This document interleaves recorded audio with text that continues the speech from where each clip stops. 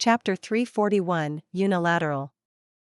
Owen had started to consider that he should have probably put a little more thought into the chain of command and the question of who was actually in charge here.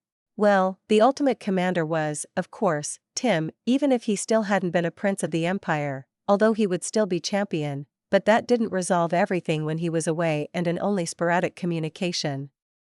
For their forces gathered here, the situation was a bit more complex. In the time after they had fought and succeeded in at least most of their objectives, that was a little clearer to Owen. Annuus seemed eager not to have a fight about the question of command, which he supposed he appreciated, although perhaps having it out once and for all might have been good. He'd started to have doubts about it, Owen had to admit privately, and not just because he was relying heavily on her, anyway. In something resembling Delver operations, he was confident in his expertise and leadership, but when it came to military actions, he knew she had the advantage of him. And he'd been reminded she also had at least several centuries of experience on him, either way. In a straight-up fight, Owen wouldn't worry about his own fitness to lead, but the implications and plans of whether to assault an enemy force to secure a tactical position in hostile territory were a bit different. And that had just been their new status before unexpected variables showed up. In particular, the Varalian archmage who had apparently tracked them here and come to say hello, showing no concern at all about being surrounded by armed soldiers with every reason to be wary of uninvited guests. Either way, it would have helped to have a clear leader who everyone respected when it came to dealing with Lucian. Owen tried not to take it personally, but he was truthfully a bit offended that the man spent more time looking at Zephyr than at him. He also almost entirely ignored Annuus, though Owen wasn't sure why, sexism, racism, or simply considering her an unimportant subordinate. He supposed either bigotry or a more specific failure of imagination or observation would just constitute a blind spot she'd want to exploit. It felt odd to think about it with such judgment, but he had been working to overcome his own bigotry for years now. Perhaps he could consider it a small accomplishment. Finally getting this minor conflict settled was only one of the reasons he was glad to see Tim suddenly show up, but it was certainly a good thing. The boy, he probably didn't count as one anymore, but Owen remembered when he hadn't looked fully grown, and it wasn't that long ago, had clearly learned a thing or two in the last few years, too. He sat on his improvised seat with all the poise of a prince, effortlessly commanding the attention of everyone around him. It was like he acted with such assurance that, of course, he would be in charge and the Imperials would follow and obey him, that he simply made it happen.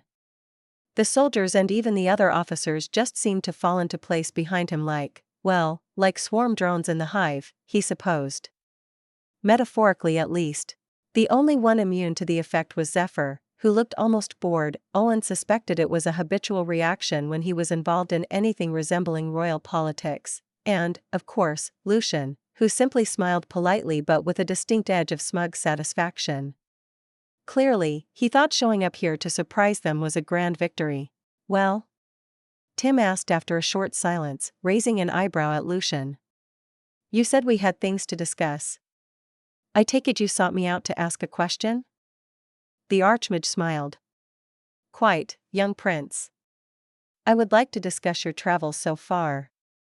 In particular to this rather peculiar destination. Now that we are on the subject, Tim hummed, you still did not give a sufficient answer as to how you located my people. I think that should be the first point of discussion, as it were. Lucian didn't answer right away, just looking at him, before he inclined his head slightly. Tony had a tracker, he said. I noticed it spent a while here, ostensibly in the middle of nowhere. It was the obvious destination. And you didn't want to visit Iliusin, Tim mused. The archmage of the present waved a hand idly. That would have been a lot of fuss and bother. Better to spare everyone the headache, wouldn't you say? How modest, Ilium muttered under his breath, but Owen still heard it. And then you decided to visit us here, even in the middle of nowhere, Tim continued. Why now? Oh, I think you know that, Your Imperial Highness. There have been rising tensions in the area, Tim acknowledged. That is one way to put it. Lucian sighed, then finally sat down on another tree stump opposite Tim. Shall we stop beating around the bush? Fine.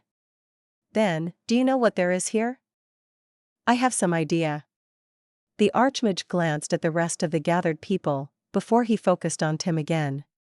It must have sentimental value for your people, certainly, although this level of conflict over it is perhaps a tad surprising. Well, I don't quite know why the current occupants are here or what they might be looking for, either, Tim conceded.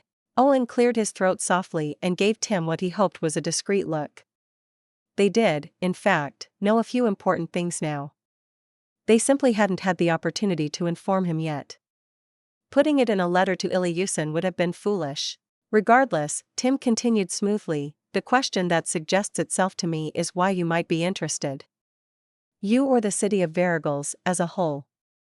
We have our own interests in this area, Lucian said, shrugging a little. Apart from that, I assure you our only interest is that of our allies. Owen frowned. Lucian had clearly found out at least something of what the location meant. The easiest answer as to how was that he'd spoken to the people occupying it, or rather the people behind them. Ilyusin and Varigals were allies, after all. Tim seemed to think that the greater city might not be involved, or so it appeared, but he wasn't sure about that. But you still hurried here? Tim pointed out. Did you just want to avoid a conflict between us and your allies in Ilyusin?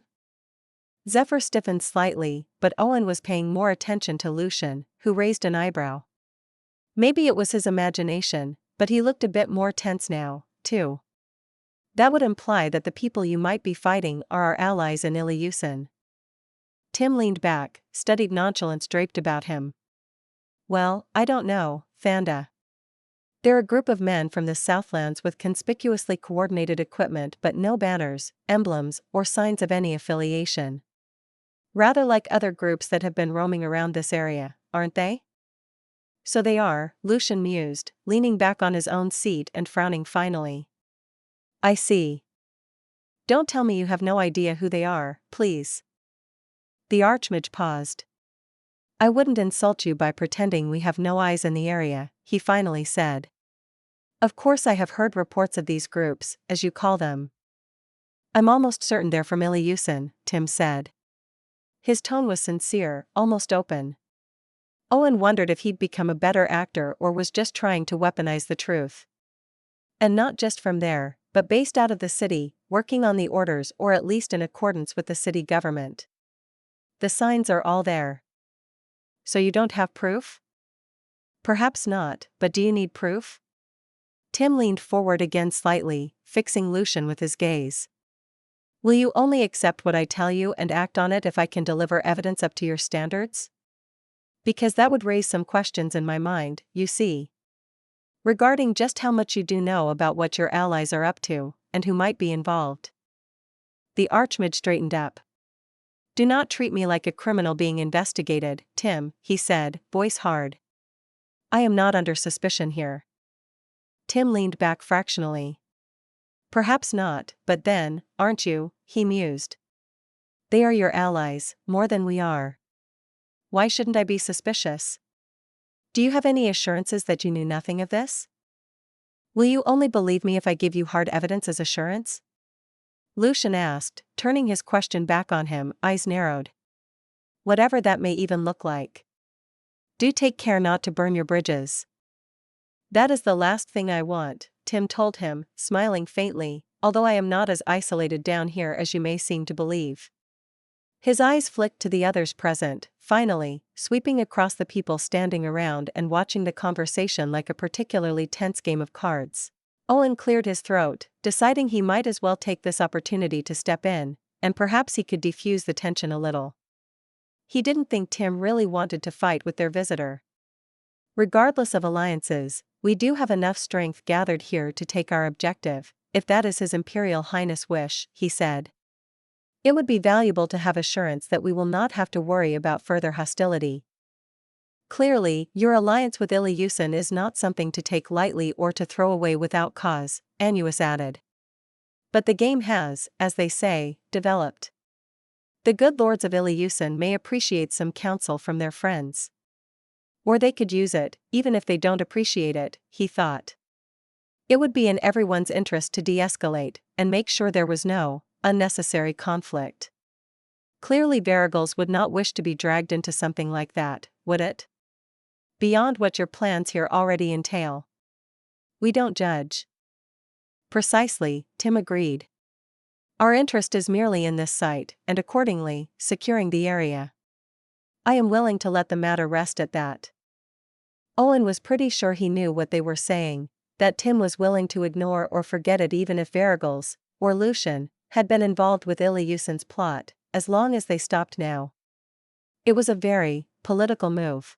Clearly Lucian knew it as well. He nodded, grimacing faintly. I resent your implications, as I truly did not know of this, my prince, he said. But I take your point. Of course, Tim replied, a little more softly. Then you will impress on your allies the folly of their course of action? Indeed. I will make sure the prince is aware, but I do not doubt he will have me talk to the high lords of Ilyusin. They should be reminded that such unilateral actions in defiance of their friends' wishes are not a wise course of action.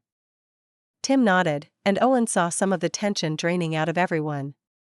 He still wasn't sure whether he believed the man, or whether Tim believed him, actually, but their prince had clearly decided to settle for this for now. The conversation continued after this, but it was more subdued, more relaxed. Owen still paid attention, but he was occasionally lost by references to people or places he didn't recognize, clearly, some that Tim had seen when traveling and during his stay at the city. The others relaxed as well, and the loose circle formed around them broke up, with a few men stepping away and others settling down where convenient. Owen stayed standing beside Annuus, watching their troops as well as the conversing leaders. The conversation stretched on, and Tim started dropping hints that Lucian should leave. Owen suspected the Southlander only stayed after that in order to annoy him, or perhaps to prove a point that he couldn't be ordered around like a soldier.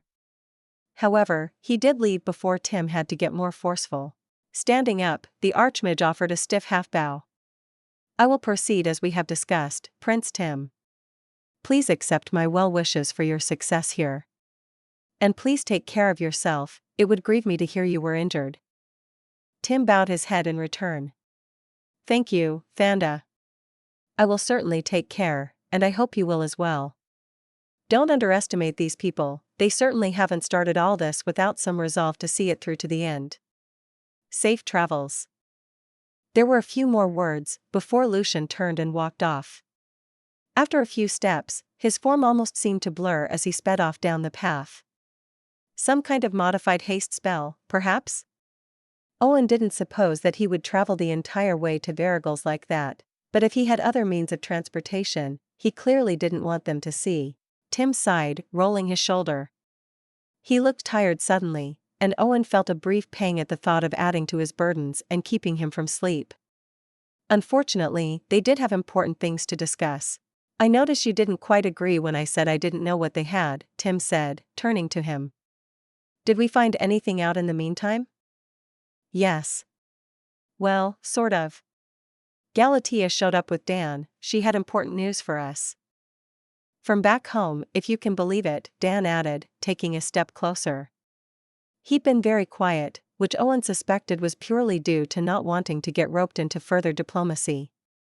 She went off again to go to you, but she was hesitant about visiting Ilyusin. Maybe you missed each other. All right, Tim agreed, then cast a glance around. He beckoned them closer, and Owen stepped up along with Dan and Annuus, leading them to a slightly more secluded spot on the outside of the camp. Now, do we have word from Mother? Tim asked. There was a faint note in his voice Owen hesitated to label. Maybe because the closest word he could think of was longing. Yes. You won't believe what happened, Tim. Apparently, this golem artificer showed up, traveling over the mountains. She granted him audience and he offered information on what they were doing here. And? Tim leaned forward slightly. Dan hesitated for a moment, glancing at the two of them. Owen decided to stay silent. This was clearly closer to Hive business than something for him to speak about, and Annuus followed his example. It definitely is an old Hivekind base. He told us a few details, which we can verify once we have control of it again. But the most important thing is that there might be a missing section, or something like that. Apparently the artificer suspects it is underneath the regular base, completely separated with no connection or airflow. There is some kind of material or magic inside that prevents mana from flowing through it. At least that's what he thinks. There were traces and other things found in the base. They've all been cut out and carried off by now, though. Tim blew out a long breath. I see. He glanced at them, clearly hesitant. I'm not sure what this all means, to be honest, he said. It sounds like it could be quite important, though. Do we know anything else about what's there? Not that I know of, Owen finally spoke up. We will have to look for ourselves. Personally, he was quite excited at the prospect. Tim nodded. I guess. We are in position to do it, Annuus cut in. Our troops are ready, we have gathered all reinforcements we are going to get on short notice. My advice is to strike quickly, before they are further entrenched. Tim stayed silent for a second, then nodded again. All right, he said softly. Soon, we'll fight for a remaining piece of our heritage. In the Empire's name, Owen agreed. In the name of the Hive, Dan added with playful severity. For the Hive Queen. Tim repeated his words, more softly, and more seriously. Chapter 342, Push. Keeping a sizable group of people staying in essentially the middle of nowhere in a land that tended to be arid-fed and provisioned was not a simple undertaking. While it wasn't winter, so they didn't have to worry too much about the temperature, the area seemed to have been through a bit of a drought, so even water was a concern. And there just wasn't much growing around here, compared to what it could be. The Empire had accumulated a sizable force right now. Tim's original party was manageable enough, but they also had Owen's reinforcements, Dan's reinforcements, and some remaining flying drones to worry about. Because of that, they really couldn't afford to delay. Dan didn't want to care about that kind of thing. It wasn't what he wanted to focus on, or be responsible for, or have to worry about. He still did, worry about it at least, he just didn't like that fact. But he was one of the commanders of their little expeditionary force, so he kind of had to deal with it. It helped that some of their number were hive kind, who could find enough food here. It meant dedicating a bit of their time to scavenging and harvesting, perhaps, but even the grass, shrubbery, and trees were good enough eating. Unfortunately, the majority of their people were humans. Each group had brought some provisions, but they were running out. It was suggesting another possible motivation regarding why Tim had talked to that mage from Varigals like he had, something Dan hadn't thought about before. Maybe he wanted to barter for supplies. Either way, the situation raised another question, one Dan had, in fact, thought about, and he wasn't the only one. Where did their enemies get their supplies? Obviously they had to have brought some along, too. But those wouldn't keep forever. They were effectively shut off in the base right now. Well, he supposed they could be sending messengers through the tunnels on the other side, although they had been trying to watch those. They definitely would have noticed a supply delivery, and it wouldn't exactly be inconspicuous or very safe to cart it from their city, anyway. They must be waiting for new supplies which would come along with reinforcements. That was the consensus Dan and the others had come to. And that, of course, gave them almost more time pressure than their own dwindling supplies. Right now, they had the forces to take the base. With their enemies reinforced, it might not be as easy. For the moment, however, they did have the advantage, and he was confident. Tim had conferred with the commanders and set a time for their attack, pretty soon, given all of these considerations. Another night attack close to dawn might be expected, given it was when they'd previously attacked, so instead, they would be attacking in the evening, around sunset, after a hopefully long and exhausting, or tiresome and boring, he wasn't picky, day for the defenders. They had Tim's party, veteran fighters from Owens and his company, and Zephyr. The question was more whether they could manage to keep any of the enemy forces from getting away than beating them in the first place. Something they'd taken into consideration in the planning. Are you ready? Tim asked him. Dan turned his head toward him and smiled. Neither of them moved from where they were crouched behind a conveniently placed boulder. They didn't need to. I am. Are you? More than ready, he replied with a tight smile. It's about time we find what's left there. Dan nodded and scooted back a bit. Then we'll move on your signal. He skittered back, still crouched down, and followed a slight dip in the terrain to the side. It didn't take long until he reached the vanguard of his company. Slotting in between Jeff and another soldier, he tapped them on the shoulder, then focused on the entrance to the base, which he could just make out. His men would be the first wave of the attack, but they weren't fighting alone. After just a few minutes, enough for Tim to coordinate with the others, a faint tremor ran through the earth under his hand, barely perceptible. Dan glanced back at the others, then raised his hand. "Go," he murmured just loud enough for them to hear. They moved. Dan kept in the front row, but made sure not to fall out of step with the others. He drew his blade, preparing himself. They were attacking silently, something that felt weird, but he didn't dwell on the thought. Their enemies spotted them, but it was too late. Speeding up once it was clear, Dan ducked under an arrow, then charged and slammed into the first human, piercing his leg with his sword. The man stumbled back, falling, and his right blade arm followed, finding his armpit, exploiting a gap in the armor. The man gasped, but Dan stepped over him. The sounds of combat enveloped him, and he had to take a moment to get the lay of the land. They were fighting fiercely, but his attack had managed to surprise the Southlanders just enough. More of them were joining, closing ranks, but his company had already managed to win some ground. He slowed, yelling at them to keep formation, then turned to face the group of enemies that had formed a knot in front of him, bristling with shields and weapons. Dan twirled his sword, examining their expressions for an instant. For the Empire. The next moment, the mages launched their attack. Fireballs, magic missiles, and more exotic spells rained down on the enemy. A flickering shield rose over them, catching the next few attacks, before it was overwhelmed. Dan didn't hesitate. He launched himself at the enemy, taking advantage of the magical attack which was now petering off, his comrades beside him. He slammed into a shield, pushing with all his strength, twisting to get a blade arm or his sword into a gap. Someone pushed behind him. Then something gave and he stepped forward, his blade seeking the throat of another enemy. Someone got him in the side, cracking his shell, and burning pain stabbed through him. Nothing vital, he assessed in the back of his mind, as he sidestepped and faced his next enemy. Then Jeff slammed an axe into the human skull and Dan found himself briefly without opponents. "They're retreating already," Jeff said. "They'll hold the line further back, have a better defensive position prepared." Dan nodded. He could already see that. A few of them were still fighting, those further back had already turned to run. "Regroup," he bellowed, turning to his men. "Wounded to the back, defensive formation at the front." "You're wounded, too," Jeff pointed out.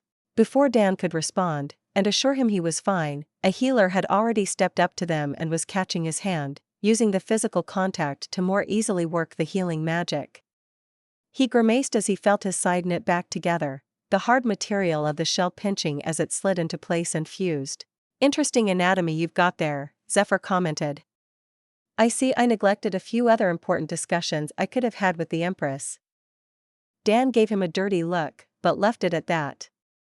"Here already?" "Everything is proceeding as planned," Zephyr answered, unruffled. "His Imperial Highness sent me to reinforce you for the push into the base through the main entrance." He glanced around, clearly noting they were ready to proceed with said attack. "Fine. Please focus on keeping us protected. I don't think we want to risk 2 large magical attacks down there." "Understood. I'll make sure you all get out of this in one piece." Dan nodded and turned to talk to his officers, who were guiding the troops into place. They switched out the front line to make sure those who would bear the brunt of the attack were rested and fully healed, and interspersed mages in the following rows. The relatively confined quarters meant he couldn't bring all of their numbers to bear, but it was still better to have them available. Then Dan took his place in the front row.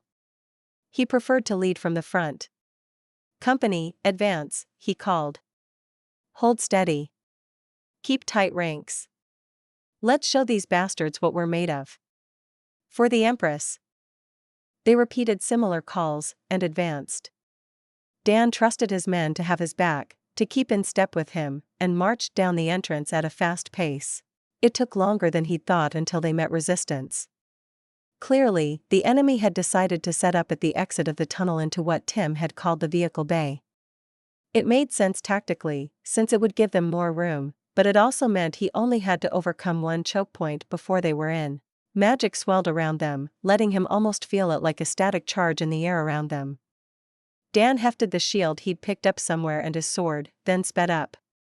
His vision went white for a moment and he felt heat on his face, but the magical protection held against the firebolt. He focused on keeping his feet, keeping going. Then he covered the last few meters and charged with his men at his side. The initial crash knocked the air out of his lungs.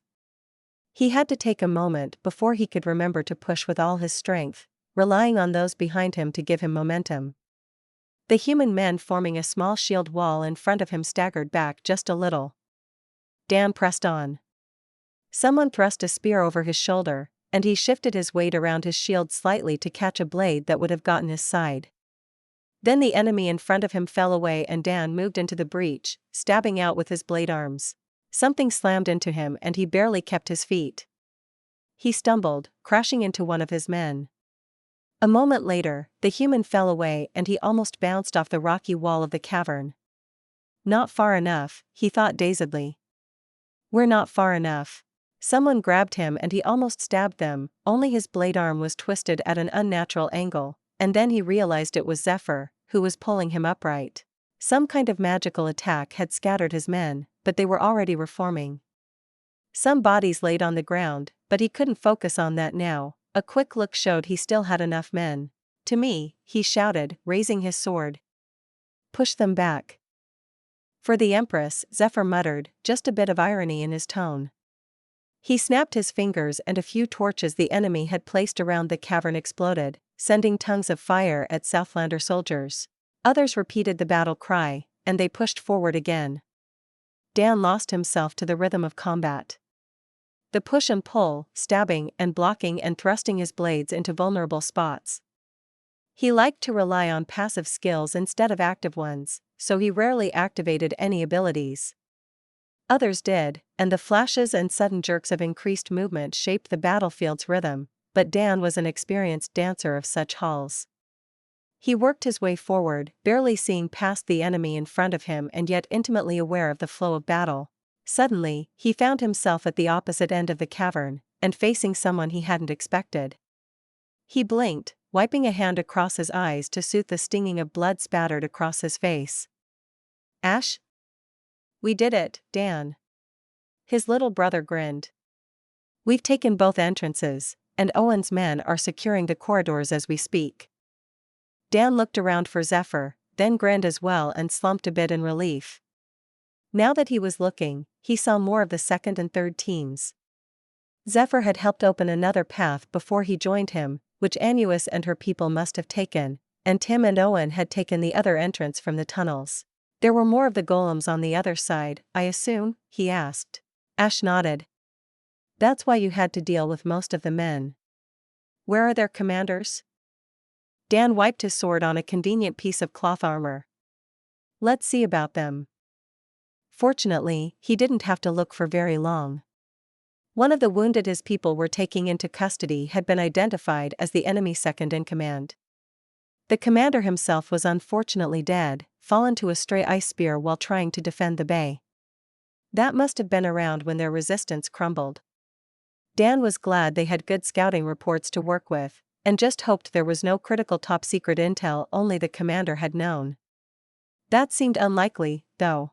After all, they still hadn't found what the real prize here was, as far as he could tell. And now it was the Imperial's turn. Good work, Tim told him when they finally found each other in one of the corridors leading to a larger room in the lower part of the base, what must have been a central section at one point. It seemed to have been converted into their headquarters for now. Our people are still sweeping the base, Owen said without having to be asked, but I think we got all of them. We just have to be careful of traps now. Dan smiled. Good. And did any escape? They both turned to look at Tim and Annuis, who shook their heads. Not that we can tell, Tim said. We're still collecting reports from the scouts and counting the bodies. It doesn't help that a few are a little too mangled to be sure of an exact count. He threw a look at Zephyr, who had showed up behind Dan at some point.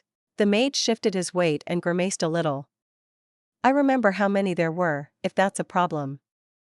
Tim waved a hand dismissively. It's not a problem, we're just still regrouping after the battle. But this is a victory to be proud of, my friends. We accomplished what we wanted to. Now we just have to see if it's worth it, Dan added. Zephyr cocked his head. Well, I get the impression your information was not completely off, at least.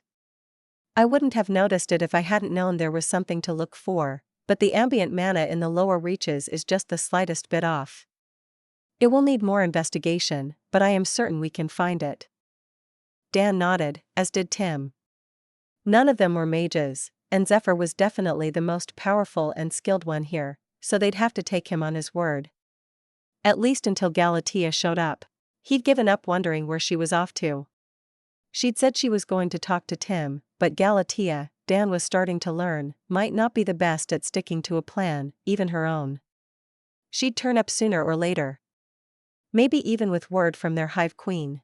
Until then, he would focus on securing the base and leaving the magic stuff to others to worry about.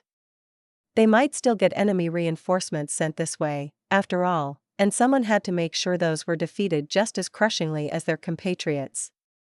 And, unfortunately, their enemies dead weren't the only ones they had to care for. Chapter 343, Restrictions. Tim had seen quite a few battles in his life, probably not as many as Owen and only a fraction of those Annuus had seen, but enough to appreciate them, and this one was one of the more successful ones. Not that success had really been in question. He had the advantage in numbers and in levels. He even knew the base they were fighting in, and over. The others had gathered useful scouting reports, and they had information on the golems their enemies were using. No, the real success was in managing to keep casualties down and stray enemy soldiers from fleeing. Now they could get to the more difficult parts. At least, once the aftermath of the battle was sorted out. Despite his declaration, Tim had sent Zephyr to assist with the wounded before trying anything else. He knew the mage was probably low on mana, even if he didn't want to show it. So were the rest of them. They still needed to handle triage and help the injured as much as possible before wasting mana on further investigations. First, in the end, Tim had lost 6 soldiers and might still lose 2 more as fighting assets. Several would probably take longer to recover and be only fit for light duty for a while. A few things would be beyond the healers they had here in the field. Tim was confident Regina would be able to heal anything short of actual brain death, but they couldn't exactly transfer the wounded to the capital right now, anyway. The casualties were much worse for the losing side, of course.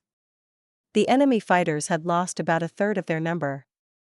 Pragmatically, that made it much easier to guard the remaining prisoners, especially since many of them were at least lightly injured.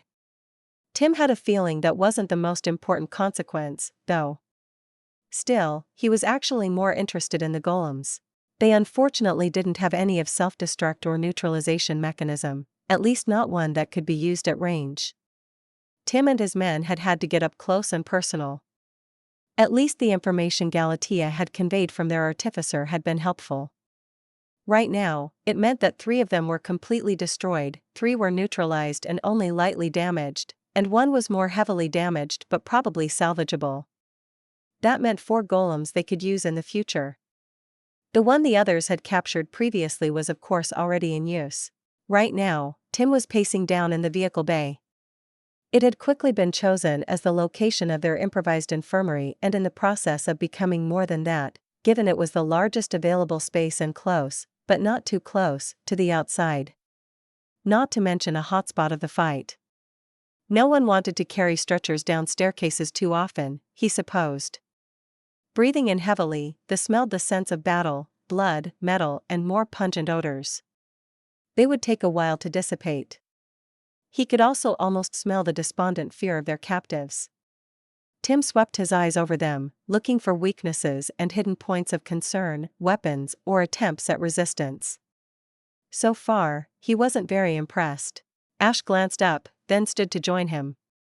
Looking for anything in particular? He asked cautiously. Tim shrugged. I'd like a report, but it can wait, he said. Who is their commander again? The other drone pointed out one of them men who looked only barely injured, although his clothing was scuffed, bloody and torn in places. He was middle-aged, dark-haired, pretty unremarkable overall. The system gave his class as Adept of the Blade, what sounded like a pretty generic warrior class, and level at 36. Tim nodded at two of the soldiers who'd been lingering nearby. Following the unspoken command, they approached the enemy officer and pulled him to his feet before unsubtle chivying him over to Tim. "Commander Halen," Tim greeted him. "Or do you have a specific rank?" The human just stared at him for a long moment, before he spit on the rocky ground. Ash shifted, but it didn't come close to Tim, so he decided not to take it as an insult. "Lieutenant," he answered stiffly.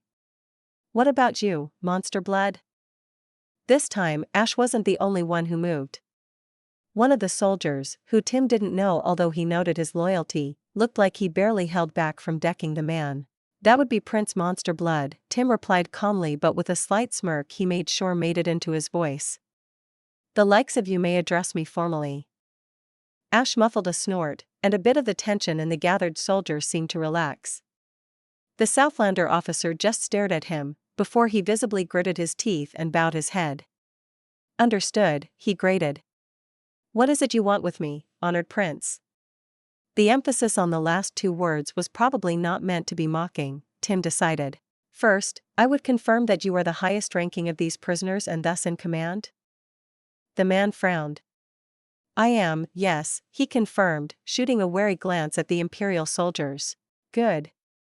Then, let me first assure you that you will be treated with all due courtesy and respect," Tim said evenly. "Our standards of prisoner treatment will be adhered to. If you have questions, see my officers. In short, it means your needs will be seen to, you will not starve unless we do, and you will not be mistreated. Interrogations are not precluded. Understood?" Now the prisoner was definitely staring at him in surprise. A few of his own soldiers also seemed surprised, Tim noted. "Understood, my prince," the lieutenant nodded, with noticeably more respect in his voice. He still seemed dubious, but that was fair enough. "Now, what was your mission?" Like clockwork, he stiffened again. "To take and hold this base," he said after a moment. Tim resisted the urge to give an outward sign of what he felt. That answer was expected, and nothing anyone couldn't have guessed. "That was all?" he prompted. The man met his eyes. "That's all." Tim suppressed a sigh. He almost wished he could just torture the prisoner to get answers, regulations or not. He was pretty sure no one would stop him if he gave that order, but that wouldn't even be a practical solution. No, they'd just have to try with repeated interrogations, he supposed.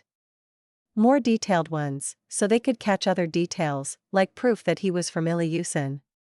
Separate interrogations of other captives, too. Tim tried a few more questions, getting bland and unsurprising answers, before he let it be for now. There were probably soldiers under his current command with more training or at least experience in interrogation. He stepped away, keeping an ear peeled for Halen's reactions, but the enemy officer was quiet. He settled down again on the spot assigned to him, turning to look at his men, and didn't say anything. Tim shook his head and moved on. There were other concerns to focus on, after all. He called another quick meeting with Owen, Annuus, and Dan, as well as their seconds, to decide their guard rotation and positioning. Annuus had already prepared a suggestion, which he signed off on with only minor tweaks. It helped that they'd seen this base before. Tim now had more men at his command than their opponents had previously had, but it was still too big to effectively position guards everywhere. Instead, they had to focus on the entrances, scouts on the outside, and a few select spots inside the base. Plus, many of their soldiers were still tired from their trip here, so they should have a watch rotation that allowed them plenty of rest. Tim wasn't sure when the next chance for proper rest would be, after all. "Any other news?" he asked. "Enemy movements?" Dan shook his head. "Our scouts don't have anything to report," he said. "There is no more movement in the tunnels than expected, as far as we can tell. No reaction from Ilion, so far. And Ilyusin probably hasn't gotten word yet, anyway." Tim nodded. The golem artificer these people had worked with apparently claimed to be from Ilion, although he also claimed to be rogue and working with them on his own terms, probably along with a few other people. That didn't necessarily mean the government of the city was completely blind to what was going on here, though. Well, especially after the message he'd sent them, they'd better not be. Tim was still waiting for a real response to that, though, and it looked like the city-state would take its time. That was fine. More time for them to get entrenched here and work on more pertinent goals. To see about those, he went looking for their mages, including Zephyr. The thaumaturge had helped heal the wounded, but he was now sitting at the rough camp they'd made with their supplies, on an overturned crate with legs stretched out. He didn't look injured, but was clearly tired, low on mana, presumably. "My prince," he greeted Tim as he approached, half bowing from his seat instead of getting up. Tim nodded and leaned against a pile of scrap metal beside him. "Thaumaturge. Have you had a chance to look around the base for a possible way down yet?" "It's fine if not," he added, "I'd just like to get an initial impression." The man shrugged slightly. "I can make the rounds later, but honestly, I don't think the precise position matters. There is clearly no entrance present. You need to get down by other means." Tim nodded. If there had been an easily findable entrance, their opponents would have found it already. "Then how do we get to it?" he asked. "I don't suppose teleportation is an option?" Zephyr grimaced. "I suppose it's possible, but even if we had a specialist, there might be concerns about attempting to teleport into this presumptive area. Given what little we know of it, it might be bad for one's health, or at least risk getting one stuck there unable to teleport back out." Tim pinched the bridge of his nose. "That makes sense, unfortunately." "I see," he said. "Well, we'll have to keep looking, and considering options." He tried to exercise his patience as he waited. After that, it took a few more meetings with various people. Ash and a few of the more engineering-inclined soldiers, including some Hive drones, started to draw up tentative plans for digging into the ground to try and get to the hidden chamber they were now pretty sure was there. "We'd probably be the best suited for it," Ash told Tim after a few of the others went off to gather tools. "I mean, with the ground excavation ability the workers have, it's the best way to dig a small tunnel without disrupting the structure or disturbing whatever is down there. It's just a shame we don't actually have any here." Tim sighed, pinching the bridge of his nose again. He was trying to stave off a headache, but suspected he might just be picking up a bad habit. "I see," he said. "We knew where they were going when we called for reinforcements." "Are you seriously telling me they didn't think to bring anyone who might be useful in an old underground structure like this?" "Well," Ash grimaced, "we did, but not any workers? I mean, they did have to go over the mountains, bringing civilians along would be iffy." "I get it." Tim paced up and down a few steps, running a hand through his hair. "It might not be the perfect answer, anyway," he finally muttered. "Considering, we still don't know if the system." "Why not?" Tim glanced up at him. "If it really does totally impede mana flows, that might be an issue," he said. "I'm not an expert, but this place wasn't detectable to any of our mages, who would usually get something like that in the ambient mana, which means it has to be completely shielded and redirecting all mana or something, to hide that there's even a void, or whatever, in there. Or maybe an actual lack of mana just doesn't twinge in their mana senses. I'm not sure how it works. If mana worked like sound instead of light, then not getting anything would just mean there was nothing there, and it wouldn't lead people to suspect that there was a sound-absorbing material present. It was just a random underground spot in the middle of earth and rock, after all." Tim shook his head. "Either way, our class skills rely on the system and the system seems to work on ambient mana. I guess? There are definitely issues with, like, twisted mana, just ask Galatea." There was a swish from behind him, and a voice before he'd turned fully around. "Ask me what?" "Galatea." He relaxed the tension in his spine and smiled at her. "Where have you been? Dan said you would have looked for me, but I haven't seen you." "I decided to change my plans," she said, smiling faintly. "As I can see, I was right to think you had everything under control. Although more of your people really should have caught me walking in." She nodded at Annuus and Nukmi, who had been hovering near the doorway. "I'll make sure to tell them," Tim said a bit drilly.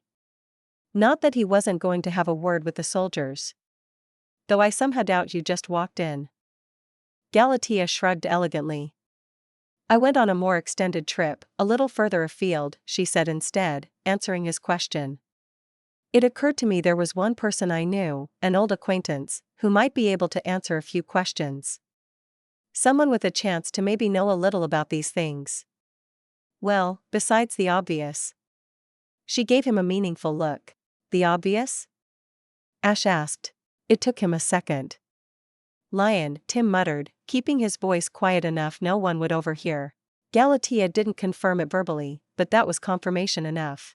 Who is it, then? Tim asked. An elf from a settlement further to the south than those you're familiar with, Galatea said. Beyond that, I don't think it's my place to tell you. I also haven't told her much about the situation, or where this place is located. Well, I decided not to do that unilaterally. Galatea didn't want to betray Regina again by giving too much information to someone with ulterior motives, he realized. How nice, he said drily. Let's go sit down and you can tell me what you think we should know. Unless there's other important news to go over first? Galatea turned to go, then paused and smiled. Before I forget, it did look like Ilian was sending a team to talk to you. You should perhaps prepare your diplomacy hat again, Tim. He clenched his fingers together behind his back and smiled tightly. Wonderful. I'll get right on that. Let me just check if we packed a welcome mat to roll out. Never mind the signs of combat everywhere. At least it was better than just waiting around, he supposed. Chapter 344, Diplomatic Offers. The envoy from Ilian was, in fact, more of an envoy than a strike force or military detachment sent to capture the base. They clearly went to some effort to make this clear. Almost everyone in the group had a relatively low level, with many of them clearly having classes that were not focused on combat. The few who did have higher levels and more martial classes tended toward paladin, or others that implicitly assured some righteousness. Against other people, it might have been a very interesting diplomatic ploy. Galatea was pretty sure that aspect would be lost on her current companions.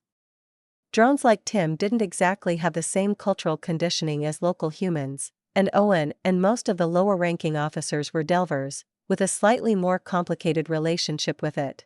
Tim had complained about the location of the base supposedly being secret but leaking everywhere, but Galatea tried not to let it bother her. He was probably entitled to a bit of whining.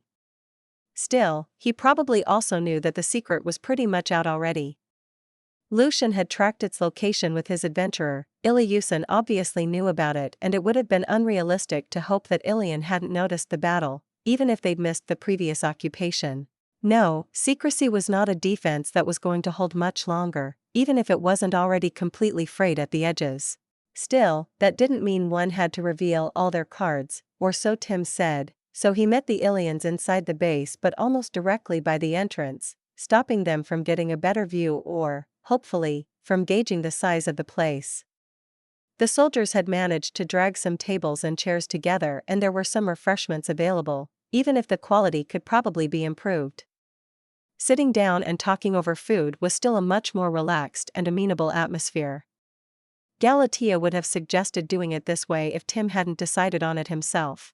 To their credit, the diplomats from the city-state didn't act like this was unusual and had any discomfort they might have felt pretty well. They started with some small talk, exchanging pleasantries with Tim and the others who chimed in occasionally. Galatea listened, but didn't pay particular attention to the words. There might be interesting nuggets of information buried in them, but she didn't much care about their babbling or the minor details, and, frankly, it wasn't her job. Not that she had any job at all, but the principle still held. She was also a little distracted trying to sense the empty space below the base, and what it did to mana. It wasn't easy, but now that she knew what to look for, she wondered how more mages couldn't have noticed it. Perhaps her own senses were a little different, but there was certainly something of a void. It also seemed vaguely familiar, not necessarily in the sense of a familiar sensation, but that she felt she was missing a reference to something she knew. It wasn't twisted mana like she was intimately familiar with, though. That much she could say with certainty. Unless it hid behind a wall of this more obscure phenomenon. Either way, she felt very reluctant to actually venture down there and get too close to it.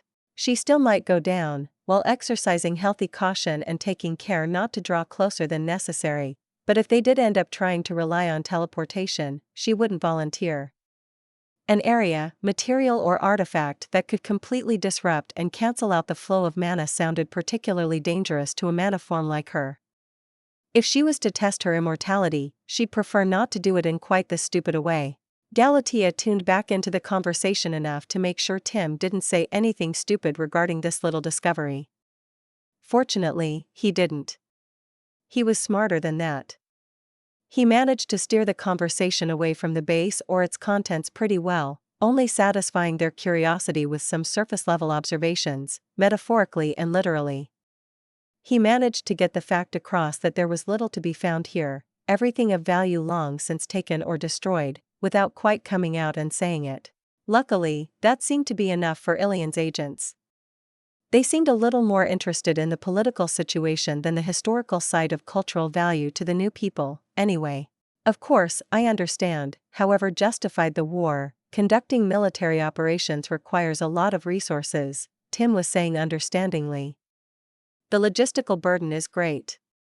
My people are fortunate in both requiring less care in some ways and having means of meeting such requirements. Galatea frowned slightly. Was he trying to bribe the city-state? Well, I guess it might work, she supposed. That it does, the lead diplomat said.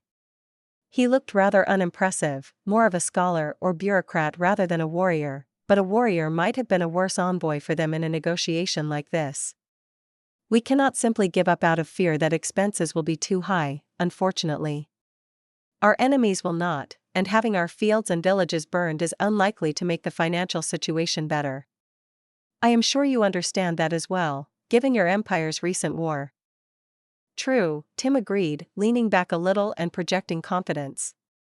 It was quite a drain, although the gnomes have paid some reparations after their unprovoked attack, and the empire is doing quite well in peacetime. It is, my prince? Oh, yes. Not to brag, but the Central European Empire is quite large. A large population means a large tax base, as I'm sure I don't need to explain to you. Recent reforms have shown considerable success. And while we are currently restructuring our military, having a standing professional army does have some advantages as well. The empire's coffers are full enough to spend some coin on projects of more spiritual or cultural importance rather than purely pragmatic. The Southlanders were quiet for a moment, exchanging quick looks and clearly parsing what Tim had said. That is impressive, the Ilian said. I believe I see why you are here, Prince Tim. We would, of course, not dream of interfering with such important cultural projects for the Hive kind. Unfortunately, the current aggression makes it hard to guarantee the safety of even our own people, let alone esteemed visitors, it pains me to say. He paused, then clearly decided to push the conversation forward a bit. Our forces and resources must be allocated pragmatically, securing our safety and interests, which includes not leaving potential routes to the city open. Of course, Tim agreed, nodding graciously. I am sure we can come to an agreement regarding a contribution, as a token of the Empress' favor and to help ensure that our reclaiming of this part of our heritage goes smoothly without being molested by enemies. If you are open to it, a more comprehensive treaty is certainly possible as well, to cement a working relationship between our people, perhaps even an alliance, and give us all some peace of mind regarding potential hostilities. Galatea stared at him for a moment, but Tim looked entirely innocent and seriously diplomatic, not like he'd just offered a bribe and then an alliance treaty to a city that was, at best, an enemy of an enemy.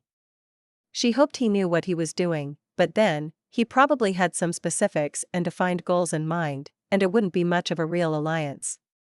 Or one between equals. I see, the diplomat said, not breaking stride.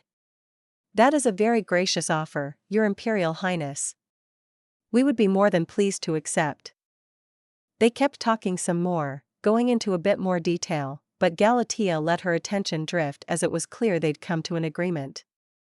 She doubted the Ilians actually bought the line that this was purely about spiritual or cultural importance, But it didn't look like they would risk fighting the Empire about it, so that was all that really mattered. Instead, Galatea returned most of her attention to the analysis of the ambient magic. She tried to examine the space below them and what the other mages in the base were doing. A few discrete applications of several spells to manipulate sound waves also let her listen in on discussions further away. The contained nature of the tunnels helped in that regard.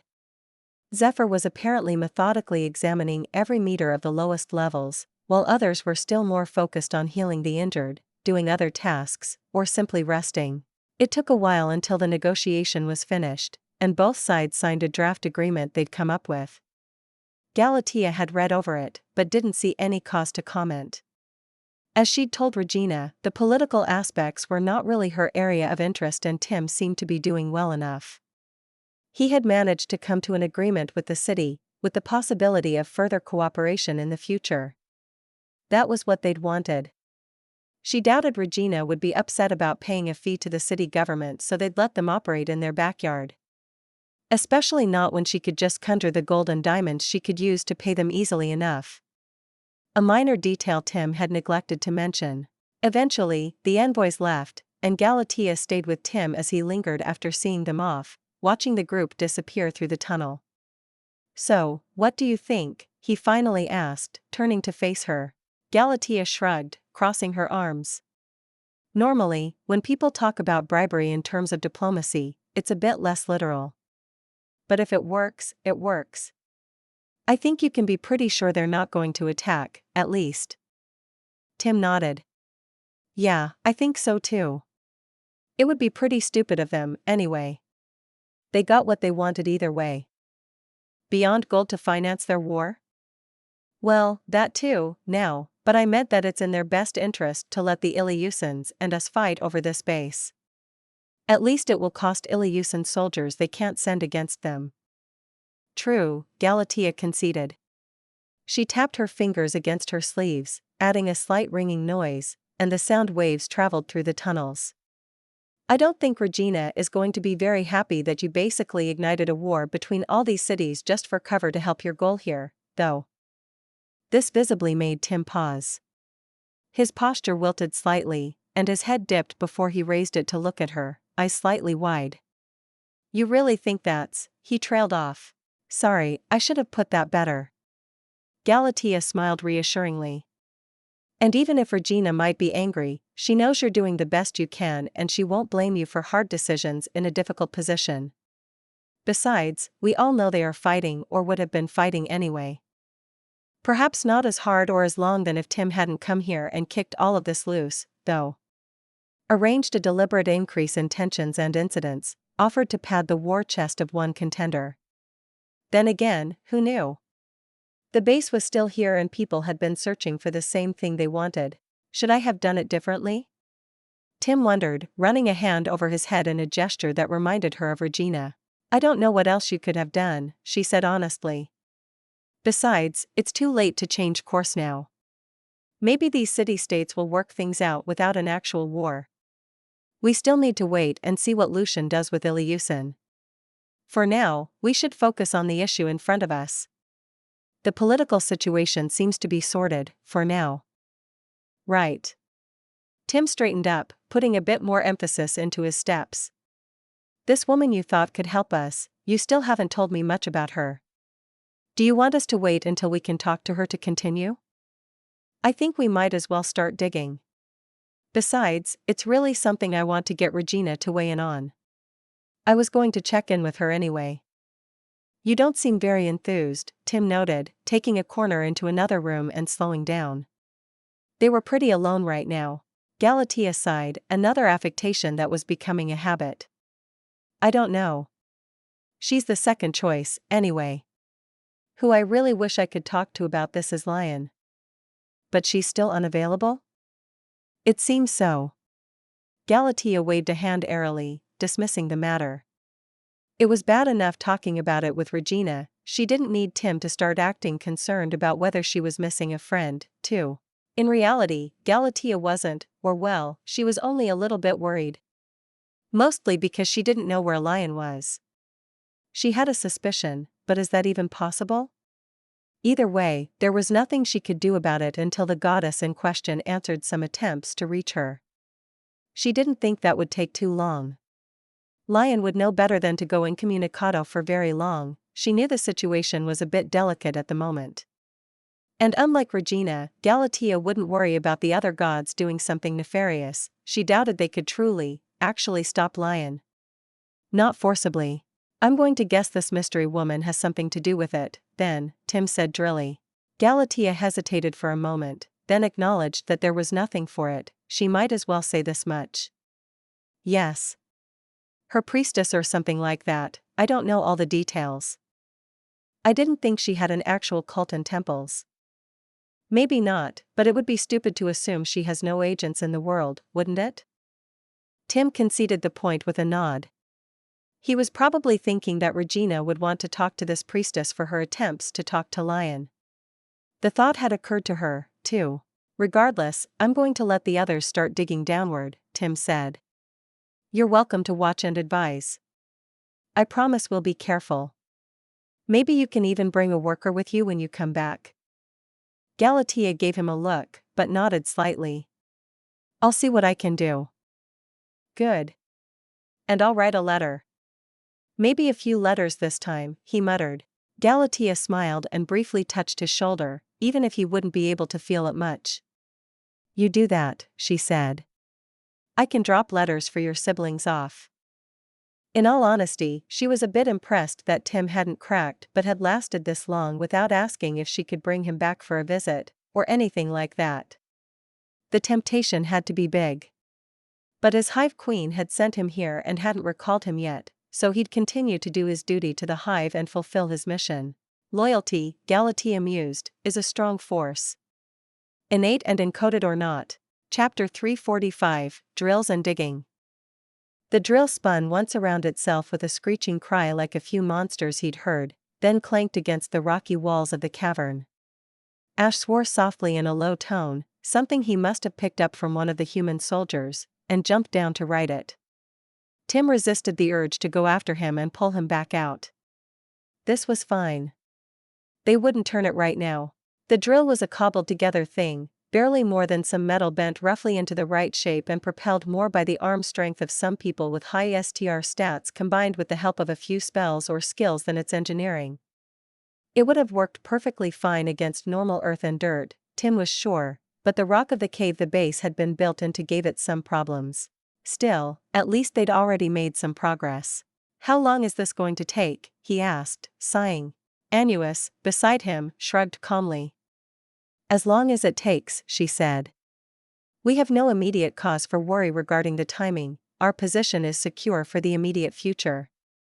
No one does patience like an elf, I guess, Tim mused, but didn't say anything about that. He wouldn't like being reduced to his racial characteristics either, which, at the moment, didn't even feel very relevant.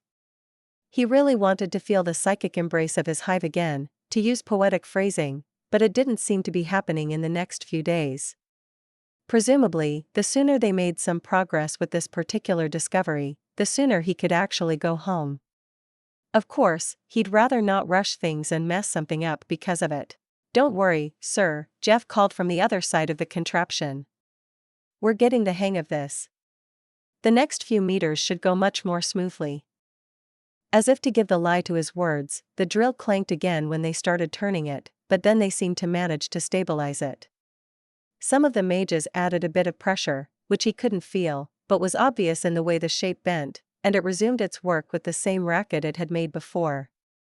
Tim was glad he'd been careful enough to get some ear protection. The humans went without for the most part, but Annuus and the other drones all used some, too. The Delver turned out to be right, and it did proceed much more smoothly from there. Tim resisted the urge to pace and instead just watched. A few more people had skills useful for this kind of endeavor, and they combined them with the mechanical work of the drill to dig a straight, but more importantly, thin, little tunnel right down into the earth. It might have been something like a ventilation shaft if there had been another level of the base below. Or rather, a regular one. He supposed there was another level, which they were trying to reach. They were trying to be careful. The drill was secured with several ropes, no one got any closer than its tip minus quite a bit of safety distance factored in, and Zephyr was pacing around and supposedly focusing on the ambient mana. Tim eventually gave in and resumed pacing, though he kept his steps short and slow. There were other things he could do, tasks he could see to. The base was still being reclaimed, in more than the technical sense, and they had to prepare for the possibility of further attacks. But instead, he stayed here, watching their progress. It was the most important task anyway. Depending on what they found, they might even decide to give this place up entirely. Not a thought he liked, after everything it had taken to seize it. But if Regina decided it was not worth the trouble and potential conflict to hold on to a place this far south, he'd follow her wishes. This site was simply too far removed from the Empire proper, they would never be able to completely secure it, not entirely. If their arrangement with a nearby city or cities fell through, it would be vulnerable again. When Tim wasn't focused on other concerns, that worry occupied his mind. Finally, the sound the drill made changed slightly and his thoughts were interrupted. He stopped pacing, turning to face the hole in the ground. The others had started digging a shallower trench around it, to more easily guide the drill and get access to the new shaft. They would probably have to start adding another layer of it soon, or deepening it much further on its own. There's a change in the composition of the ground, Ash noted. I'm not a geologist, but I don't think it's entirely typical of the area. What can you tell? He asked. Ash shrugged. Some harder rock, it looks like. Granite, if I had to guess. It might be artificially induced, maybe with magic. Or maybe they just used what was already here. We definitely haven't reached it yet, though, Nukmi added. They built deep. That's fine, Zephyr said. Just keep on it. Tim agreed, but didn't say anything, and let them continue. Instead, he leaned over and squinted at the paper the older mage was scribbling things on. It was a little hard to make sense of. He clearly wasn't making an effort with his handwriting, and probably using a private shorthand. Charting the ambient mana? Tim hazarded a guess. Zephyr looked up and actually graced him with a brief smile. A little, yes, he said. I have also been working on a few theories, and brushing up on my earth magic. Practical experience does help at getting past issues, sometimes. Tim nodded slowly. And you could, say, help us get closer to this underground space? I thought we agreed to avoid using magic for this endeavor, he frowned. We could have at least used your earth magic for the first few meters, right? Tim thought, but he didn't say that. He should have suggested it earlier if he wanted to. Right, he said instead, suppressing a sigh and turning around. I think there was another change, Ash said after a while of silent waiting. This time even Tim could tell it was different, the sound of the drill had definitely changed. There's metal in the way, he added. A sheet around the actual chamber, most likely, Zephyr said. Check there is no undue mana or signs of enchantment, and be very careful drilling through it. Will do, Ash muttered, focusing on it again. Luckily, Nukmi was able to confirm there was slightly less than the normal amount of ambient mana, and no runes or anything else, so they pulled the drill out to sharpen the tip and add more weight before lowering it again to start trying to drill through the metal. Tim winced at the screeching sounds. At least it seemed to work. Suddenly, there was another shriek, somewhat different from the tortured noise of their implement trying to dig through the metal. Tim flinched and staggered a step back on instinct, raising his blade arms defensively. There was a crash accompanied by a flash of light, and he blinked against it. It took a moment to realize what was happening. The drill had been propelled out of the hole, whose edges were suddenly looking more ragged. It must have crashed against the ceiling or wall and was now lying in a heap beside the new tunnel, as a smoking, damaged mess. Is everyone all right? Tim asked, squinting against the dust and the bright spots in his eyes. He took off his earplugs for now. I think I broke my arm, Ash muttered after a moment, staggering away from the hole. Let me see, Zephyr said brusquely, stepping forward and grabbing his shoulder. Ash hissed softly but didn't react otherwise, patiently waiting as the thaumaturge used his magic. Okay, is anyone else hurt? Tim asked, glancing at the others. They shook their heads. He saw a few scratches, they probably had bumps and bruises, but it looked like no one suffered serious injuries. He was willing to let it lie at that. I take it we encountered some defenses, Annuus said, her calm presence reassuring some of their restless tension. You could say that, Zephyr said. He let go of Ash and stepped up to the newly dug shaft, peering down it critically. His body language was still defensive and wary. How far down is that now? Annuus asked. 10 meters at a guess, Ash responded, patting down his clothes and then joining them. I think the actual chamber below is still at least a meter further down. That seems likely, Zephyr agreed. The magical defenses are clearly not directly in contact with it, or with what we are expecting to find here. They wouldn't be able to sustain themselves otherwise. How did they do it? Tim wondered. Without any of you sensing them? Zephyr scowled, and only responded after a short pause. There must be enchantments inside the metal casing. It was built in several layers, most likely. The outer and lower layers would isolate it from the environment, also helping it to stay active, or at least able to be activated, for this long. The middle layer, or layers, carried the mana that caused the reaction.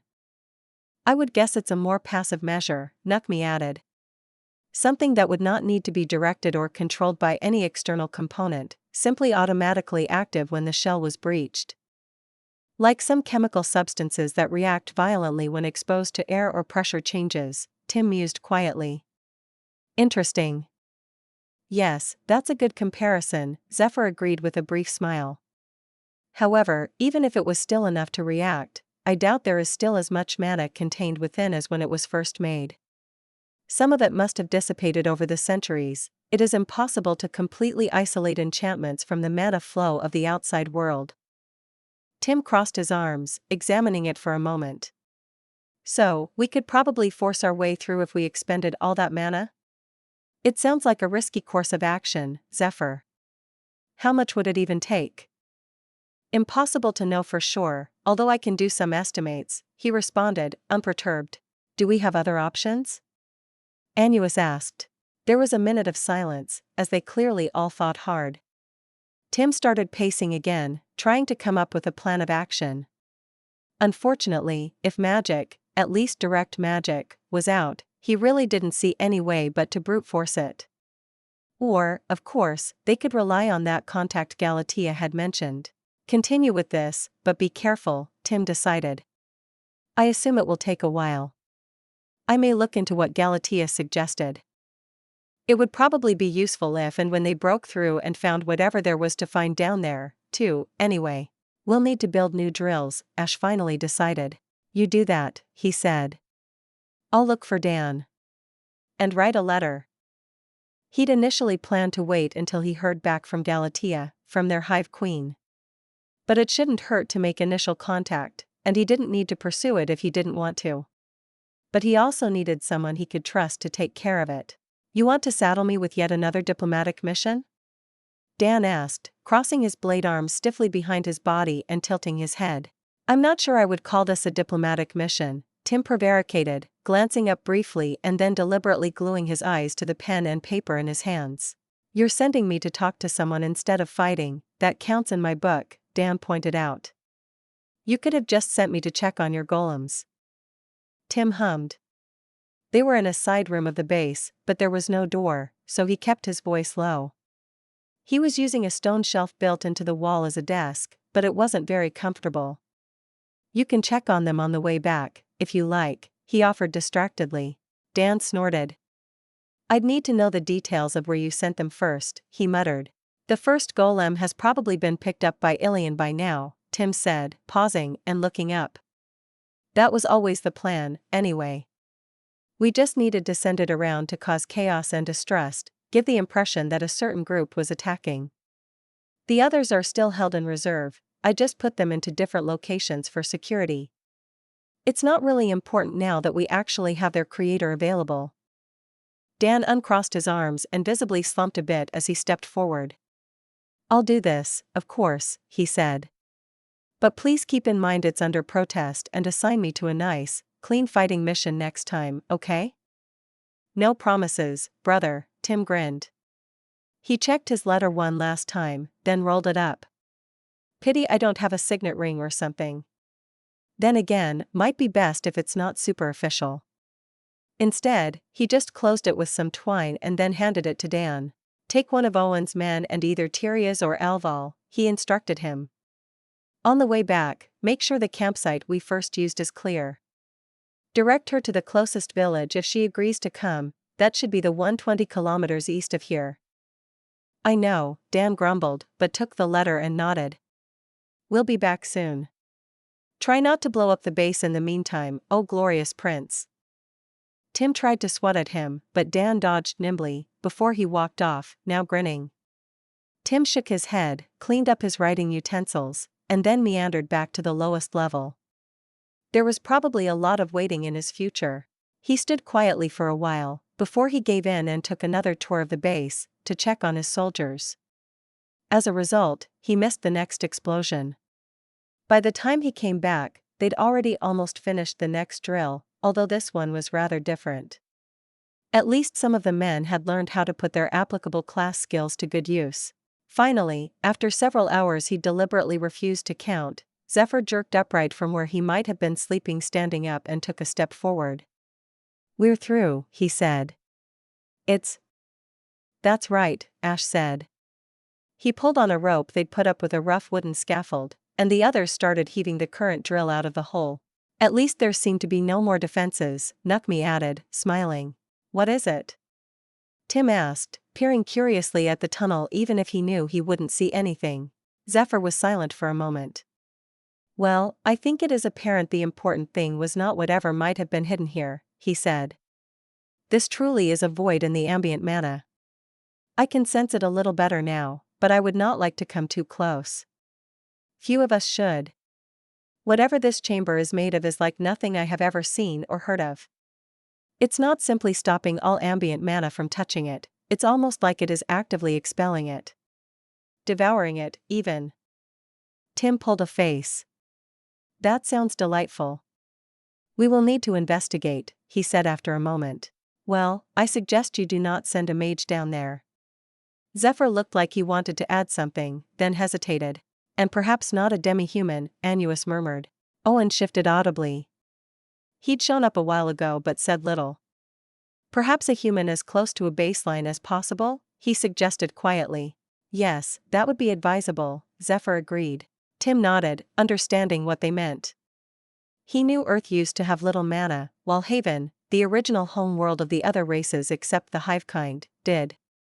It wouldn't be outside the realm of possibility that they had evolved, if there was even such a thing as natural evolution at play, with a dependence on ambient mana, or something like that. It should be less of a risk for a human, then. That probably meant hivekind shouldn't go down first thing, too. It was a bit of a shame, he was curious to see it. Still, he supposed it was still a good opportunity. Chapter 346, Expectations. Please excuse the guards, Regina said, waving two of said guards off with a stern look. They're new to this and a bit overenthusiastic. One of the human men ducked his head and shuffled back slightly like a scolded puppy, while the other stood rigidly at military attention. Regina managed not to roll her eyes as she walked past them, prompting the first one to hold open the door and then close it behind her and her friend. You wouldn't think they're decorated combat veterans, she thought. On the upside, these details are probably easier to teach. Your entourage does keep growing every time I see it, Galatea mused. Regina snorted. That's what you notice about my entourage? The size? Well, the uniforms are snazzy too, Galatea said airily, but betrayed her tone with a slight smile. It's the first time I will be traveling outside of the city since the new Royal Guard was formed, Regina explained. I think they decided to take it as some kind of challenge. So, Max finally got what he wanted. Galatea stepped up beside her as they reached the open courtyard where a group of winged drone mounts were waiting. I suppose, Regina conceded. She glanced at them again, a mix of humans and drones somehow eagerly guarding them despite being professional about it, in new dark blue uniform jackets with a six-pointed star on the shoulder. He did have a few good points. An elite unit like this has a few advantages. It gives the regular soldiers something to aspire to. It should help ensure their loyalty, although obviously, anyone assigned to guard a member of the imperial family will undergo background and loyalty checks regardless. But they're not just bodyguards, they are supposed to be elite combat forces too. I see the logic, Galatea nodded. If you just take veterans off the battlefield and have them sit around on guard duty where nothing usually happens, they'd stagnate. Exactly. So they'll rotate active postings and royal guard duty, ensuring they get to keep their skills sharp and get experience and levels. The soldiers we've currently sent to Tim will probably all end up in the Star Guard, too. Galatea started hovering slightly, waiting until Regina mounted her current ride. The name is a bit on the nose, though. Regina pulled herself into the saddle, checking around herself to make sure everything was fine. She chewed on her lower lip, then offered Galatea a sheepish shrug. It's actually just a lame pun, she admitted. I could have called it the Imperial Guard or something equally bland, but that seemed boring. So, the name is because they guard the Empire's VIPs, and in the old world, VIPs were stars. Plus I guess they're the stars of the Imperial military. Perhaps next time, you should let Janice choose a name, Galatea advised. She doesn't have the atrocious naming sense of the family. Oh, screw you, Regina laughed. Alright, let's go. Her mount rose into the air, accompanied by those of her escort detail for today.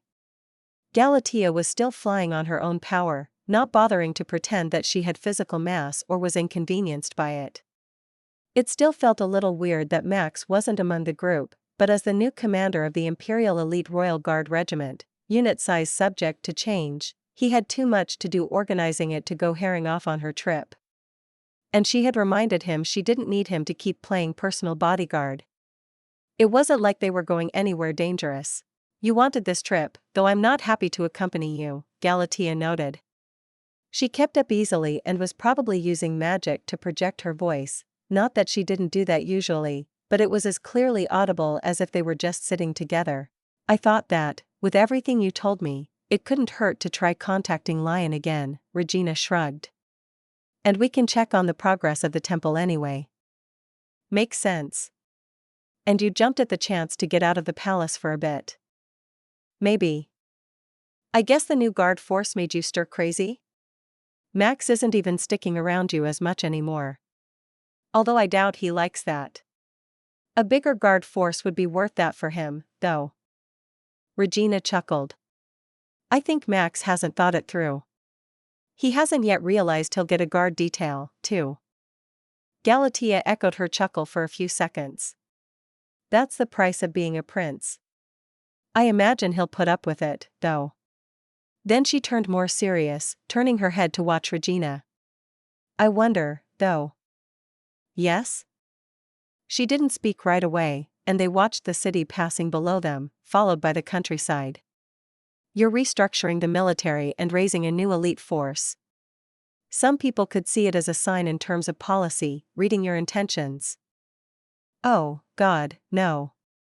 Regina groaned slightly, letting herself fall back against the back of her mount a little more.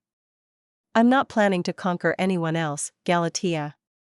I know it must seem like the Empire has an expansionist agenda, but there are no invasion plans, I assure you. I know, she said soberly. I could if I wanted to, Regina thought. It wasn't a new realization. She was still pretty sure that was what made Galatea a little uneasy about the situation. And honestly, she appreciated it. Janice would question her decisions, June might as well, but ultimately, they would trust her to know what she was doing and would follow her lead if she decided to follow an expansionist strategy. Are you worried it will come to war against the Western Confederation, or the Essemen? Or both? Galatea asked. Regina sighed, turning to face her more fully on her mount, and ignoring the river sparkling below them in the sunshine. Do you think it will? She asked after a moment. Galatea remained silent for a second. I'm afraid it might, she finally said. Me too, Regina admitted. I don't know if preparing for it will just make it inevitable. It could be a self-fulfilling prophecy, letting our fears and anxieties guide our decision-making until we slide into a war. But can I afford not to expect the worst? I have a responsibility to defend the Empire's citizens. It's not an easy situation. But I know you're doing the best you can. Thanks. Regina exhaled, glancing down to watch the passing countryside. They didn't speak much more after that. Instead, she spent her time dipping in and out of the psychic link, catching up with other drones and checking on the state of affairs of her country. There was a lot of work that she could just as easily do while traveling on the back of a flying drone than behind a desk in her office. The psychic link was useful like that. She'd have a pile of documents waiting for her signature when she returned, but that was nothing new, either. In the meantime, Regina managed to take a few minutes to enjoy the trip. She was almost constantly busy these days. It went so far that at this point, her occasional trips to the hospital to help instruct the healers and deal with the most severe cases felt like a pleasant break from the burden of ruling. Not that she disliked healing people before, but still. At least June was taking over some of the burden of teaching the newer psychic students, but Regina also didn't want to neglect her apprentices, or her own magic education. Her own magic felt like it had been stagnating for a while, but she was aware that it probably just seemed that way. Regina had come a long way in just a few years. If she now had to work at a pace that was closer to a normal mage's, that was fine. Besides, it had always been easier when there had been some kind of external impetus to prompt it. Perhaps a new material or location that repelled mana could be one such thing. Regina glanced at Galatea, considering. She'd already told her about what had most recently happened in the south, but it might be better to have a few more details. Can you go over what happened and what you sensed there again? Galatea turned her head, her expression patient. Sure. Perhaps I should start at the beginning, if we have time now. Regina metaphorically settled in and listened to the story. Galatea added reports from the others and speculation on what had happened when she wasn't there. It was more comprehensive and felt like Regina got more out of it than just a few letters and abridged reports. Of course, she still didn't know what the others had found when they started digging for it. There was always a time lag in communicating with the expedition, even if she was lucky that Galatea was willing to pass messages in the first place. We're almost there, she finally concluded, and Regina ripped her attention from her and instead looked at the ground below them. They were currently flying over some low mountains again, and she recognized the area immediately. Arriving like this gave her a slightly different perspective than when she just looked in on it from a drone's eyes normally, and she took a second to appreciate the view. The construction site was still very obviously a work in progress, but progress had been made. The island and the lake had been slightly enlarged, which she knew had been much easier than she'd first feared. There were a few members of her hive with skills that could just as easily add dirt and stone to something than subtract it, and they'd managed to get it done pretty quickly. The walkway to the shore was still a preliminary scaffold, but sturdy enough to transport materials. More importantly, the building itself was taking shape. So far, the roof was still only a suggestion made by a few big wooden beams, but most of the walls were standing, with high arched windows, still gaping emptily, breaking them up. The white stone shone in the sun, even without being perfectly clad in the final layers of its raiment. Someone had already put up a big chunk of granite, roughly hewn, in place as an altar. Regina liked the aesthetic of it. It's going well, Galatea noted as they approached and Regina and her guards' mounts started to bank and descend. You spent a lot of money on a vanity project. Regina pulled a face, but didn't immediately protest. I guess that is what this is, she acknowledged, the Empire's ruler's personal vanity project. Not that most people would protest, but they wouldn't see it as bringing a lot of material benefit. A temple for an almost forgotten goddess. I'd say it's more a project by the Hive than the Empire, she said instead. Many of the workers and most of the materials were sourced by it. The wind rushed past her face as their mounts came in for a sharp landing and set down on the island. Regina jumped down, offering nods to her guards, before she turned to the temple. She only got a few meters before they were greeted by Ina. Mother! She smiled, falling into step with the group. Do you want a more detailed report on our progress? No thanks, Ina, your updates were fine. I just want to take a look around and maybe try and see if we can get any response. Ina nodded and started pointing out details as she led them around the building. It didn't take long, even with piles of construction materials on the island and groups of other people dodging out of the way, or stopping to stare. Regina listened with one ear, but mostly just took in the atmosphere and look of the building. Finally, they stopped inside the main temple building, in the nave or whatever it would be called, looking towards the altar. Regina craned her head back and soaked in the feel of the ambient mana for a moment. Seems nice, but I'm not sure if it's enough. It's a shame we can't get your acquaintance here, at least right now. I'm not sure why that's your priority, but perhaps we could arrange something if you really want to, Galatea commented quietly. To consecrate the temple? Isn't that what you do with houses of worship? Oh, right. Galatea paused, looking around with a visible frown. Well, I'm not sure if it makes much of a difference or not. And I'm also not sure if you need a sacrifice. We're prepared, as you ordered, my queen, Ina spoke up. Regina turned to her and smiled. You found a good monster? A mana beast with the highest level the hunters could find, she confirmed. We also had a few mages conjure some precious stones, cooked some food, and a few of us tried our hand with some poetry. I'm not sure all that's necessary, Galatea said, clearly stifling a laugh. You can leave any inert materials out, unless they contain mana it's unlikely to matter. Food might be worth a try and I suppose reciting some hymns wouldn't hurt. Regina nodded, then delved into the psychic link to arrange things. They had everything prepared in a remarkably short time. Ina sent the other workers away from the walls for now, and dragged in the mana beast, which someone had thoughtfully tranquilized. Regina supposed Galatea felt a bit bad about killing it as a sacrifice, judging by her look, although as much as she tried, she was unable to muster up much of the same emotion. It reminded her a little of Arcanes, but she pushed that thought away quickly. Her tamed mana beast was safe and happy in the outskirts of the great forest, being used to secure their base there. Instead, Regina dragged it before the altar and waited for Ina to set up some buckets and simple wooden slates to drain its blood. She glanced at the others, mostly Galatea, who raised an eyebrow. Then she lit a brazier standing beside the altar and started throwing in the food items the drones had prepared, mostly hard cakes and the like, what seemed like traditional offerings. Regina turned to the monster, hesitated for a moment as she realized she'd forgot to bring a knife, then resigned herself to using her claws. Extending her index finger, she carefully drew it across the beast's throat, deeply enough to kill quickly, then set it upright to drain the blood, and knelt down before the altar. She bowed her head, licking her lips. Lionalian, she began. Or, I suppose, lion. Lion blue-white of Aegialsis, Galatea cut in. Regina blinked, cleared her throat. That must be her original name, then? Right.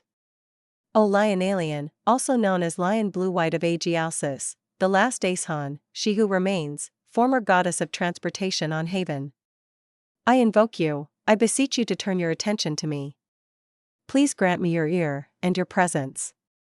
There are matters on which I would seek your guidance. She finished and snapped her mouth shut. Everyone was quiet, and they listened to the silence for moments that seemed to stretch out. Regina clenched her fists. I feel your religious devotional needs a little work, Regina, but I applaud the effort. Her head jerked around, to where a figure had appeared behind them, now walking up to the altar with casual grace. She looked almost as she had the last time she'd seen her, but it was hard to pin down the difference. Lion. Regina scrambled upright, feeling less willing to be on her knees before a goddess now that she was actually here. I assume you didn't go to this effort for the sake of worship, Lion noted, leaning against her altar. No, Regina admitted, straightening up further and folding her arms. Are we able to speak freely here? There are a few things I'd like to discuss with you. Particularly a find Tim's group has made in the south. The other gods might still listen, but it would take some effort and I'm likely to sense it in my own temple. Now, what is it that they found? I have been out of touch until just about now. The goddess tilted her head, looking contemplative, and Regina wondered if she was checking something via the system or something like that. An old Hive Queen base, Regina answered. At least, we're pretty sure. It's in the south, close to Ilion and Iliusin. And there's clearly something special to it, although we found no remaining technology of note, but… I see, Lion murmured, frowning consideringly. Her eyes seemed to gaze into the distance, until suddenly they fixed on Regina. That's not possible. What? Describe what your people found there, she commanded. Underground. Regina blinked and looked at Galatea. I wish I could, but we don't have much information yet. Just hints that it's something refusing mana flows. Lion stared hard at both of them for a moment longer, and Regina suddenly wondered if all this had been such a smart idea. Then we will simply have to go and look at it, Lion finally said. Regina exchanged another look with Galatea. Okay? What do you? She trailed off, feeling a sudden buildup of mana. It was clearly some kind of spell, but like nothing she had ever felt before, although it did remind her of her first trip to the mirrored halls with Lion. Then Regina's thoughts scattered and she instinctively tried to grab and hold on to the stone in front of her as the world dissolved. Her surroundings turned into strings of light and with a lurch in her stomach, she was suddenly elsewhere. Chapter 347, Material Secrets. Regina had never teleported before, and the experience was profoundly disorienting.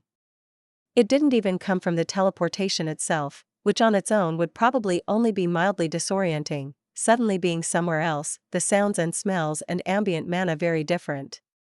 But she was a Hive Queen, intricately linked to her hive via its psychic link, and Lion took her out of her normal range, beyond where she could reach almost all of her hive. Once the world around her resolved into real sights and sounds again, Regina staggered to her knees, heaving and barely keeping from throwing up. Her heart felt like it had suddenly been pulled halfway out of her chest and frozen. Except it wasn't really her heart and there was actually an empty space in her head instead, except that wasn't it either, and now there were a few bright lights around her radiating confusion and alarm, and however far she reached found nothing but the normal background of minds. It took a moment for her brain to resolve the sounds swelling around her into audible words. Mother? That was Tim. What, how did you, are you all right? Is that Regina? Just take a deep breath, Galatea said soothingly. I'm okay, Regina coughed out, climbing to her feet and blinking once against the change in ambient lighting. She ignored the emptiness in her head and focused on her surroundings, taking them in at a glance. They hadn't appeared directly in whatever place Lion was so concerned about, but stood in a corridor hewn out of stone and partly clad in metal. Tim and a few other familiar faces stared at her and Galatea. Ina and the others had clearly been left behind, along with everything else in the temple. Lion had apparently taken a few steps, but paused now, and she was looking at Regina with what seemed to be concern. You could have warned us, Regina said through gritted teeth. Or, asked. This is going to be hell to deal with, me suddenly disappearing. Lion tilted her head slightly, not quite lowering it. Don't worry, I will put you back before they panic too much. I apologize for the disruption, but I felt this was necessary. By this point, the immediate shock of their arrival seemed to have passed and the others realized there was a goddess standing right there. None of them seemed quite sure how to react, although the anxiety was evident to her.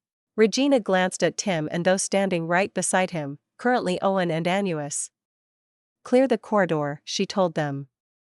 No one but Hive drones and you two should remain here. Having a clear order to follow seemed to snap them out of the uncertainty, and they turned to snap at the soldiers starting to crowd in to see what happened. Regina felt the profound relief swelling up in Tim, which he suppressed as he focused on the immediate situation. She couldn't resist reaching out a little and brushing against his mind, sending him a wave of love and assurance. His answer was still slightly frantic, but more restrained. What have you found already? Galatea asked, sending a tentative glance at Lion.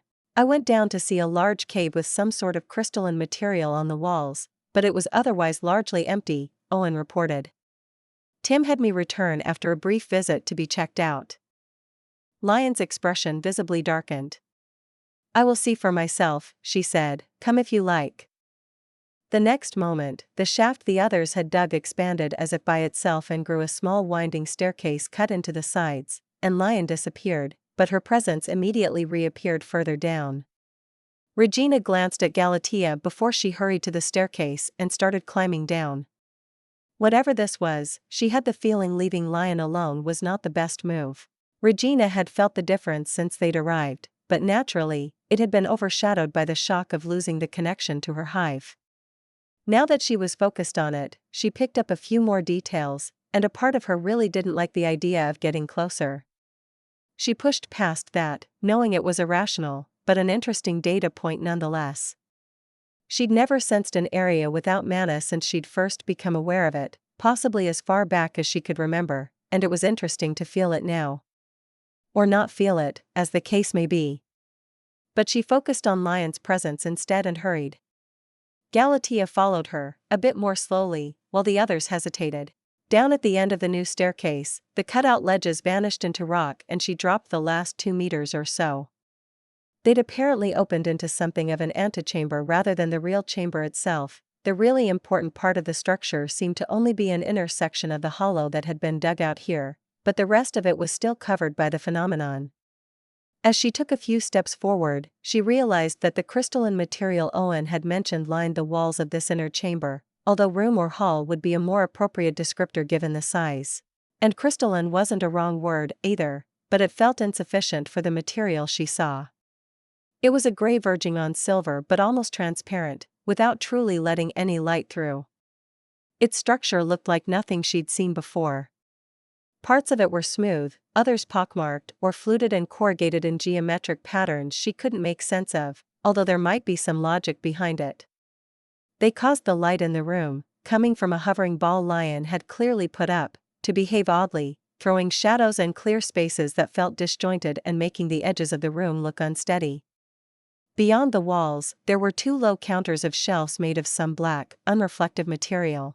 A low sound brought Regina's attention back to Lion, who'd come to stand closer to the middle of the room, seemingly unconcerned with the local mana or lack thereof. Regina took a hesitant step forward, then paused, the hair on the back of her neck prickling. She couldn't see the goddess' face from here, but her posture screamed quelled tension. Those traitorous liars! Lion whirled around. Regina's feet took a step back before she even realized it. The fury on Lion's face felt like it almost reached out and could burn her if she made a wrong move. She'd never seen her like that. It was like the other woman was seeing through her, not registering her presence, and still glaring at her with the weight of all her sins stripped bare. "Lion?" Galatea called softly. She'd stopped outside the room proper, hovering a few centimeters above the ground under the shaft they'd come through. Regina could sense her discomfort with the location, a visceral urge to turn away, and realized she simply refused to come any closer. "They assured us they didn't have it. Said they would never steal our secrets." "I was there, Galatea, I was part of the delegation we sent." One of the Aishan's lowest points, the hive kind pretended to be sympathetic but regretfully, they couldn't help. She followed up by spitting a word in another language which Regina didn't need the translation to know was a curse. She swallowed and edged a little further away. For the first time, even with this reminder of Lion's presumably mortal origins, she really got what it meant to see a deity, and fear their wrath. "Are you sure they were lying?" Galatea asked in a reasonable tone, raising a hand slowly in a reassuring gesture. "Presumably you only dealt with one hive, or a few? They might not have even been connected to those who ultimately sent people here. And this was years before, they might have gathered or found this knowledge in the intervening time." Lion's eyes had shifted to Galatea, and she took a deep breath she presumably didn't actually need. "You are right, my friend," she finally acknowledged. "I cannot know for sure what truly happened or who might have lied. Not right now." Regina carefully edged a little closer, resisting the urge to cross her arms or affect a defensive posture. In the back of her mind, she was very aware that this could be an issue, to put it mildly. She'd relied on Lion's goodwill so far, she had to admit that. Whether because of her previous experiences, out of guilt over the death of the hive kind or the cataclysm, or a sense of kinship with Regina, Lion had helped her. If her feelings toward the hive kind soured and she considered Regina guilty by association, she didn't know what she'd do. Luckily, it seemed Lion was a bit more reasonable than that. "I take it this is about this material?" "The knowledge of how to make it," she guessed, speaking softly. Lion's eyes flickered to her and she nodded curtly after a moment. Yes. The knowledge of how to make it, indeed. It was a closely guarded secret of my people. The requirements are not simple, but it's the knowledge that was the truly important factor. She paused for a moment. We lost the ability to make it, as our civilization fell to ruins. Regina didn't ask if Lion knew this secret. She knew better than that. What is it? Galatea asked. The goddess turned to eye the crystal walls again, stepping up to brush her hand against one. She seemed entirely unaffected by the anti-mana effect that permeated the space. The casual unconcern was a bit scary. It went by several names. The High Aeshan one, translated into your language, would be Flame of Ruins. Overly poetic, but not entirely inappropriate. Some of our most powerful weapons were forged of it. It used to be a crucial ingredient in forging gates between worlds, though not irreplaceable. It can also destroy them. Or almost anything else, if properly applied. A proper weapon made of it could kill essentially any entity in this world, in theory. Regina swallowed.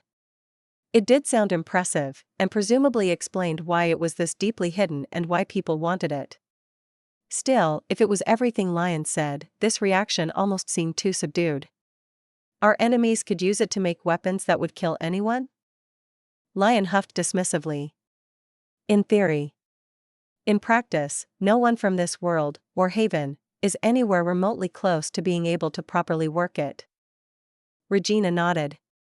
Well, that's reassuring, she said softly. And disappointing. Of course, the ability to make a weapon that could work against anyone, even gods, seemed tempting, even if it was probably a double-edged sword. On the whole, it was probably better if no one could use it, at least like that. Is this all there is of it? Galatea asked, frowning. Lion glanced at the walls again and shrugged.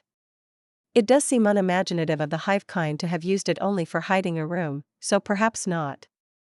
I will look for other pieces, though given the material's nature, that may take some time even for me. I doubt it is truly something you need to concern yourselves with, however. Nothing has surfaced yet, and this place was forgotten for a long time. I hope so, Regina muttered. She took a deep breath, then bowed her head to Lion. I appreciate the explanations, and your patience. Lion's expression had lost some of its animation again, her emotions less visible behind a cool, unaffected facade. Regina still lingered on the edges of the room, close to the exit that let a bit of slightly fresher air in. The lighting and shadows illuminated her face strangely. Naturally, Lion said, then started slowly walking closer to her. I will leave this place in your care, Regina. Be careful. Some people may think they could use it and aim to acquire it. My fellow gods should know better, although I imagine they won't be pleased to learn of it, either, if they haven't already. Regina nodded. She was glad Lion was at least willing to leave the space under her control, even if it was a headache with concerning implications. I will give you what aid may be necessary should it be truly threatened, within reason, Lion assured her. I appreciate that, too. Galatea cleared her throat. Now that that is settled, where have you been? Lion smiled faintly, walking past Regina to face her old friend. I'm sure you have guessed already. I was beyond where you could have reached me. For once. It has been far too long, even if I had to drain a large part of my accumulated power. You were gone for a while. Time passes quickly here, as I've also told you.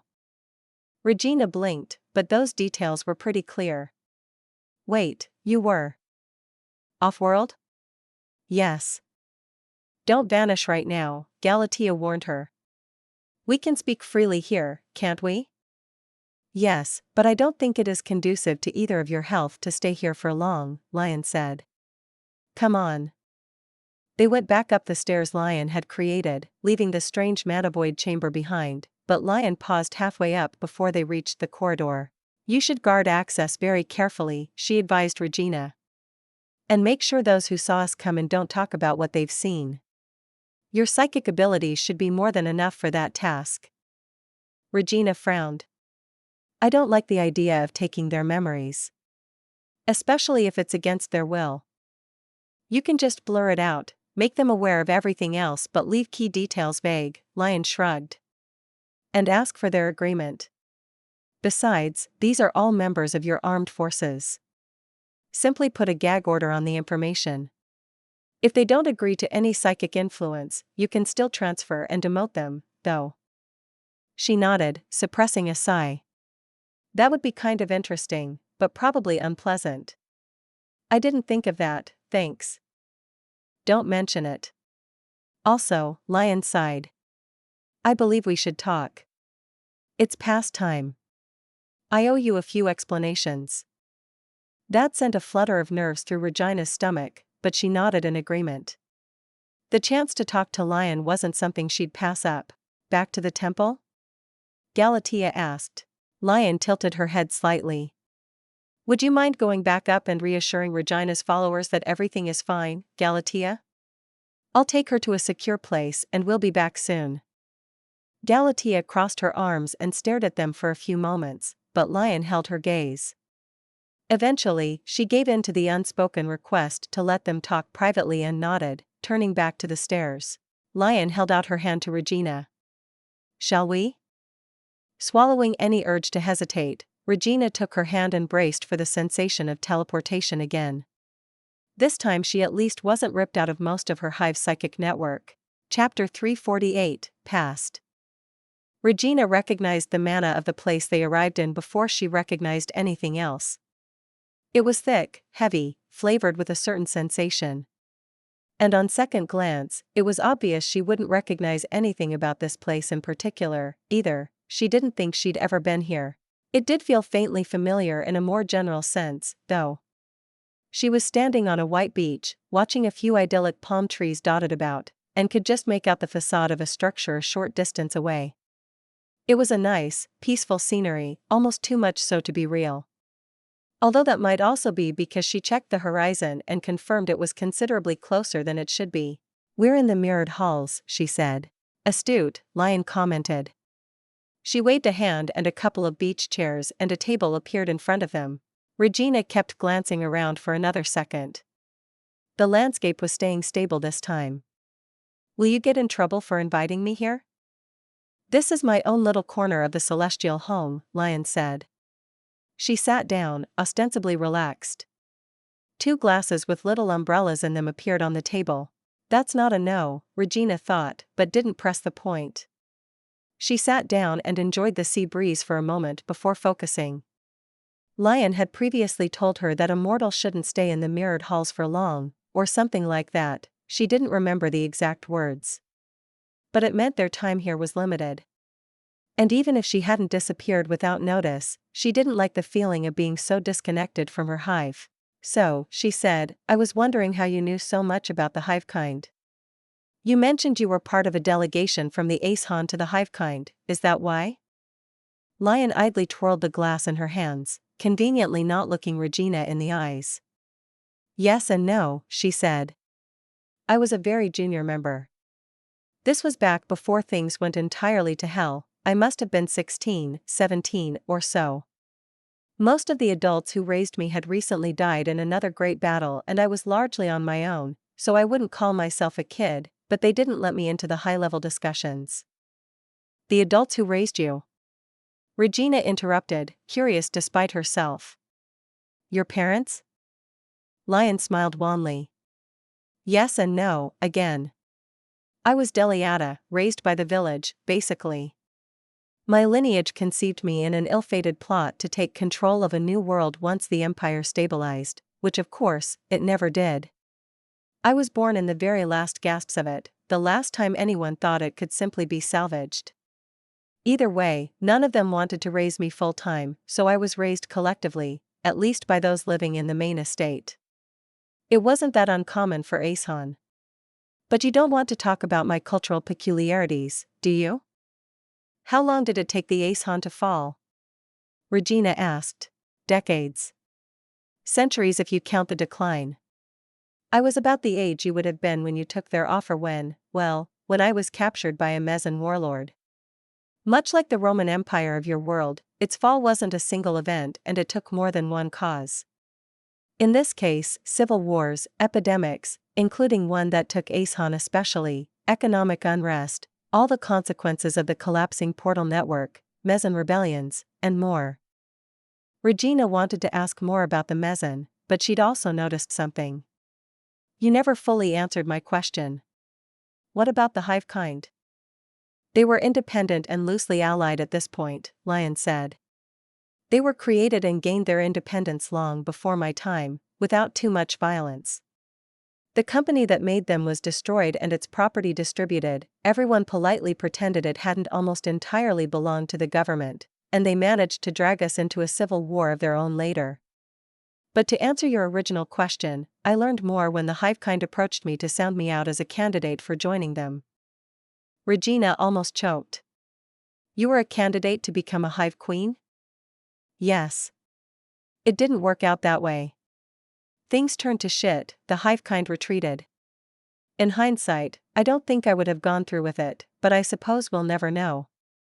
Regina shook her head. It was an odd thought, but she'd never spent too much time wondering about all the other women who would have had their souls transferred to become Hive Queens. You're being very open, she said instead, slowly. I appreciate it, of course, but you're telling me a lot about your past. Why? Lion visibly stiffened in her chair, fixing her gaze on her glass again before she raised it to meet Regina's. Explaining myself is the least I can do. It's not a nice tale, but you deserve to hear it. Regina's throat tightened and she dug her fingers into the armrests of her chair. She exhaled heavily, and said softly, You don't have to tell me, if it's too painful. No, I owe you the story. Lion stood up, looking at the beach, where the simulated, perhaps, sun was starting to set, tinting the scenery in an orange glow. She stayed quiet for a moment, clearly struggling with how to start. I suppose it takes a while for an interplanetary empire to crumble, Regina thought, looking at Lion. She lived through the downfall of her entire civilization, as the only survivor. I suppose that might be worse than just waking up and learning it is gone. My people, the true Aeshan, were all mages of great power, she finally began. There were never all that many of us, although we also still had, usually distant, kin with no magic, who were also called Aeshan, and some of these ethnic Aeshan survived, mostly mixing with the Mezen. I will not pretend my ancestors were saints, or anything but imperialist conquerors, despite their good sides. But the Aeshan of your time weren't? Lion shrugged.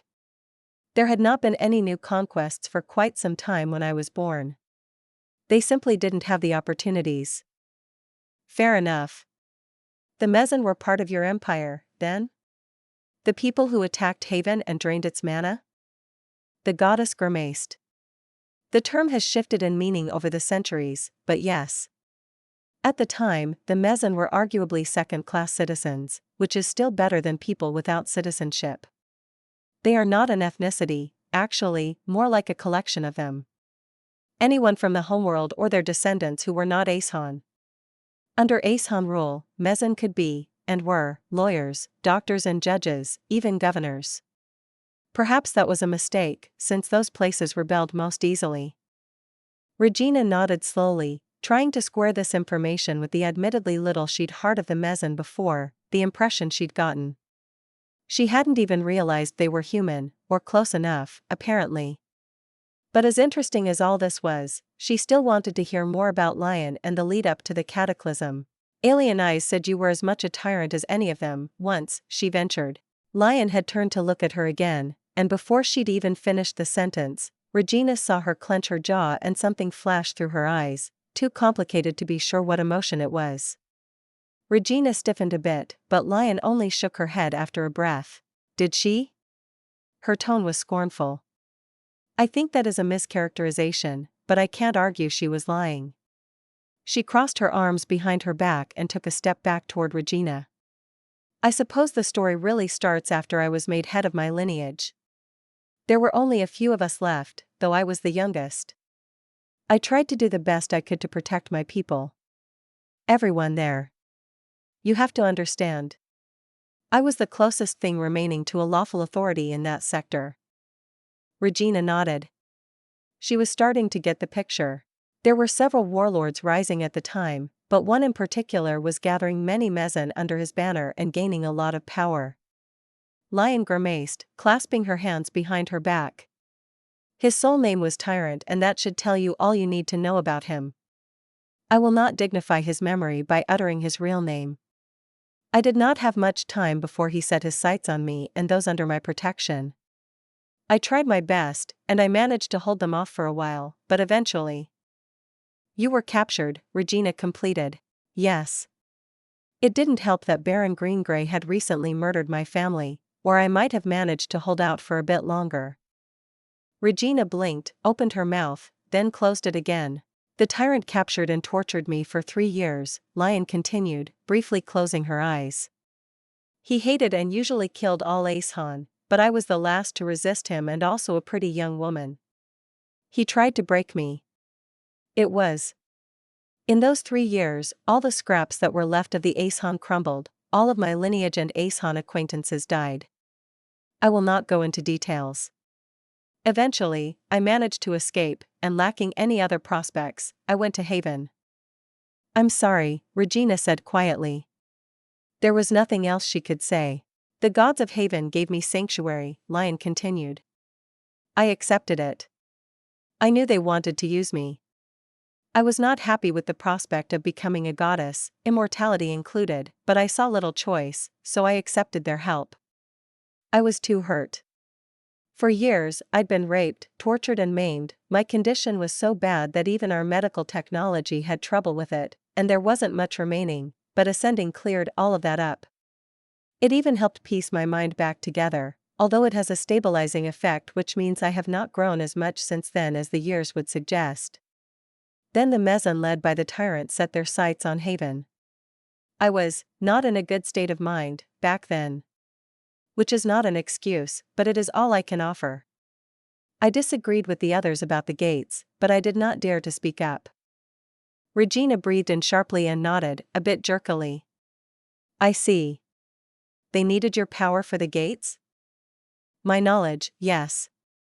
The portals were made with it, but with their power and skill. I was reluctant, seeing it as a risky plan, but I couldn't see a better alternative to save the people of Haven. I knew the Mezen wouldn't spare them in a conquest, but I didn't expect they would resort to sucking all the mana out of the world.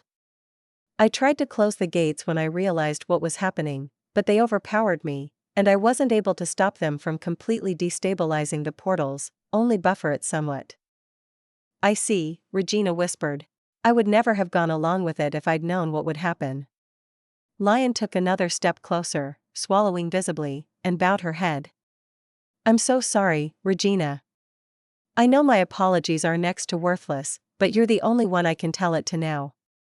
My actions led indirectly to the genocide of your people and the fall of every indigenous civilization on this planet.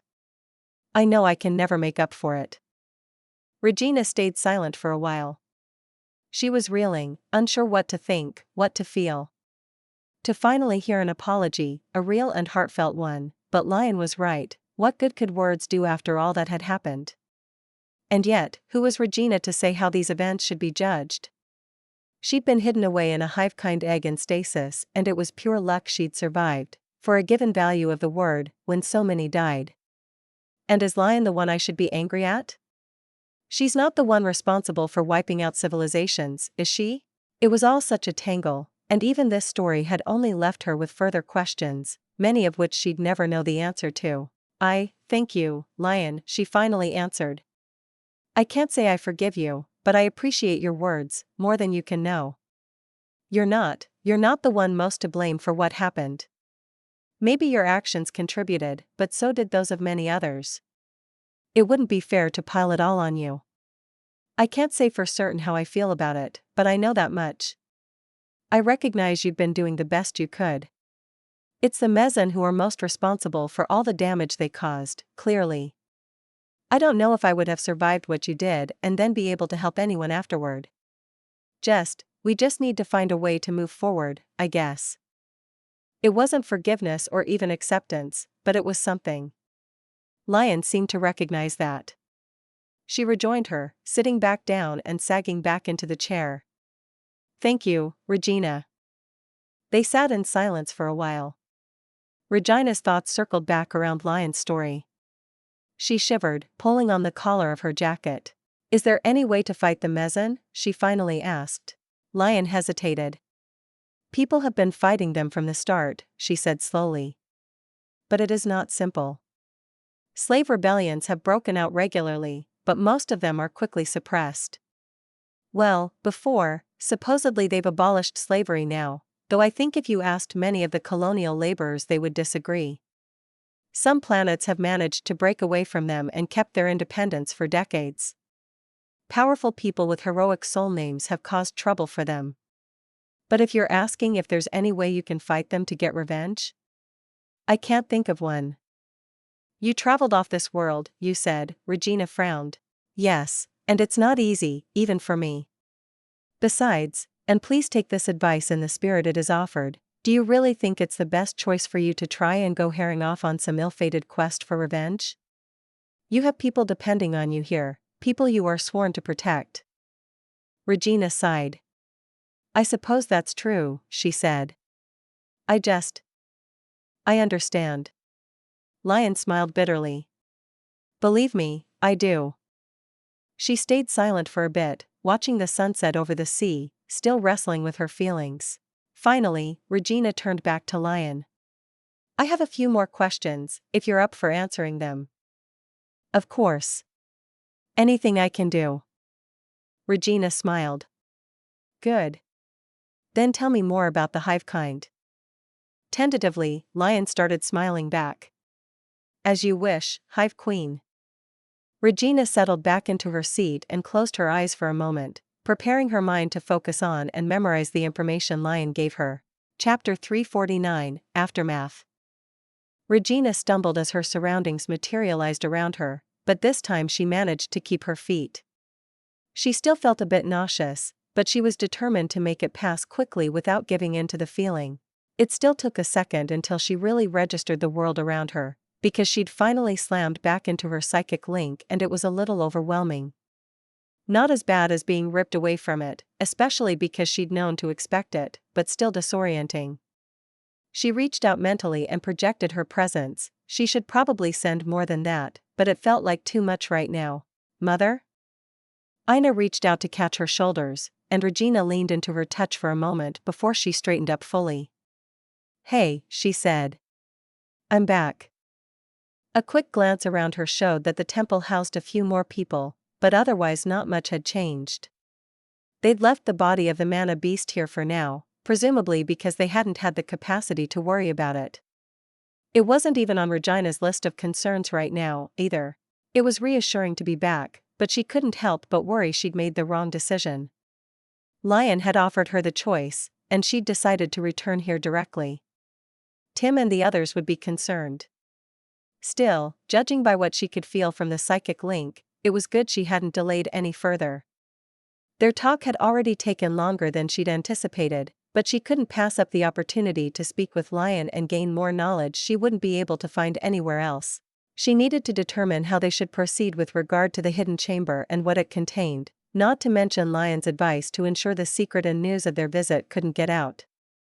But it would take far too much time for her to go through everyone's minds there anyway, more than she could afford, especially with transportation back to the Empire uncertain. She'd just have to rely on their isolation for now. Galatea would probably come to check on her, and in the meantime, she trusted Tim and the others to handle themselves. For now, she reached out to pull Max, Tia, and Mia's minds to her in the equivalent of a conference call, only more substantial. I'm back, and I'm fine, she said, preempting their questions. I trust you didn't let the Empire burn down around us? Of course not, my queen, Tia said.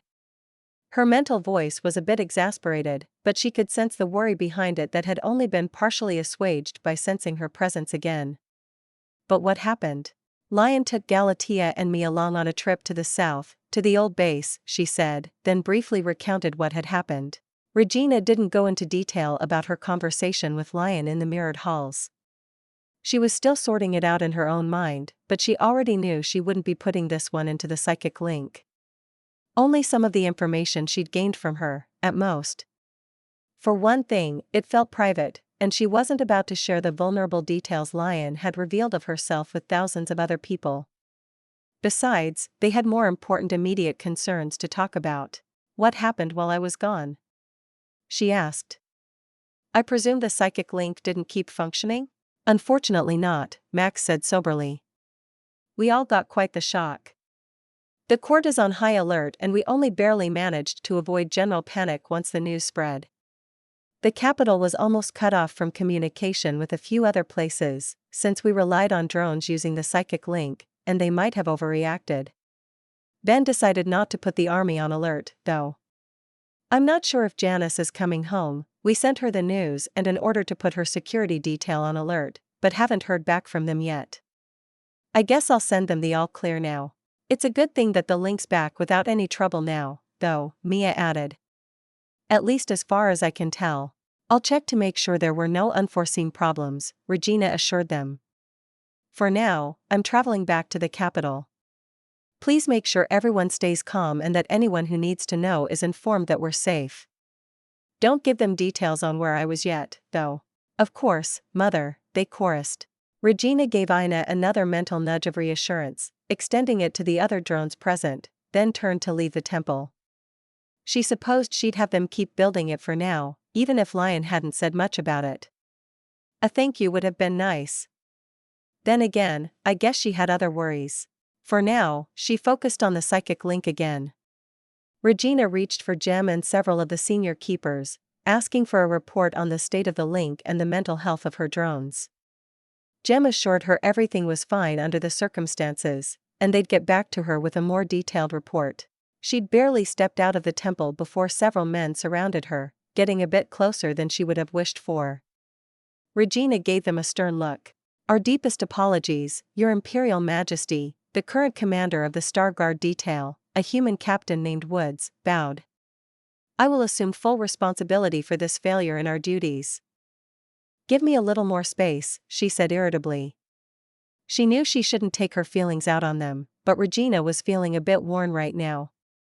And this was not your fault in any way, Captain, she added. You could not have foreseen my departure. He stepped back a little.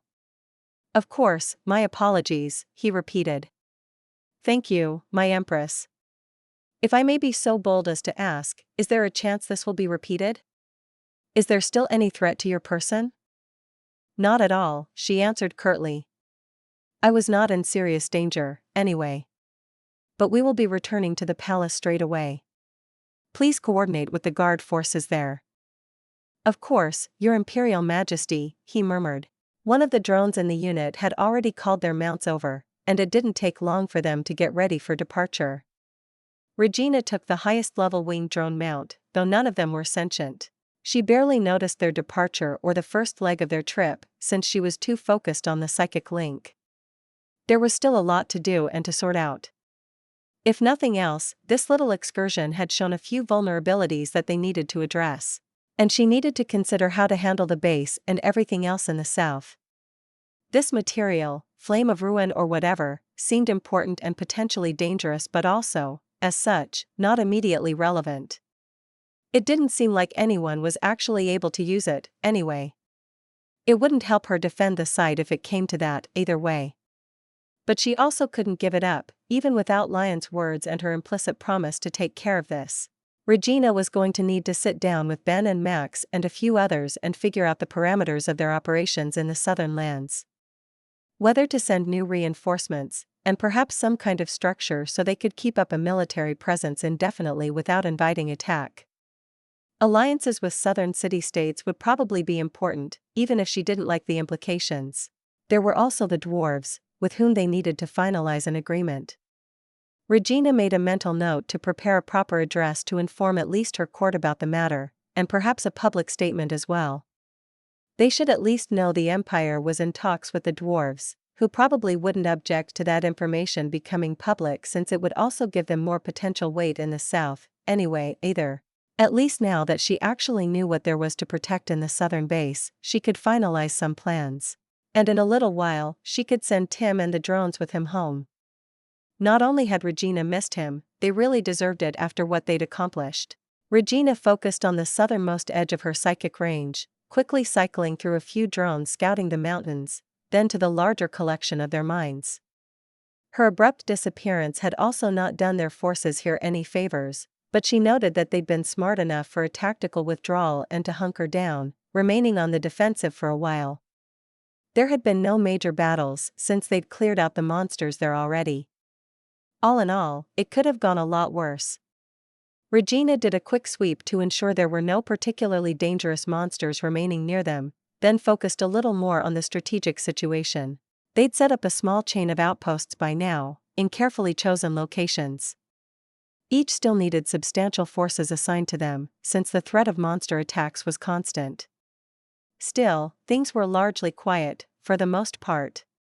The road they were building, combining more normal paths up slightly less steep parts of the mountains with digging tunnels, was progressing nicely. At this point, it would be pretty easy to get into the middle of the mountains. Not that the road really led into the heart of the mountains, they still avoided the most dangerous areas, for obvious reasons. She presumed the dwarves would also want to set up or perhaps reclaim settlements along this new route, coming from the other direction. Working together should make this simpler for both of them.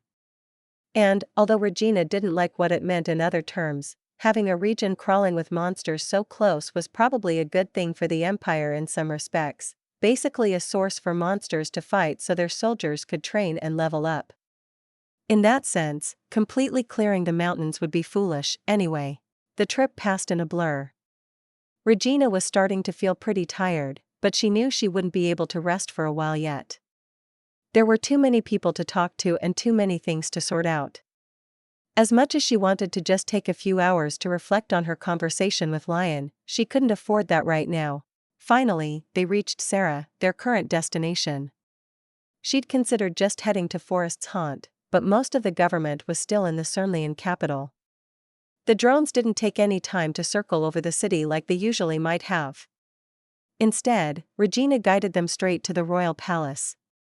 The rather abrupt landing knocked the wind out of her for a moment, but she quickly gathered herself and dismounted, only pausing for a second to make sure everyone in her escort came along.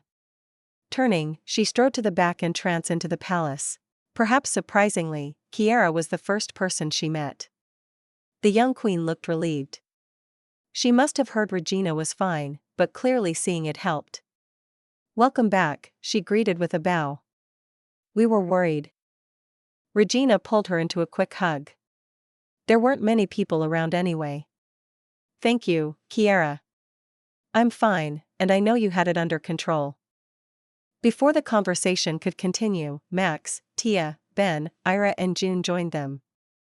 Regina greeted all of them as well with quick hugs. It felt a bit like being a plushie passed around, but she didn't mind. "Do we have to worry about this happening again?" Kiara asked. "Or perhaps another attack?" Regina shook her head. "I doubt it. We should probably make contingency plans in case I'm taken out and the psychic link shuts down again, but there shouldn't be any problems right now." She paused, frowning. "Well, except perhaps related to what we found in the south. If word gets out, certain parties might be interested." "That's good," Ben said sardonically. "I was not looking forward to marching an army through the mountains." Regina smiled, but shook her head.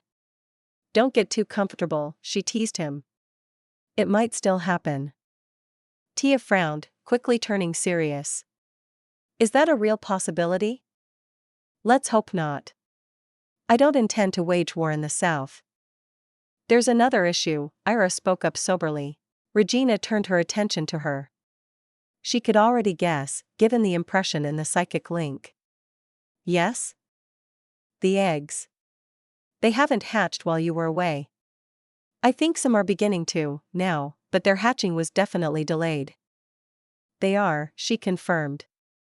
She could sense it in the psychic link, and quickly projected a sense of reassurance and welcome at the new drones.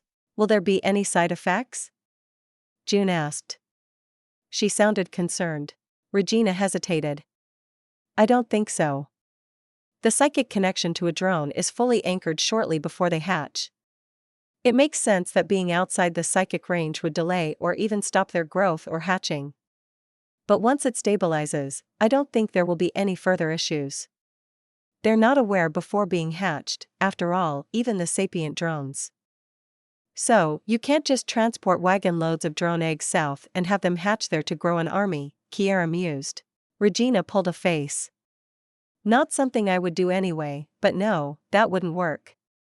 The hive was pretty sharply limited by her psychic range, for that and other reasons. It was a good thing her range was still growing.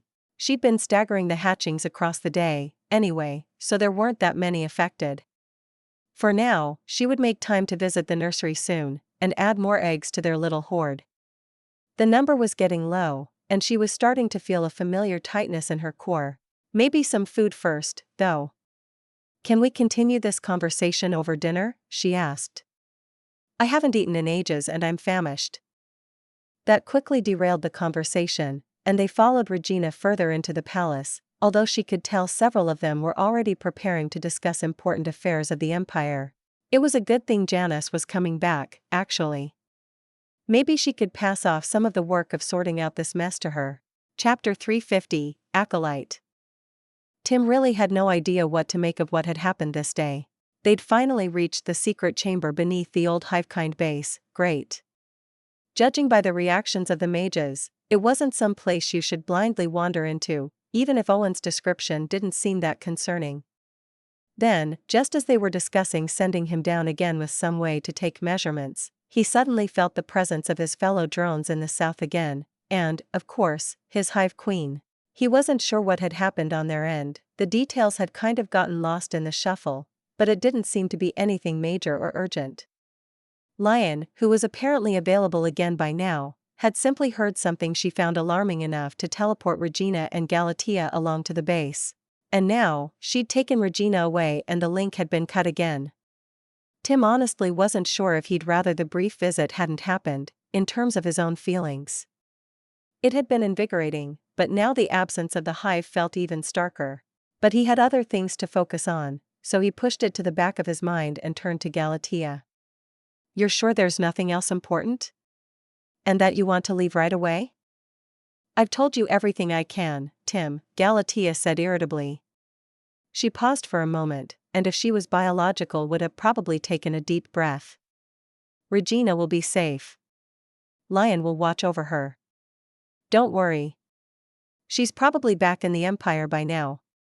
But she might need a friend, and if she suddenly disappeared without warning, the country will be in enough of a state that she can't just leave again, anyway. I understand, he assured her. He did. Just try and let us know eventually.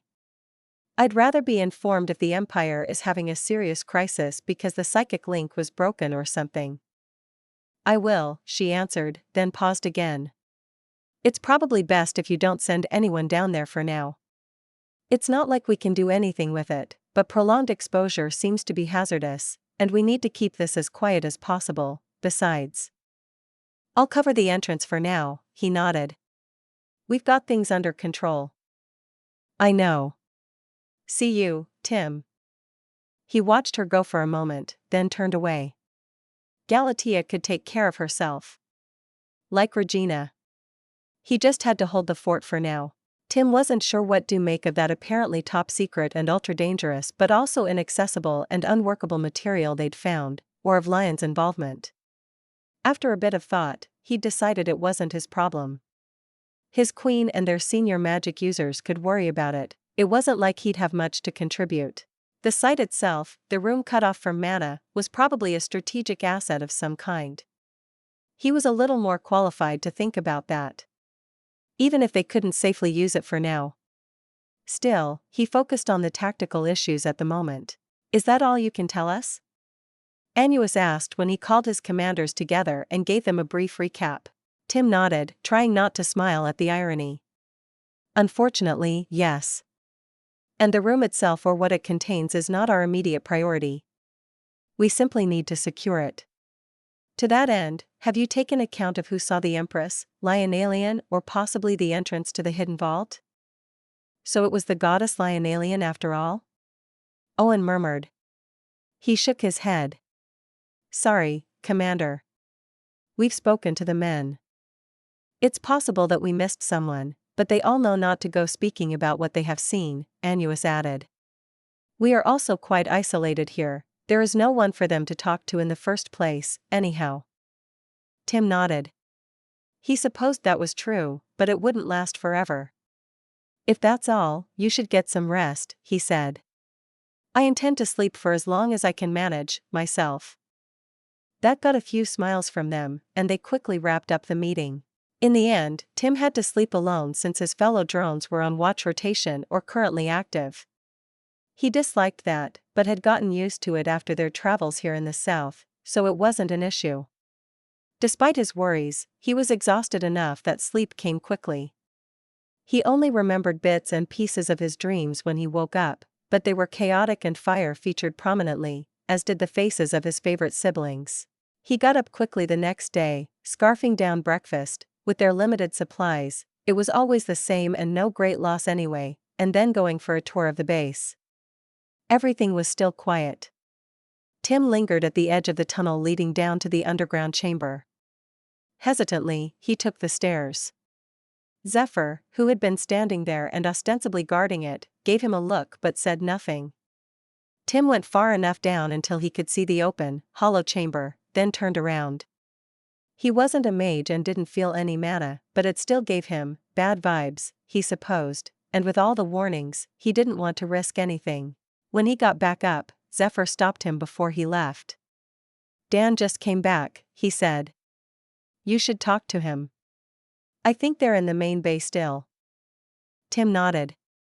Thanks, I will, he responded, saving any questions for Dan personally.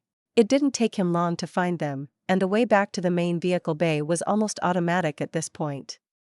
He paused for a moment to assess who else was there, then quickly moved to join Dan. His brother looked a bit worse for wear, he noted, tired and exhausted in a way that wasn't entirely because of missed sleep, but he still smiled to see him. Dan, good to see you back, he greeted him with a hug. You missed a few things. I noticed, Dan said drily. It was a bit of a shock. He glanced around. She's safe? As far as we can tell. What about your mission? I expected you to show up with someone else in tow. Dan sighed. Well, my target wasn't where Galatea had said she would be. I looked around some, but I didn't want to attract too much suspicion. Tim pulled a face, but nodded. Well, Lion apparently came back from whatever she's been doing, probably shortly before all this, he reflected. It's possible this elf priestess Galatea met moved because of it. Maybe Lion had another job for her. He paused. I suppose she might still show up here, actually, he said quietly. For now, get some sleep, you look like you need it. Dan rolled his eyes, but he didn't protest too much. After exchanging a few more details, though Tim kept his own responses short and vague for anyone listening in, Dan left for their current bedroom in the base. Tim wished he still had the psychic link to check on him and make sure he slept, but he'd just have to do without. Before he could get back to his next round of the base, a muffled shout reached him. He turned around, noting one of the soldiers going right for him. My prince, the man gasped. There's someone approaching, a lone intruder, there. Apparently already inside, Zephyr interrupted, showing up beside Tim. Just let them talk to us. Tim frowned. Before he could do much, he saw the intruder in question stepping into the entrance of the bay through the tunnel, on which several more men were already converging. A bit too late, but then this clearly wasn't an enemy. At least. Let her pass, Tim called to them, then stepped forward, going to meet their visitor. Up close, it was easy to see his assumption was correct. The person was clearly an elf, given the orange eyes and pointy ears, although her hair was white from age and her face deeply lined. She was the oldest elf Tim had ever seen, although he was unsure what that meant exactly. Could she have lived through the cataclysm? He didn't know. Then there was also the system notification he saw when he focused on her. Ices, level? Acolyte of space. Welcome, Tim said, only a little sarcastically. Come right in. I was hoping to meet you. The old elf bowed. A pleasure to meet you as well, Prince Tim of the Central European Empire, she said, her tone even, but something made him feel like she was laughing on the inside.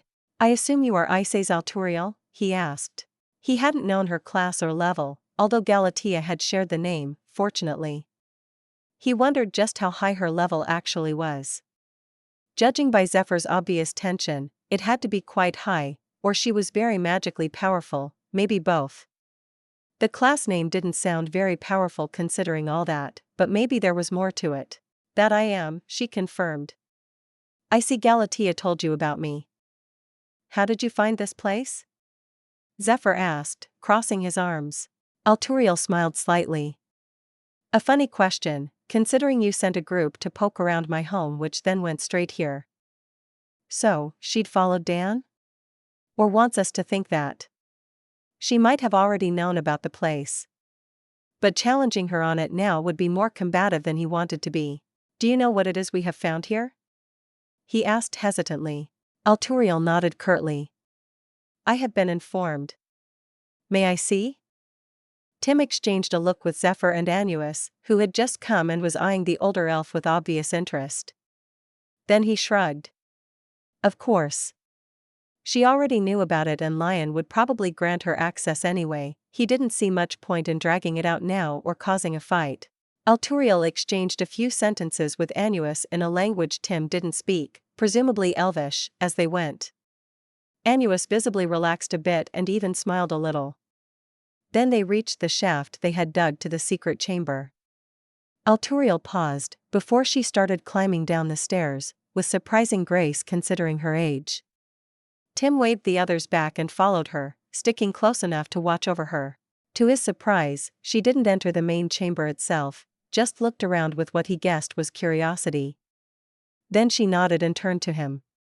As described, she said lightly. Let us talk upstairs, perhaps? Ladies first, he gestured at the tunnel.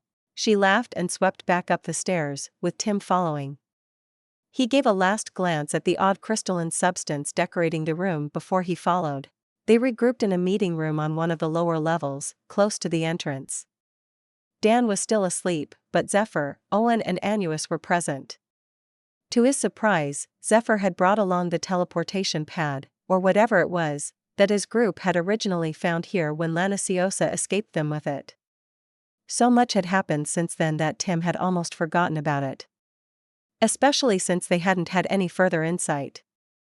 According to Galatea, even the golem artificer didn't know where it had come from, and had simply been provided it by their allies. It was pretty cumbersome, but Zephyr levitated it into the room through the surprisingly large door. Presumably the hive kind had needed to accommodate bigger drone types. Alturiel actually gasped when she saw it. Where did you find this? She asked, glancing between Zephyr and Tim. Here, he answered. One of the people using the base used it to teleport themselves away. Do you recognize it? I should say so, she murmured, stepping closer and tapping a finger against the metal sheet. I made it, after all. Tim started in surprise before he could stop himself. That, he hadn't expected. Although on second thought, if it was made here and not an ancient find, she'd probably be on the short list of people who could. You did? Zephyr asked curiously. His eyes were almost sparkling, it was uncanny. Mages. We were uncertain whether hive-kind or similar ancient practices or designs were involved in making it. The quality is exceptional, you have my compliments. Thank you, Thaumaturge, the elf responded with a brief dip of her head. I did have the privilege of getting a glimpse of similar arrays used by the old hive-kind, which inspired much of it. They are all destroyed now, as far as I know. I doubt any survived the war after the cataclysm, she added with a look at Tim. He frowned.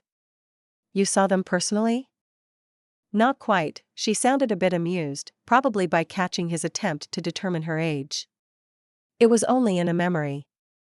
A trance state in which I may receive select visions. The details are not important for you to know. Anyhow, this particular work was stolen a century ago and I had given up hope of ever seeing it again. Tim nodded. That was more or less what he'd expected. Assuming she was telling the truth, but he had no reason to doubt that. She didn't need to admit it was hers. That is good to know, he said. Do you want it back? We will return it if you do, assuming it's not a danger, but I'd like for our mages to have the opportunity to study it first. The priestess hesitated for a moment, before slowly shaking her head. Actually, my prince, that is fine. You may keep it, at least for now. I would recommend keeping it here, in fact. Perhaps we may do something with it. Like what? Owen asked. Can you craft a teleportation link? She shrugged lightly. We will see what can be done. Regardless, I will help you choose a location and set it up properly. That would be appreciated, but I assume you want something in return? Tim asked. Alturiel smiled slightly. She looked pretty satisfied with herself once the initial surprise had passed.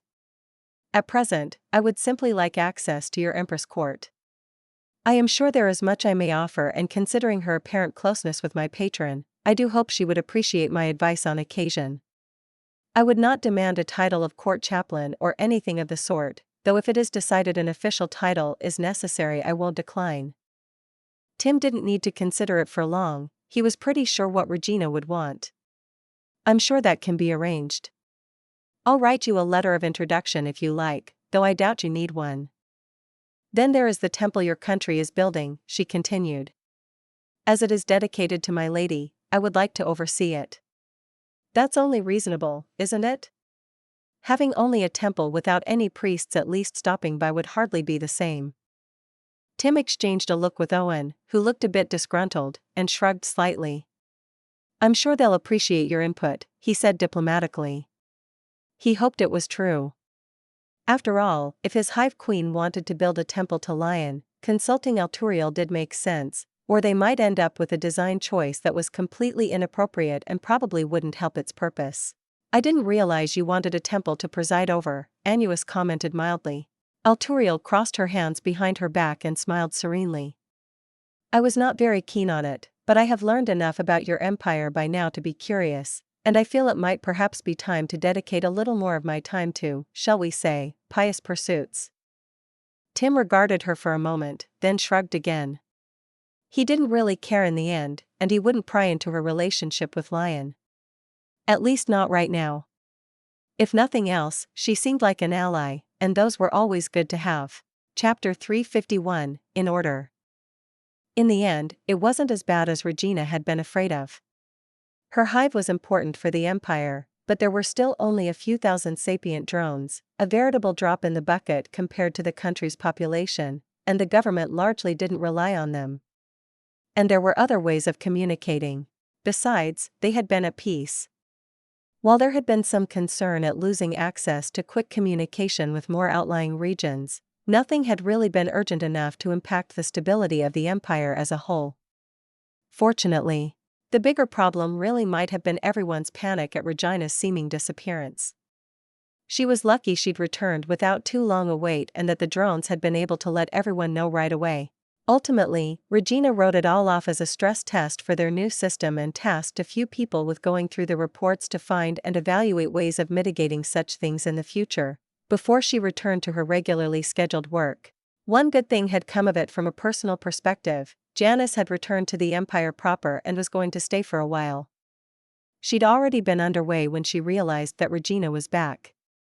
Then she'd offered to return to the Gnomish Confederation straight away, but Regina had told her to keep going.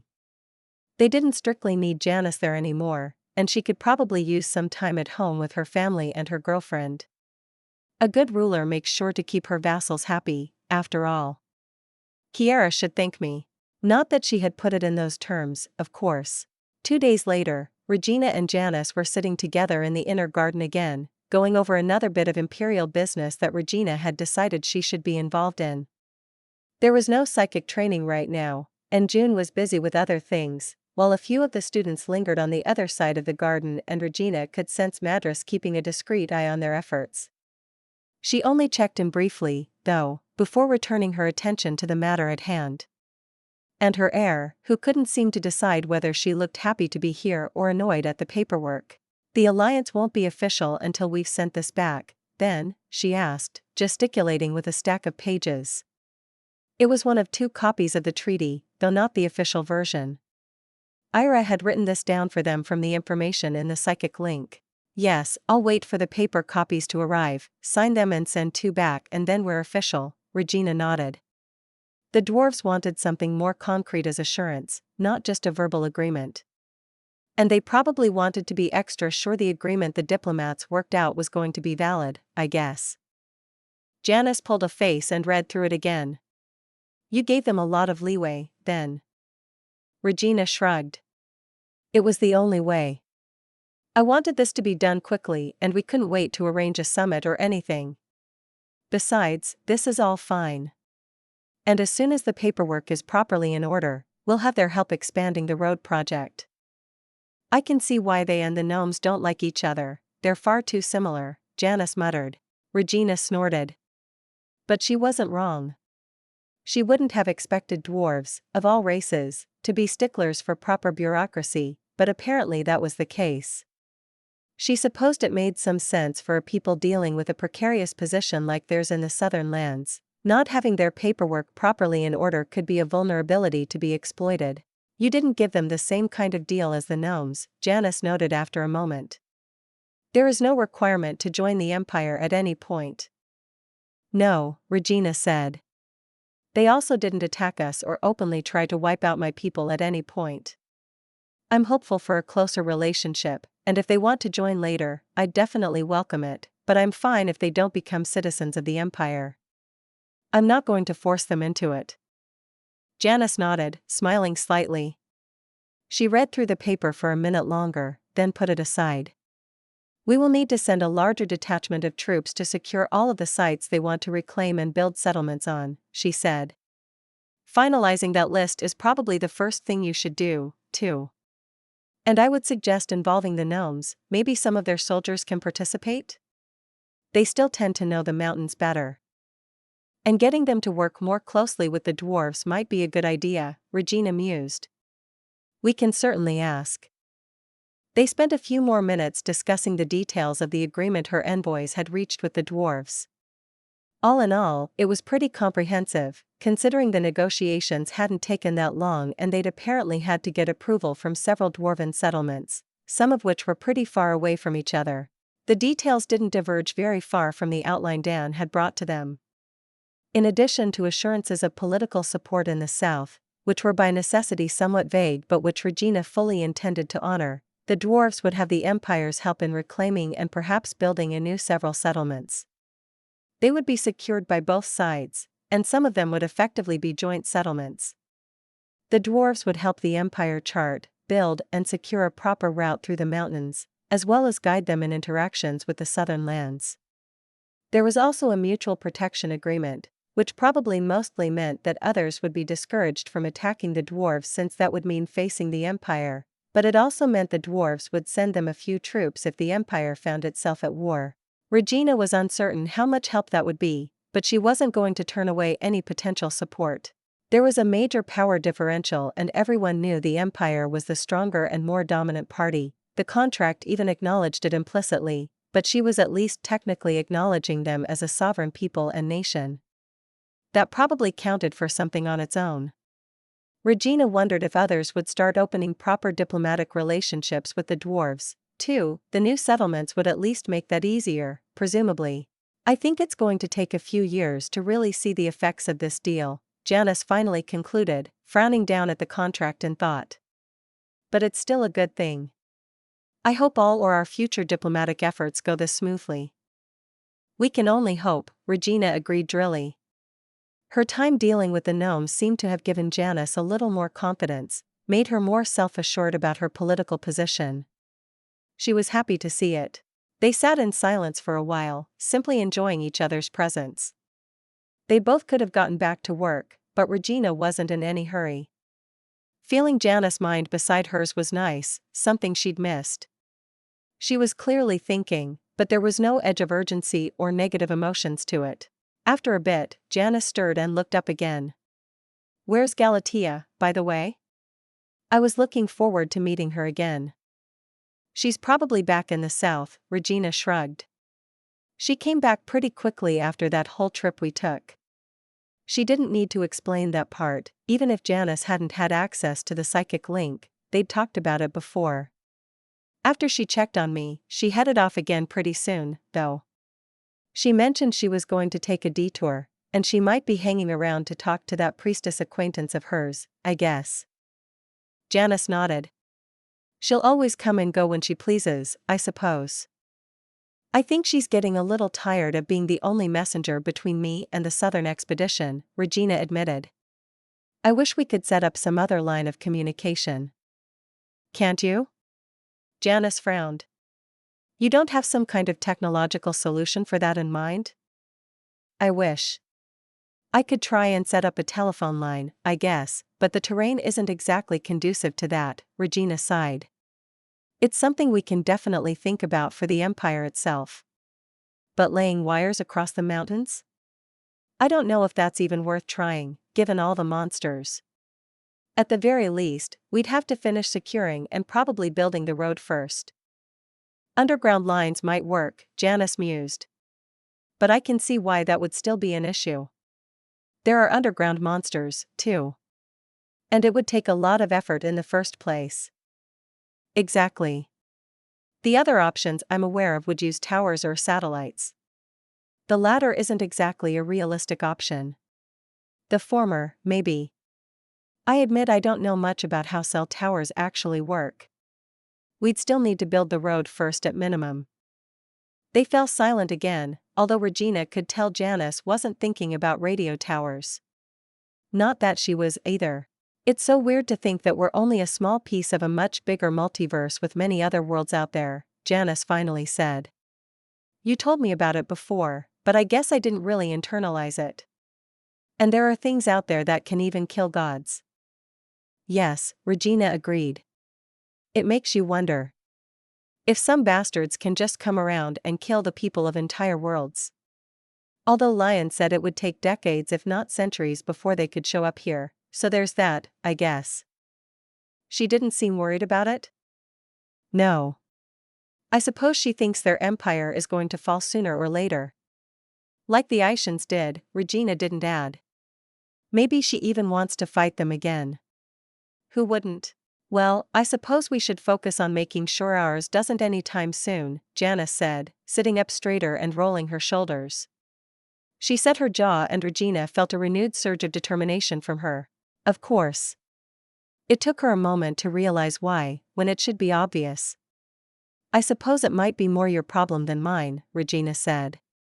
She was trying for lightness, but the words fell flat. Perhaps, Janice said, her voice slightly harder with suppressed emotion. What did Lion say about your lifespan, again?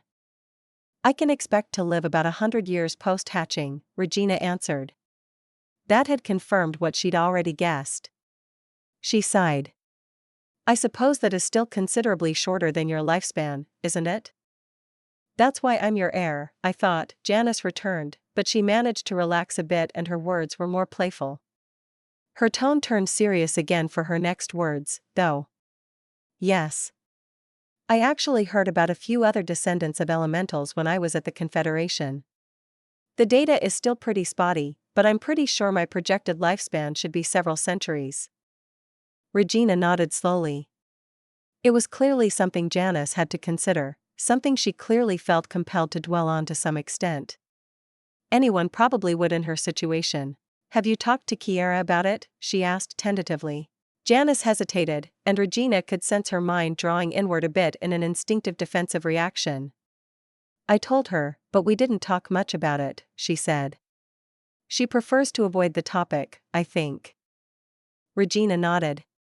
It must be weird to think of it for her. A reminder that you're not entirely the same. There's still prejudice against monster bloods. Janice sighed. I don't think that's really the core of the issue. Ah. Then, is she insecure? Maybe. You'd know better than I, Janice scoffed. I don't look into people's minds like they're open storybooks, Regina said, drawing back a bit herself. You're sensing how I'm feeling right now, Janice pointed out. She let herself fall back, lying down in the grass. Still, I'm sorry. I shouldn't have spoken to you like that, Regina. It's fine. They were quiet for a moment, before Janice spoke. It's just weird to think that I'm going to look this young for centuries, while everyone else gets old and wrinkly. Regina snorted. You'll just have to bear with it. Besides, I'm certain I will never get old and wrinkly. Janice flashed a grin, but it faded quickly. And, just to be clear, in case you wanted to make any plans or anything. If I'm ever going to have any children, it won't be any time soon.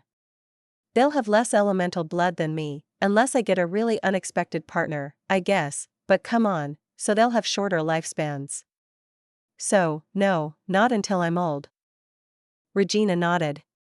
She understood that. This conversation was reminding her that her own projected lifespan as a Hive Queen was longer than that of her drones, even if the system would extend it for those with high levels. She really didn't like the prospect of seeing any of her children die. I don't require you to have heirs anytime soon, she said lightly. She also wondered if this was part of the issue between Kiera and Janice. There was probably some way for magic to help two women have children, right?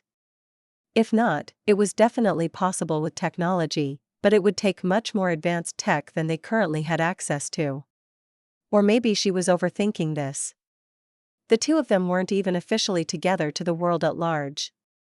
Maybe Janice actually intends to wait until after Kiera eventually dies, but she won't say that, she reflected. Which also made sense.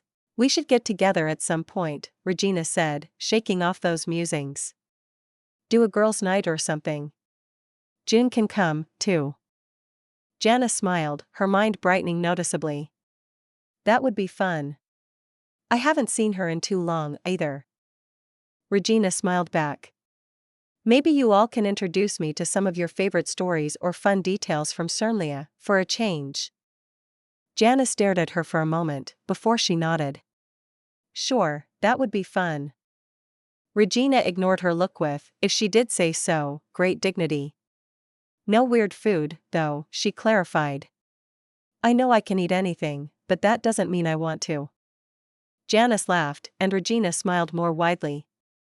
On second thought, she probably would be willing to suffer through every awful bit of traditional food they could come up with in the name of fun, but she didn't tell her that now. Chapter 352, Teleportation.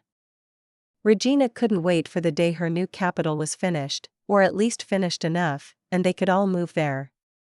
Unfortunately, it would take a while, still. And in the meantime, she was splitting her time between Sarah and the base at Forest's Haunt. In recent weeks, she'd spent more time in the latter place than before, but it was closer to the mountains and ensured quicker communication with the southern expedition, if nothing else. That was part of the reason she was receiving visitors from the south here instead of in Sarah. Once more, Regina was waiting to welcome a powerful magic user with uncertain intentions whom her people in the south had seen before. This time, she was avoiding the full throne room rigmarole. She didn't think an attempt at intimidation was likely to impress this visitor, and there was no reason to be hostile, anyway. They were still in a formalish receiving room, and Regina was wearing a simple gold crown, while Janice had put on a silver version, although Regina had to remind her of it. They were sitting together along with Mia and Ina in the most fancy chairs and talking about less important things at the moment, but her attention wasn't on the conversation. She paid enough attention that Regina wasn't surprised when the door opened and Max entered along with their visitor. Politely, she stood up as the old elf stepped forward, followed by the others, looking at her curiously. They hadn't had much warning. The priestess, if that was even the right term, had made her own way north. Tim had probably sent word, but communication with the south took a while and it hadn't reached them yet. Regina had been alerted by sensing the woman's mind approaching, instead. Up close, it was clear Alturiel had probably been more obvious than she needed to be. Her mind was tightly disciplined with not a stray thought leaking out, locked behind smooth and impassable defenses. Regina only had a very vague sense of her mood that might as well have been pure intuition. She listened with one ear as Max introduced her and the others, smiling faintly and carefully prodding her visitor's mind just a little, to reassure herself of its defenses. It had no give and showed no indication her probe had been noticed. Welcome to Forest's Haunt and the Central European Empire, she said. I say's Alturiel, I believe. Yes, your Imperial Majesty, and thank you for the welcome. The elf bowed in greeting. She was pretty spry for her age.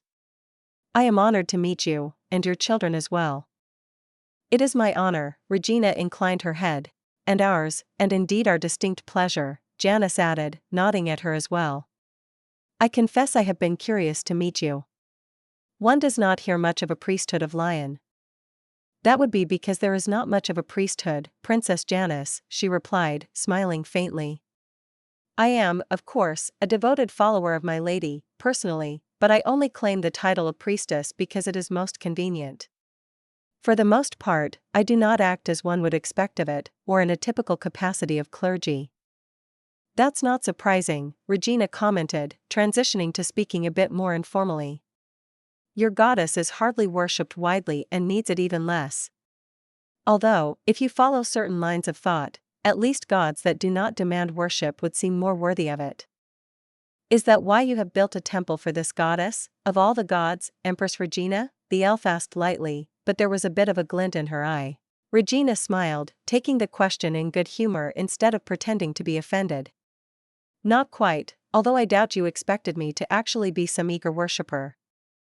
I confess I would have been almost disappointed if you had been. Not disappointed enough to make up for the benefit it would bring? Mia asked. Perhaps not, Alturiel replied with another smile. Either way, you're welcome here, Regina told her. I'd like the opportunity to talk to you at some length. I am sure you have interesting stories to tell, and sound advice to offer. I did come here to offer the latter, she agreed. In hopes it may be useful from time to time. And, of course, to see the empire and what you have been building. That prompted a conversation about the history of the empire, short as it might have been, and questions about Alturiel herself and her own stories. Regina spoke less, letting the others get some words in. She wasn't particularly worried about Alturiel seeking political influence. For one thing, it was hard to see some kind of harmful plot here. Whatever she might feel about her past or other things, Regina didn't really doubt that Lion wanted her to succeed. And she also didn't doubt that Lion wouldn't be undermined by anyone calling themselves her follower, even if they weren't a traditional devotee, maybe even more so than Alien Eyes, who at least had a much larger priesthood to keep an eye on. Besides, if the old elf had wanted political power, she clearly could have already had much more of it. That didn't mean Regina was going to listen to her blindly, but she wouldn't send her away. Although, as the conversation progressed, she was starting to doubt how much time she would actually spend here. Judging by her stories, Alturiel wasn't one to stay anywhere for long, but especially not involved in royal courts, and she'd already expressed interest in the temple. Beyond that, she only offered a little information about herself. Apparently, she was indeed born after the cataclysm. She also dodged the question of how she'd come to know Lion, although Regina didn't push. After a while, Regina excused herself to attend her next meeting, with Janice and a few of the others also leaving. She left the elf talking with Max and Mia, and checked that they'd prepared a place to stay for her. Over the next few days, most of the expectations that Regina had were fulfilled, but what she hadn't considered were other topics they could discuss. Namely, magic. Regina didn't let her into her psychic training sessions, but Alturiel expressed an interest in attending their training with other magic, and Regina was eager enough to learn from her that she didn't hesitate. Galatea still hadn't returned, which was a shame, but Janice and June were good partners and were both motivated to keep up their magical studies along with Regina. Madras even dropped in and offered a few pointers of her own.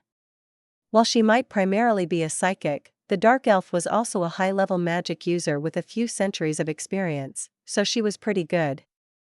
Regina suspected she also wanted to evaluate Alturiel, but she didn't mind. Her specialty, the old elf explained, was teleportation. No one was surprised to hear that. Regina was glad to learn that it included actual magical spells instead of just the kind of divine magic sponsored by the system. Apart from Lion herself, and to an extent Galatea, Alturiel was clearly the best expert on teleportation she'd ever had the chance to meet. Considering how rare and complicated a field of study it was, probably more so than conjuration, especially now that it wasn't quite as rare in the Empire anymore, that was quite a distinction. You need to have a good understanding of physics, fine magical senses and a good sense of space, but more importantly, a strong will and a big mana pool, Alturiel explained. Twisting the fabric of space enough to move something takes a lot of raw power. It is why it is such a rare skill. It is also very finicky, and you need to be very exact, of course. And the required spell constructs are hard to learn. Regina had noticed that in theory, she should be well suited to learning it. At least she definitely had the high amounts of mana required. In practice, she soon found, she might simply not have the time for even learning the basics. Just looking at the first diagram Alturiel drew out gave her a headache, and that was supposed to be a simplified version. From what she gathered, there was a reason both Galatea and Alturiel herself were both really old and proficient at it. Lion must have learned it more quickly, but maybe the Acehan had simply had better ways of teaching, or maybe she was just a prodigy, but either way, it didn't help her now. Regina still tried and got a few lessons from the priestess. She even felt she might be making a bit of progress. At least until Alturiel departed for the north. She'd been dropping hints the previous day and then simply stated she was off to the temple. Regina didn't try to stop her. She just made sure she had a proper escort. In the meantime, Regina was pretty distracted by other matters. She kept delegating more and more of the actual rule of the empire, but she still had a lot on her plate. Ben and Max had effectively taken over the restructuring of the military, which was finally coming to an end, and the associated issues, but now that Janice was back, she was involved heavily as well, and Regina had to make a few final decisions and sign off on some things. Most notably, they were setting up a network of new military bases, training grounds, and barracks. A standing military needed all sorts of support infrastructure. That didn't even count all the technological improvements for weapons and gear they were planning for, like motorized vehicles. Electrical motors would clearly be the best. They could still conjure rare metals, although in the long term, they'd need to mine or import them from somewhere, but the question of energy sources remained. Wind turbines were relatively easy to build, and Mia had already started setting them up across the empire, but it probably wouldn't be enough for a proper power supply for an actual electrical grid.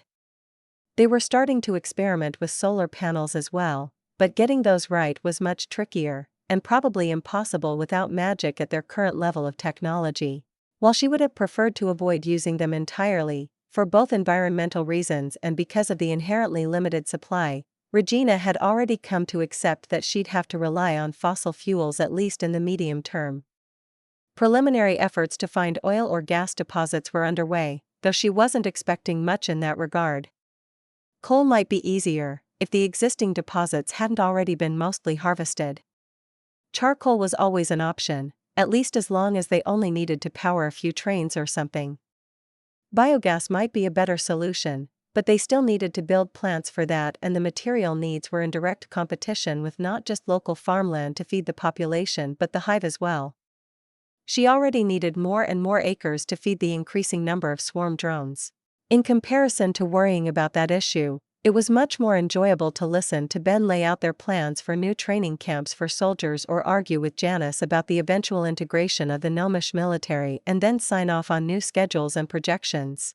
They might be focusing too much on the military, but Regina was growing concerned about their potential enemies in the Esseman and Western Confederation. A little more concerned than she'd already been, at least. Their efforts to increase their intelligence network in those countries were proceeding slowly, but it was enough to get a clear picture of at least the attitude towards the empire among their leadership, and it wasn't pretty. Most of the nobles seemed almost personally offended at it, though the reasons varied. Some didn't like women rulers, some were concerned about supposed imperial expansionism, and smarter people even seemed to realize what the economic shift taking place would eventually mean for their own wealth and power. There was also a lot of propaganda floating around, naturally. Caught up in all of those considerations, it took a while until Regina actually checked in on Alturiel and the temple, and even longer until she did more than a cursory check.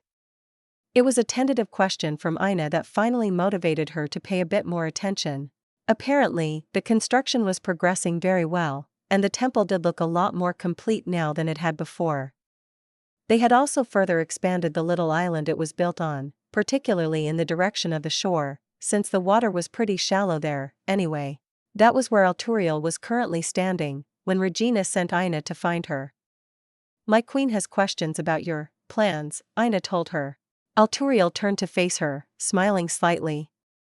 And she can't speak them to me directly? She can, Ina replied, a bit annoyed. She opened her mind more deeply, letting Regina step in from the psychic link. She is. The priestess regarded her silently for a moment. So you want to know what I'm doing here? I do, Ina replied for her. I was wondering how long it would take you to ask. Alturiel gestured at the space in front of her, where she'd piled up and flattened some earth. You remember the teleportation pad, I presume. I am preparing something similar here. Not a portable version this time, and one that has been built from the ground up to operate on different parameters, but otherwise compatible. Regina cocked her head, with Ina mimicking the motion.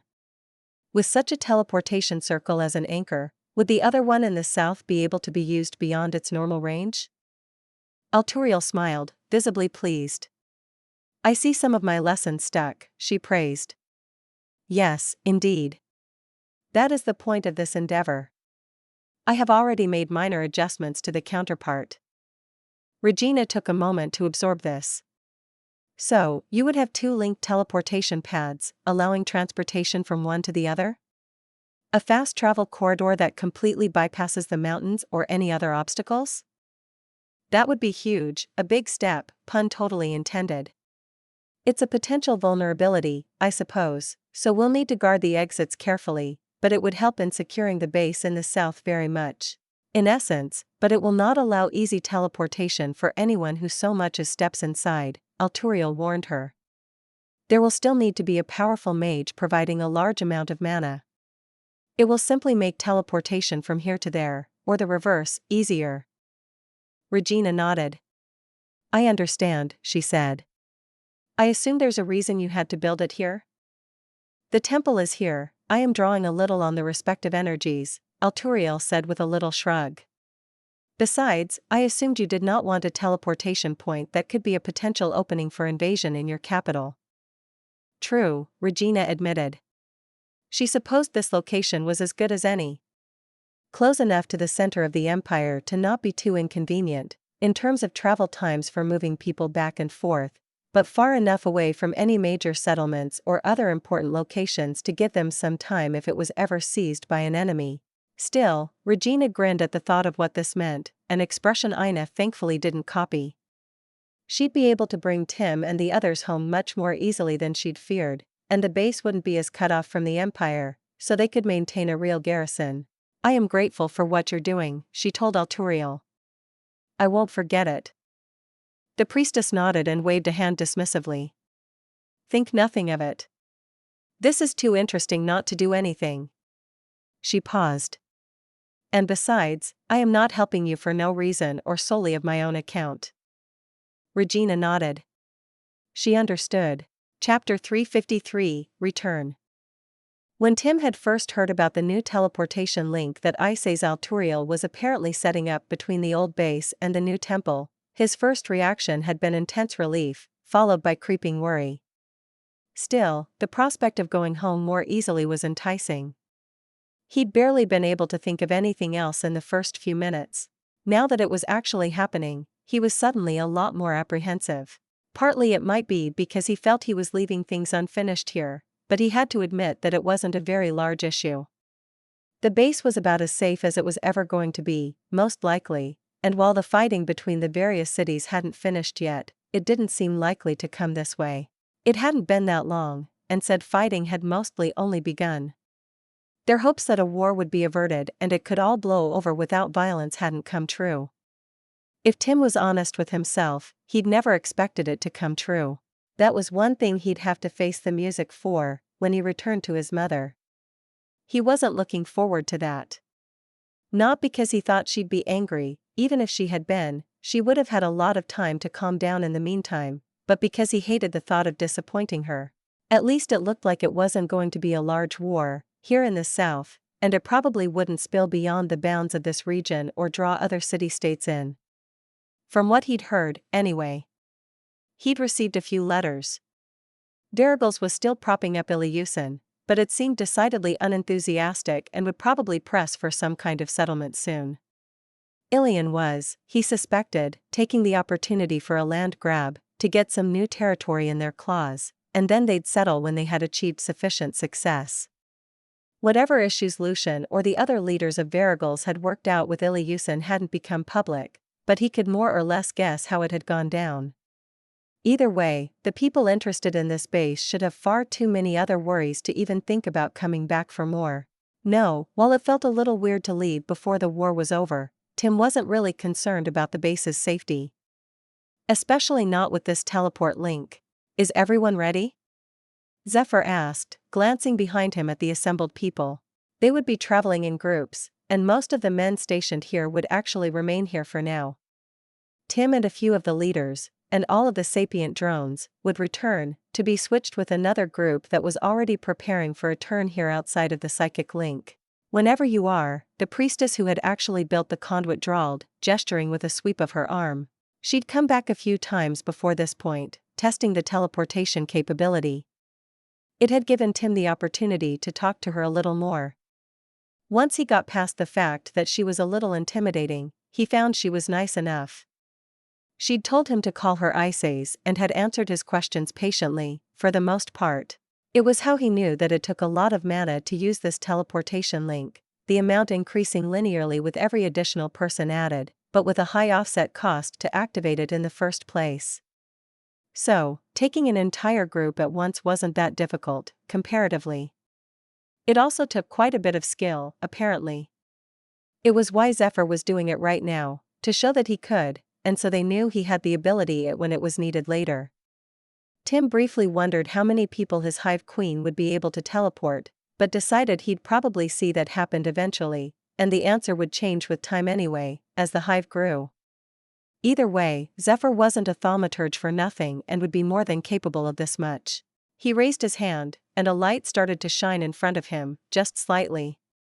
Perhaps some kind of spatial warping messing with the artificial light around them. Tim barely had time to wonder about it before the world wrenched. He clenched his teeth instinctively, stiffening as he resisted the urge to fall over. It was profoundly uncomfortable, like being forced into a strange shape, and for an endless moment, his world was swallowed by white noise and light. Then everything snapped into place again, the world suddenly different. And the hive was back. His mind snapped into place in the psychic link, and he felt the presence of other drones around him, stretching out into the distance. He was no longer alone. He blinked against the change in the light level, taking a deep breath and noting the different sense of his surroundings. It was much noisier, too, but that might just be due to their arrival. Tim.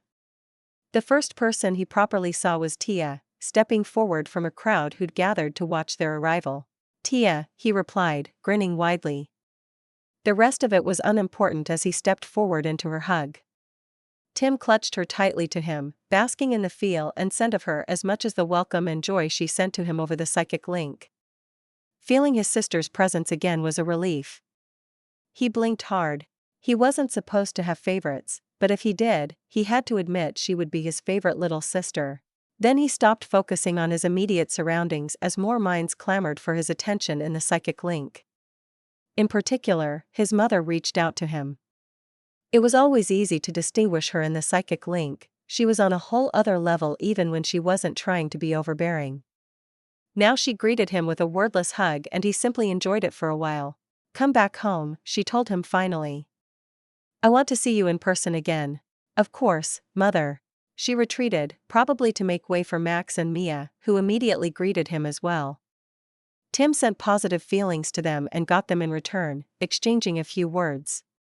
Then he focused on his surroundings and stepped forward. He had to make sure everything was properly sorted. The others also deserved to go home. The temple was pretty impressive, he noted. Not quite as large as he'd thought, but it was nice to look at. The island was a bit cramped, though, and they moved everyone away from it to the shore pretty quickly. Tim was pretty distracted right now, while they organized the group and prepared to set off again. Suddenly being connected to the psychic link again was a bit overwhelming. It was also a temptation, trying to delve into it and catch up on everything he'd missed. Luckily, Owen and the others were competent enough that he didn't need to focus very much. There were a lot of new minds in the psychic link. Of course. He'd been gone for roughly a year. That was a lot of time for new drones to be born, especially with the exponential growth of the Hive, even with the limits imposed by their limited resources and need to actually mentor sapient drones. He felt a lot of curious minds, metaphorically watching him attentively but from a distance, so many they blended together into one. Tim tried to ignore them and focus on his immediate situation. Eager to get back to the capital, Your Imperial Highness? Owen asked, stepping up beside him. Tim side-eyed him. You weren't that formal before we teleported. The Delver commander shrugged lightly. Just helping you get used to it. Tim snorted and shook his head, but he didn't respond. Of course, that's another thing. I'm coming back as a prince. It was a good thing they were going to Forest's Haunt first. Finally, the men started to march off, and Tim turned to Annuus and the few other elves. They would be returning to Aridel for now, although he strongly suspected he'd be seeing her and Tyria's again. This is goodbye, then, he said, inclining his head. I truly enjoyed your company on this journey, and I value the companionship, support and advice you offered highly. It was invaluable. I hope we will be able to see each other again soon. Either way, it was an honor. Annuus bowed, but she had a slight smile on her face. The honor was all mine, my prince. We enjoyed your company on this mission just as much. We will certainly meet again. Until then, please convey my well wishes to your siblings. He promised he would, asked her to remember him to a few elves he remembered in Aridel, and they exchanged a few more pleasantries. It was polite and courteous, but he could tell the 3th-century commander meant what she said, and so did he. He was pretty sure he knew about at least one faction in Aridel that would be pro-Empire and at least tentatively supporting joining it. And he didn't need Ray's reports to know which family would be at the heart of that faction. The elves vanished into the forest surrounding the lake quickly, spurning the road, as they clearly intended to make their way to the great forest more directly. Political importance aside, he supposed Annuus was a good ranger and they'd all earned their levels protecting their city in the forest. Then it was time to leave as well. Tim made sure everyone was ready before he climbed on his winged drone mount and took to the sky. Nukmi and Alval were coming with him for now, accompanying them until the capital, where they'd presumably rejoin Ikmi's Alarin. He wished he could be a fly on the wall for that report. Regina must have worked things out with Madras to ensure they would keep certain information secret. There had unfortunately been no way to hide the underground chamber from the Dark Elves. But he also suspected their ambassador wouldn't necessarily feel compelled to report everything to whatever rulers she might have back home. The flight took a while, but Tim barely noticed the time passing. He was too caught up in looking at the changes that had happened in the Empire during his absence. He glanced down at the landscape they flew over, but except for some general details, it didn't tell him much. Although it was apparent that the new roads were being built steadily. Instead, he took advantage of the psychic link, both to talk to other drones and to just lurk behind the eyes of a few swarm drones, watching cities, villages and farmland through them. There were a lot more to choose from now, and they were strategically scattered all over the Empire, as far as the psychic link reached, and a little beyond the Empire's borders, in select cases. There were a lot of new buildings in both the capital and Forest's Haunt, which was growing into a real city, but also in other cities and town. They housed schools, workshops, and simple proto-factories. Or manufactories? He'd have to ask Tia, but he didn't care much about the terminology. It was interesting to see how many humans, normal Imperial citizens, were working at them along with Hive drones, though, in all sorts of positions. And swarm drones were used as labor in quite a few of these projects, as well. He hadn't realized their efforts were going this well. You've been busy while I was gone, he said to Tia. She was sticking close to him, so he could have tried to say it out loud, but he'd have to shout over the wind. Besides, he enjoyed being able to use the psychic link again. We've all been busy, she responded with a shrug. The good kind of busy, though. I think your time was more stressful. Tim thought back to a few days over the last few months and pulled a face. He wasn't going to argue with that assumption. Then they were close enough he could see the town from above directly, and Tim leaned a bit to the side to watch it. The hive's base had grown substantially, but not all of it was visible, since a lot of the base was underground. The drones headed directly for a cleared strip of earth that resembled an airfield, and he enjoyed the wind whipping past him as they dove and came in for a landing. Tim hopped down, waiting for Tia, who immediately confiscated his right arm and dragged it and him into the base. After that came a whirlwind of greetings. He'd already seen them in the psychic link, but many of his siblings and closer friends wanted to greet him in person. And he wasn't the only one coming back, either. He caught Ace almost tackling Ash to the ground in a hug. Finally, some of the crowd dispersed and Tim found himself maneuvered into some kind of common room with the older of his siblings, Regina, Janice, and June. Max had taken over from Tia and was sticking to his side. He seemed to have actually grown a little in the last year or so and was taller than everyone, but Tim didn't mind his bulk. He only leaned into his side and rested his head in the crook of his shoulder as they sat down on a couch. "Have you tried the ice cream yet?" their mother asked. "We had to guess at your favorite flavors, but I made sure there's some of everything ready. And the drinks. And we've got lots of new games you should try," Mia added cheerfully. "And you missed a lot of the music." Janice laughed. "He hasn't even been back half an hour yet, don't suffocate the poor boy." Tim shot her a dirty look for the poor boy part, although he was privately a bit grateful for her intervention. "You're not one to talk about anyone's age," June said, smirking slightly. Janice gasped in mock offense. "I'm older than everyone here." She glanced at Regina, then nodded decisively. "Everyone." Regina hid a smile behind her hand, though Tim could tell she was amused at their antics over the psychic link. She didn't protest. "Yes, but relatively speaking, you're earlier in the course of your life than I am," June said. "Practically still a child." "And what is everyone else here, little kids?" Janice countered, waving a hand impatiently. "At least I've seen more than one monster wave." "I don't know who you want to call little," Max said, smiling. "I'm glad we're not building our tunnels to your scale, that would give us a lot of neck pain, right, Tim?" Janice shook her head sadly, hiding her own amusement. "Such disrespect toward your crown princess," she sighed theatrically. "Alas, we're surrounded by those who cannot understand our worth." "Yes, some of us don't have titles inflating our self-importance," Max agreed, deadpan. Regina was actually frowning a bit now. June didn't seem to notice, but smirked.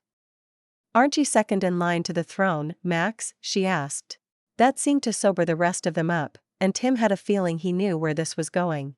"Since you mention it," Regina spoke up, sitting up a bit straighter. "Max is my oldest child, but he does not want that position." "I told her we needed to solidify the official line of succession," Max explained, his arm around Tim's shoulders tightening just a bit. "But I don't want to be the official spare or whatever it's called." "You're much better suited for that, Tim." "Honestly, I'd prefer to be behind Mia and Tia, too." Tim frowned. "You wanted to be one of us either way?" he asked cautiously. "Is it wise to name a drone?" Regina tilted her head. "At least Lion confirmed that if I die, I'm not taking all of you with me. The psychic link would collapse and you'd only maybe keep scraps of it, but you wouldn't die or go mad, at least not beyond what grief and loss would do. So there's that." Tim grimaced. He really didn't want to think about her dying. "Still, I don't know about this." "You don't need to be demoted, Max." "What do you think, my queen?" Regina tapped her fingers on the armrests of her chair. "You're my champion, Tim, and you have more experience in some things. You're more of a diplomat. This isn't really about who'll inherit what, but it would make sense to name you heir behind Janice. I'd still stick with primogeniture as a principle beyond that, though." "I'll sign whatever I need to or proclaim whatever I need to," Max added. "I think the best thing would be an official line of succession with Janice, Tim, me if our queen insists on that, Tia and Mia." "That's what we discussed, anyway." Tim nodded slowly. He could see their point. He wondered for a moment why they put Tia ahead of Mia, but it was easy to see. If it comes to that and every one of us ahead of them is dead, a slightly more warlike leader would be better. I didn't want to talk about politics right now, though, Regina added, a note of finality in her tone. We're here to have fun and welcome Tim and the others back. The conversation quickly returned to more joking and banter between the others, while Tim only chimed in occasionally. He was a little too tired and content to participate much, but it was relaxing to simply sit and bask in their presence and companionship. The small gathering broke up a bit later, probably because it was getting late and he was tired, and Tim went to bed early. He was looking forward to sharing a nest with the others again. When the door creaked open half an hour later and his mother quietly stepped into their bedroom, he only smiled and scooted over to make room on the large mattress. Sandwiched between her and Tia in a tangle of limbs, he drifted off to sleep happier than he'd been in a long time. Chapter 354, Stalemate.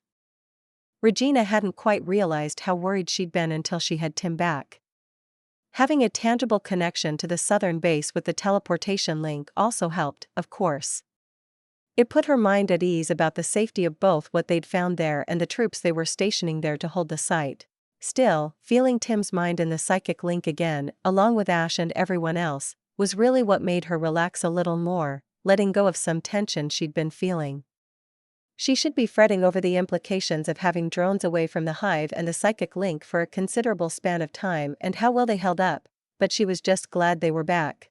Luckily, Regina wasn't the only one to feel this way, and so she didn't bear the brunt of the teasing from the others. They were all glad, and she suspected her own reaction was also mirrored slightly by her drones. Regina even joined them in the cuddle pile for the first few nights back in the forest's haunt base, although she retreated to her normal bedroom after that. It was nice and relaxing, something she should probably do more often, but having parts of hard shell poking her everywhere meant she got less actual sleep, and it made getting ready in the morning a bit awkward. Plus, she'd probably have to rotate through groups of drones if she wanted to avoid blatant favoritism, and she drew the line at playing politics with her sleeping schedule. Besides, they returned to Sarah after only a few days, where she was ensconced in the comforts of the imperial royal apartments once again. Over the last months, ever since they'd really settled in there, she supposed, Regina had been accumulating quite the collection of luxuries and minor extravagances, most of them diplomatic gifts. She had everything from pelts of exotic animals to expensive crystal glasses to beautifully illuminated books, obviously her favorites, not to mention all the articles of clothing and accessories.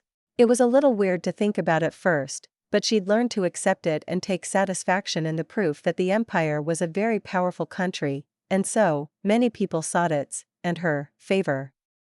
She was being courted by quite the collection of nobles and foreign royals looking for assurances, profitable relationships, or even military ties. Occasionally literally. She rejected every such proposal, obviously, but Regina was getting a little tired of it. Did these people not realize she didn't need to marry to have children, couldn't have any heirs they wanted anyway, and had less than zero interest in a political marriage?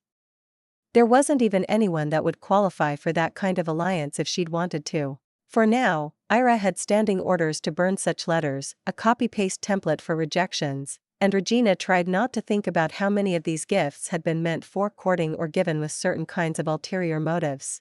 The first time a foreign envoy had tried making an offer for Max, Regina had only stared blankly and then excused herself quickly, torn between the urges to laugh or to blast their head off.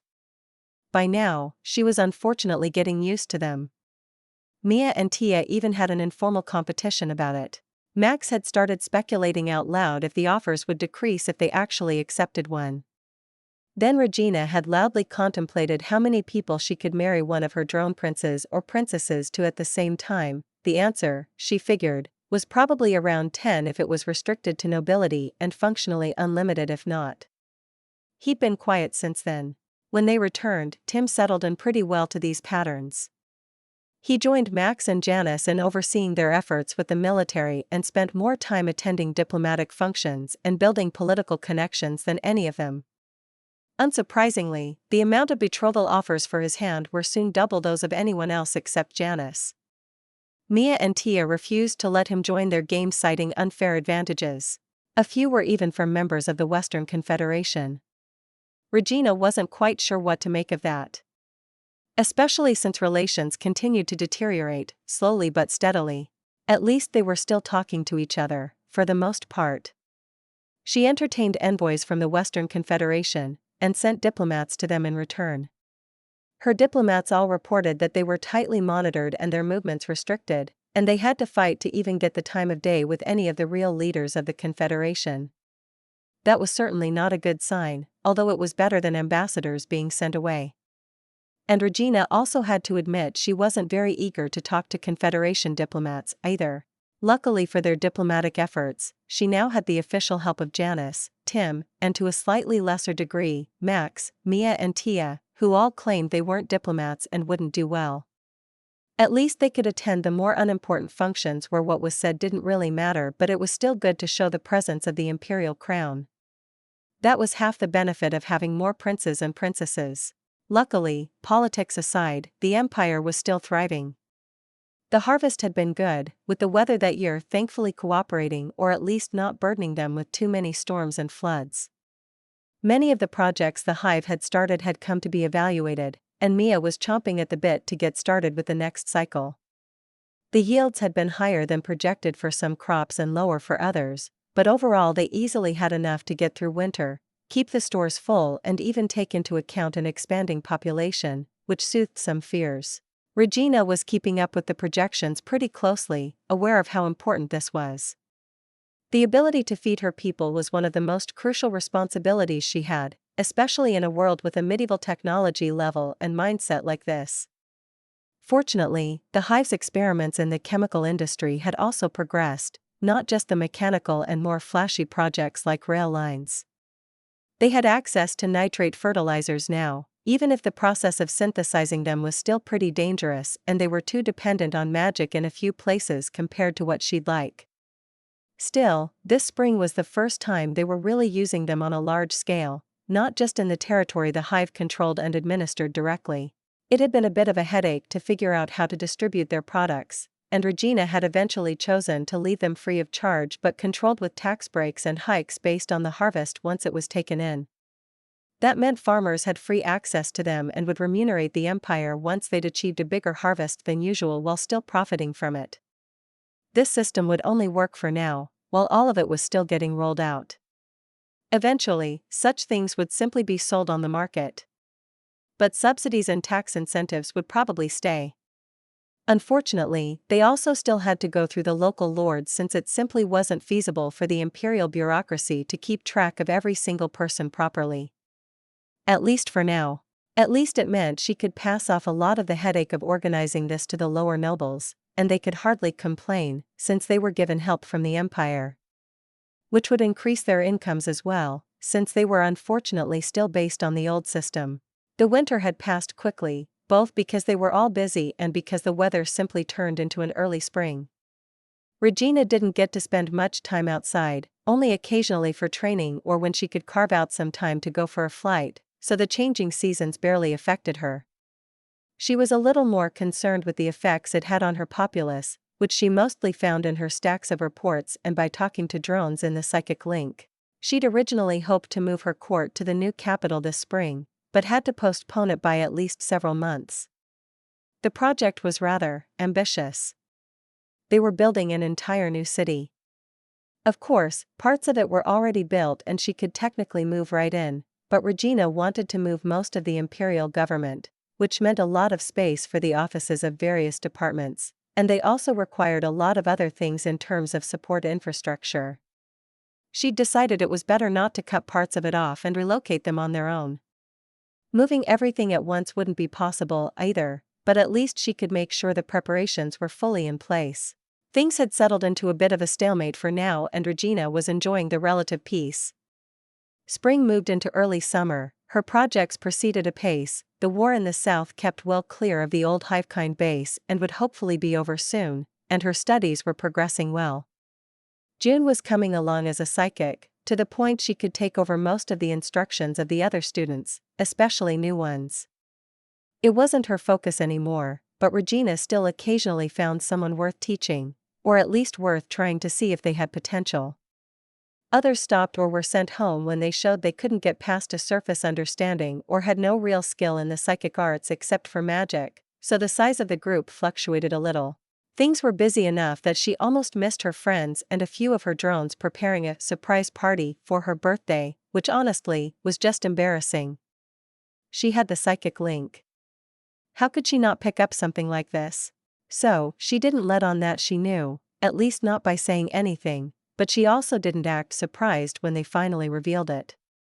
She had to admit they'd gone to some effort. The garden was decorated, everyone who didn't belong had been barred from the premises for the evening, and they'd incorporated some of the adjoining rooms and set up buffet tables and party games. Regina admittedly had complicated feelings about her birthday. Besides the fact that it was the day of her hatching, and even then more of a best guess than anything, and not her actual birthday when she'd first been born, which she still didn't know. It reminded her just how young she still was, at least in chronological terms. Everything had happened so quickly, so much had changed in such a short time. 3 years ago, she couldn't have imagined standing where she was right now. But at least she didn't have to worry about another monster wave, quite yet. So Regina tried to enjoy herself. The food was nice. It even included some of the more unique traditional Sunlian food Kiara and Janice had introduced her to. They'd tried for regular girls' nights lately, but were often too busy to find the time, so it often fell by the wayside. But at least they did get together occasionally, often as a group with just the Lynn sisters, Janice and Regina, but sometimes with a few of the drones as well, or even Galatea on one occasion. The Maniform was currently also here, absolutely destroying everyone else at poker. Regina had wisely decided not to play. It would have been difficult to resist the urge to cheat by using her psychic powers to read their emotional reactions, anyway. Galatea had only arrived a few days ago and would probably leave soon, too, but at least she was here. Interestingly, Madras was also playing. She was pretty new to it and still learning the rules, though, which probably explained why she was losing despite also having the psychic advantage. Once she lost the last of her coins, at least they weren't betting with large sums, only pocket change, and bowed out of the game. Her psychic mentor came to join Regina. They watched for a minute in silence, while Regina waited for Madras to broach the topic she clearly wanted to discuss. I know you've kept out of it, but there have been a few developments regarding our interests in the Eternal Dark, she finally said. Iknes is considering going back. Regina glanced at her, surprised. You don't want her to leave, she observed. Madras shrugged slightly. I wouldn't even if I wasn't concerned for her safety. I'm not sure it's a good time for her to return. But perhaps we should send someone. As I recall, you originally suggested perhaps sending Tim, Regina said, keeping her tone carefully neutral. The dark elf inclined her head slightly. I don't suppose that would be an option, would it? He is a prince now, rather high profile. And he has only returned from an extended absence a few months ago. Regina hesitated for a moment. She really didn't like the idea of sending Tim away again, especially like this. She could ask him, of course, but a part of her was afraid he'd just say yes, trying to please her, even if he really didn't want to go. I understand, Madras said before she could respond. I've been considering sending Armin. He's very willing to go. I may have told him too many stories about my home.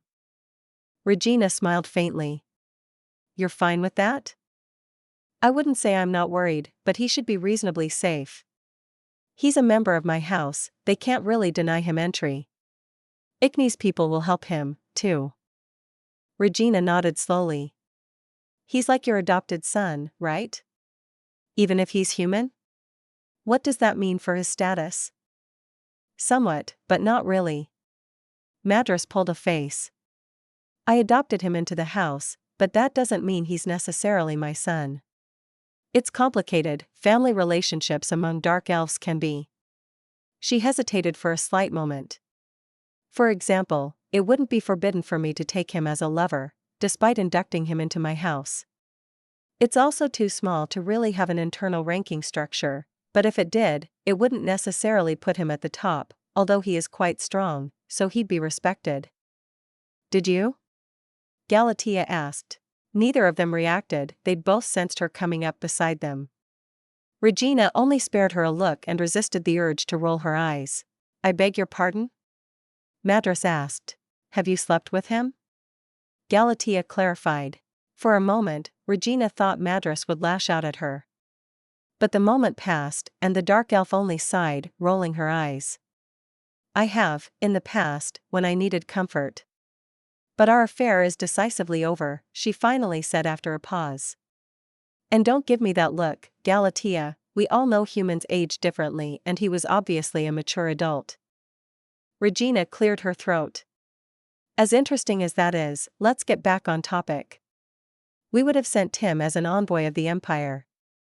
That's not as easy with Armin, since he's not from the Empire. Should we still send an Imperial representative as well?" Madras smiled at her. "I would suggest so, eventually, if nothing else. But perhaps we should have him go and scout out the situation first. Still, if you want to consider who you might want to send as an envoy." "I'll talk to a few people," Regina nodded. "Let me know if there's anything I can do to help, regardless. Supplies, an escort, or whatever." "Thank you. We may have to take you up on that." Regina smiled again and glanced back at the party that was still ongoing around them. They stayed silent for a time, while she was enjoying the atmosphere. Chapter 355, Growing. The Empire had made a lot of progress in the last few months, or you could even say ever since its founding.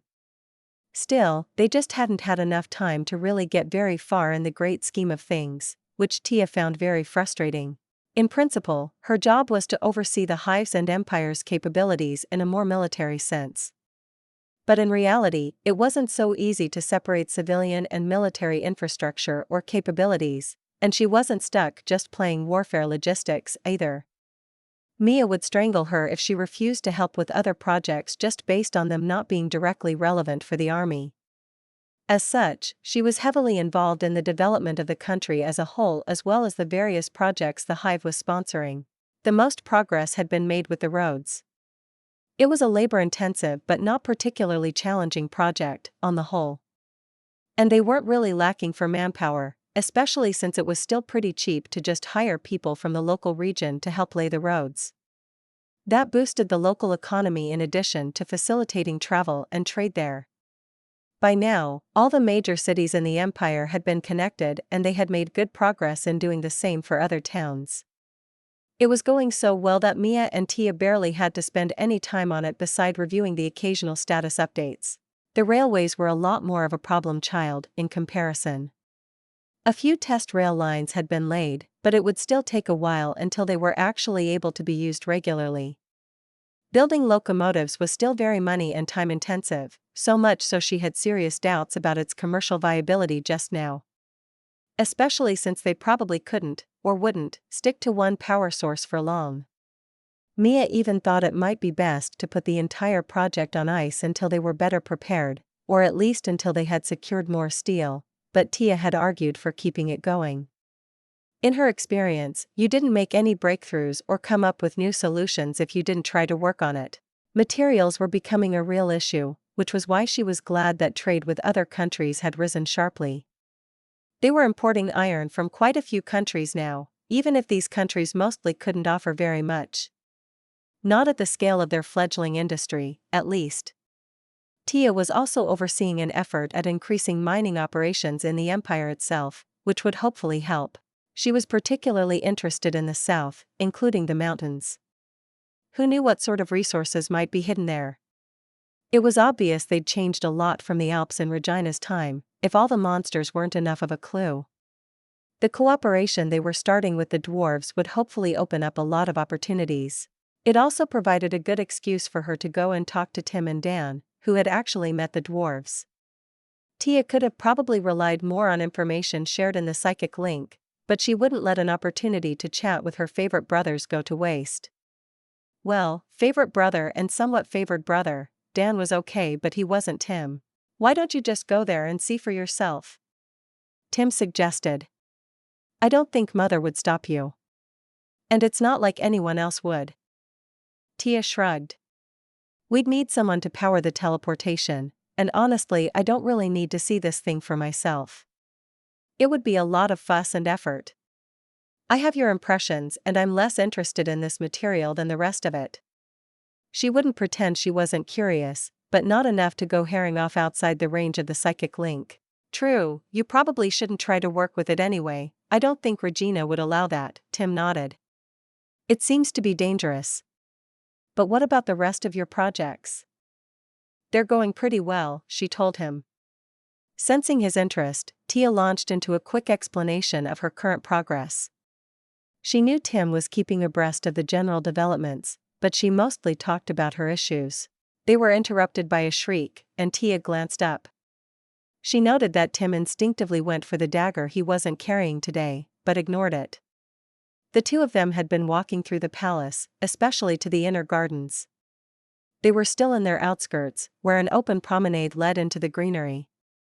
Tia relaxed once she noted what was happening. It was hard to mistake the little human toddling along the cross path with surprising speed, or his mother going after him and trying to catch him. She succeeded just before they would have crashed into the two of them. I see little Robin's already learning to run away, she commented quietly. Florence took a step back, gripping her son tightly, who was squirming in her arms and laughing.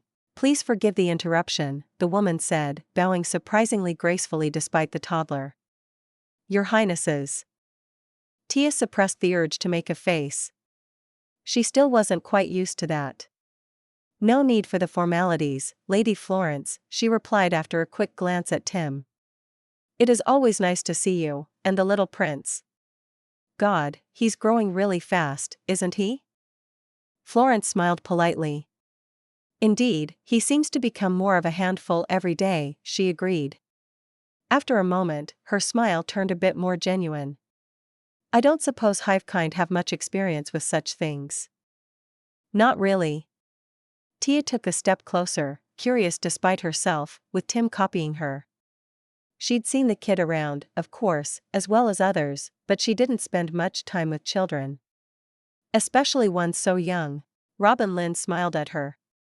He seemed like a cheerful baby. There haven't been any problems with his magic, have there?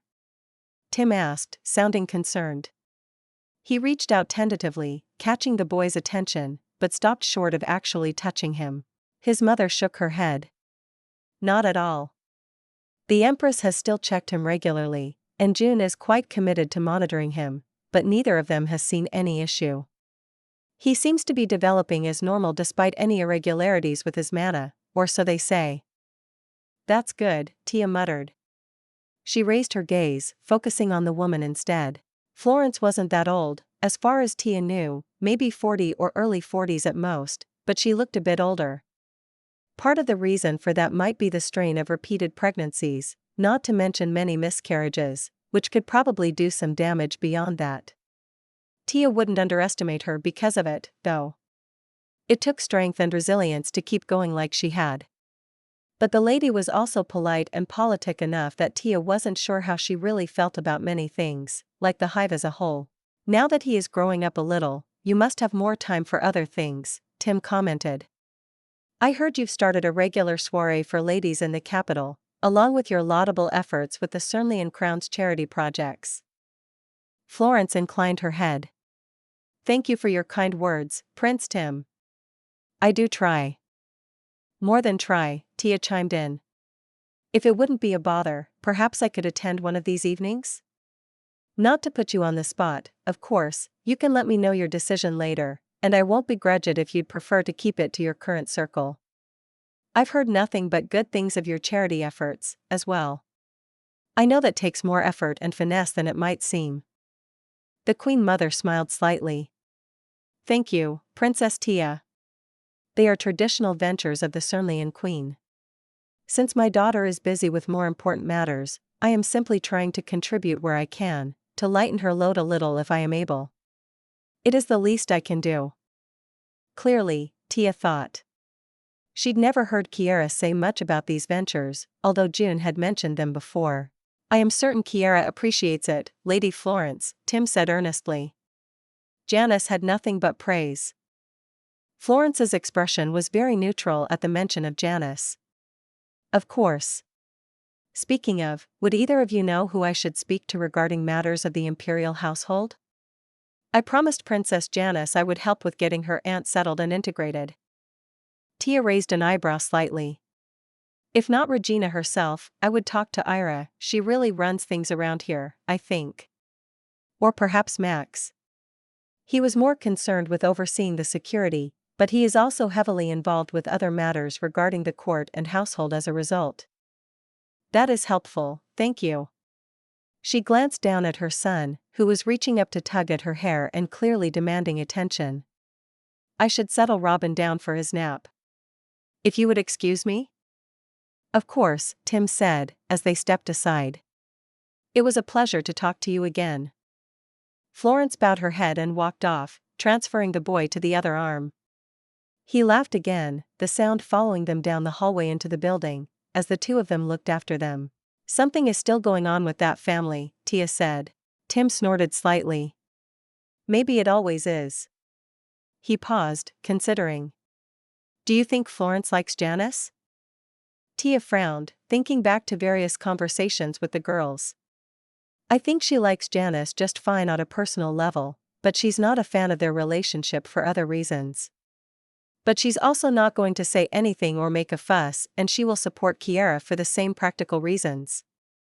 Unlike June, who clearly liked Janice a lot and was very supportive of their relationship, mostly because she just wanted her sister to be happy.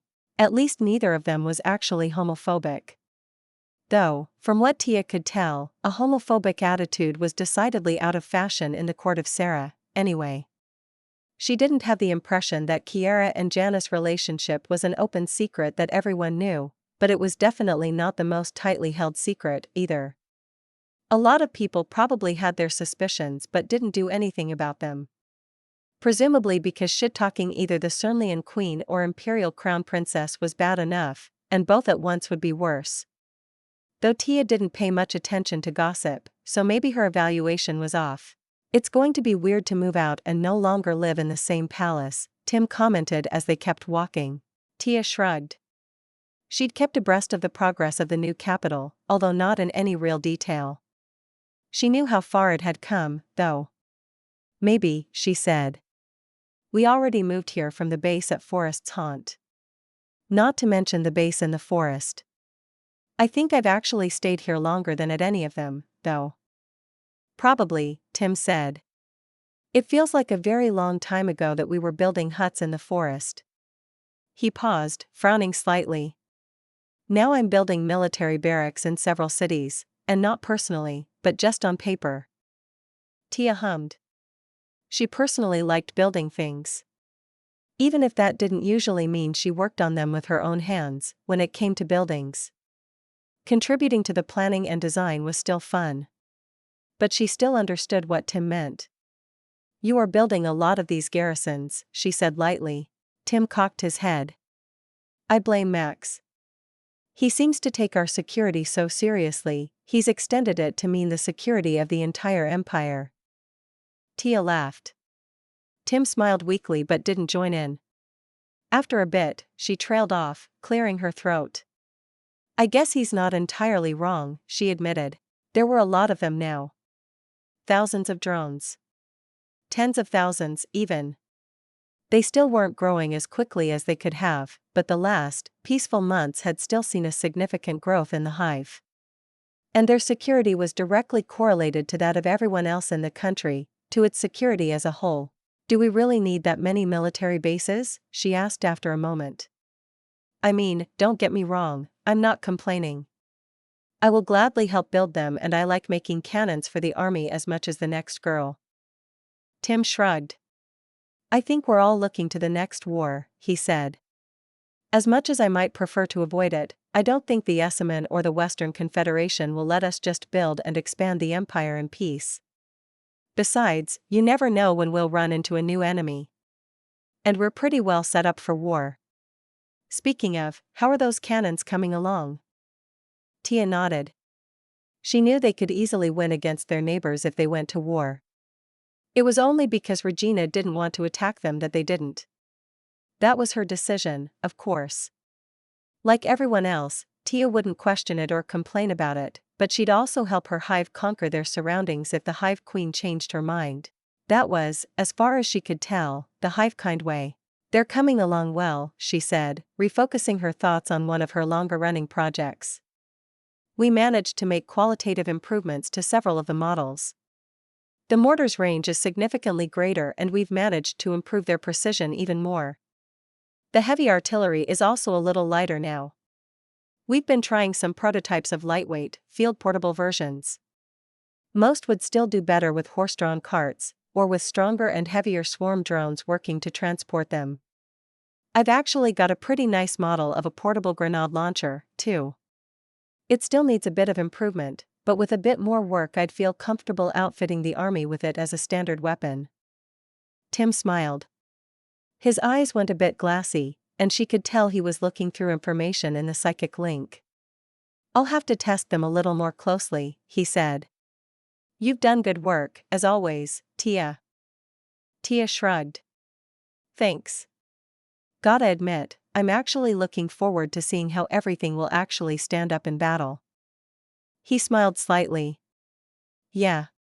Just don't let Janice hear you talking like that. Tia didn't respond. She knew Janice didn't want another war. She even understood that. But she also knew that if she actually thought the Hive and the Empire wouldn't wage war again, she was just kidding herself. Chapter 356, Review. Janice knew the Empire would wage war again, she was just hoping it would wait for a long time. Still, as she stood on the review stand, the people around her had hastily erected and watched a company of soldiers after another march passed. She reflected that at least they wouldn't be caught unprepared. Honestly, she had pretty conflicted feelings on the matter. A part of her was even a little resentful that Regina seemed to have left any duties that had to do with commanding the army to her. Not that she was alone, of course, Ben and Max and the others were doing their part.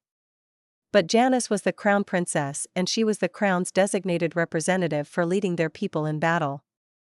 She knew any resentment was groundless, of course. As the Empress, Regina had more than enough other duties to take care of. It made sense to split the responsibility a little. Besides, while Regina was hardly stupid, she wasn't really a general. Luckily, Ben as the official marshal of the Empire was doing very good work. Enlistment is up by 10 percept from last month, Your Imperial Highness, the local commander said. We will be able to muster a new company soon. Janice nodded, briefly glancing at the man before she returned her attention to the soldiers passing by on the open parade ground. The marching troops had finished and were now followed by ranks of cavalry. All of them currently wearing firearms in addition to cavalry sabers. They did make a pretty picture. You have done good work, Colonel, she praised. It is reassuring to know that the northern border will be that much more secure, relying on a solid defense in this province. He smiled, obviously pleased, just as she'd intended. And while Janice was here to raise morale, she wasn't lying. Obviously, judging the local garrison by their performance on an occasion like this would be flawed, but she could still tell they were disciplined. The colonel and his subordinates had seemed competent. It was the last stop on her current route, and she'd definitely seen worse. There were even a few recruits for the Star Guard here. She'd scheduled time to speak to a few of them later. Regina's plan for that outfit seemed to have worked so far. They were truly seen as an elite that other soldiers aspired to join, even if they hadn't really proven themselves in war yet. You seem to have handled the transition from disparate levies to a proper army well in this county, the commander of her current escort from the Star Guard noted. Jay was a senior drone, one of the highest officers in the guard and honestly probably a little too senior to just play escort for her, but she guessed he'd wanted to see the northern defenses for himself, too. Not that Janice objected to having him with her. Yes, we are fortunate to have many true patriots who are eager to do their duty to the Empire, the colonel responded. It perhaps helps that the Count is away, having taken a position in the capital, to be frank. Janice smiled slightly. That was good to know, but she didn't want to risk an answer being taken the wrong way, so she didn't say anything, just refocused her attention on the inspection of the troops she was here for, which was coming to an end. She paid particular attention to the artillery pieces they had. Which wasn't many, this wasn't the most important garrison or the largest, but they did show off a few. Janice watched a drill to make sure they knew how to use them properly, occasionally asking a few more questions of the local commander. She had no real concerns here, it had been a rather relaxed visit so far, and it continued in that vein. After the review, she talked to a few of the veterans who would be joining the Star Guard. Again, Janice didn't ask any hard questions or give them a hard time. She probably could have still kicked them out, but there was no reason to. This trip was mostly to be seen and raise morale. And these soldiers in particular had been carefully chosen. She didn't really think a few minutes' conversation would do a better job at deciding if they were suitable. It took a few more hours, talking with the local officers and promising to help sort out a few issues, and then they finally left. Janice rolled her shoulders as her entourage departed the gate of the military base, mostly just a few buildings with a fence around them. That was the last of them, she said. Jay smiled slightly. Saving the best for last, then? She glanced at him. I don't think there's enough reason to make such a distinction, honestly. Fair enough, but I wasn't really talking about the garrison here. Janice sighed. Let's just go to the market and look around a little, perhaps? They had already spoken to people at the local Lord's Hall, where they were quartered. However, with the local count away at the capital and nothing much happening there, it had been pretty boring and quiet. But there was a reason Janice was paying attention here. This city, or more like a large town, perhaps, was the closest city to the Esseman and also pretty close to the Western Confederation. Trade ties had been strong. There were reports of growing tension, when were there not, though? And Janice wanted to look around personally, besides just inspecting their defenses. It didn't take long to notice that the prices were rising, once they reached the market. Of course, Janice and her escort of several Star Guard soldiers attracted a lot of attention. She smiled and nodded, accepting greetings and blessings from people, occasionally exchanging a few words. After the first wave of interest died down, she walked past a few stalls, looking at prices and talking to a few of the people. The market was also ringed by storefronts, and she chanced to look inside several of them as well. Overall, it wasn't hard to tell where the problems lay. There were a few goods you generally got from more southern parts of the empire here, and others that were imported from the neighboring countries.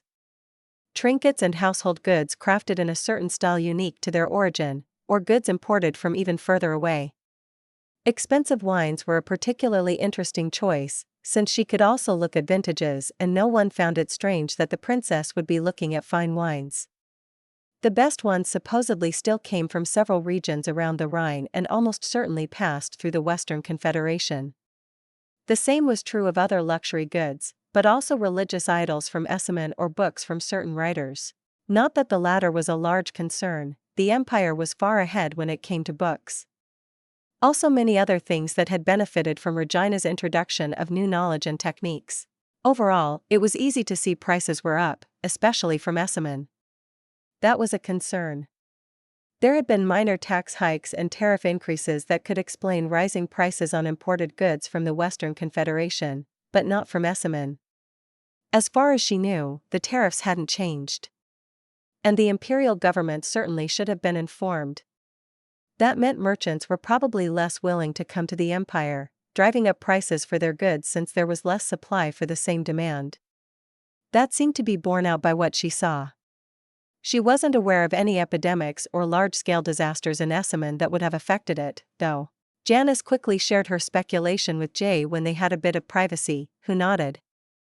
Our informants in the East still aren't the best, but we can definitely look into that, he said.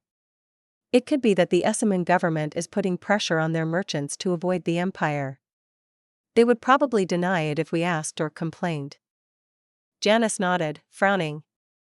Making your citizens avoid coming to a nearby country could be seen as a sign for a prelude to war, to avoid them getting caught up in it. But if the Esseman were actually planning to attack the empire soon, there would be more signs of it. Of course, they could just be thinking long-term. She talked to a few more people, getting some information and taking a few mental notes on things to look into. Reports of this would have probably reached them sooner or later, anyway, but it seemed like a recent development. If only they had more spies in Esseman to confirm for them what was happening.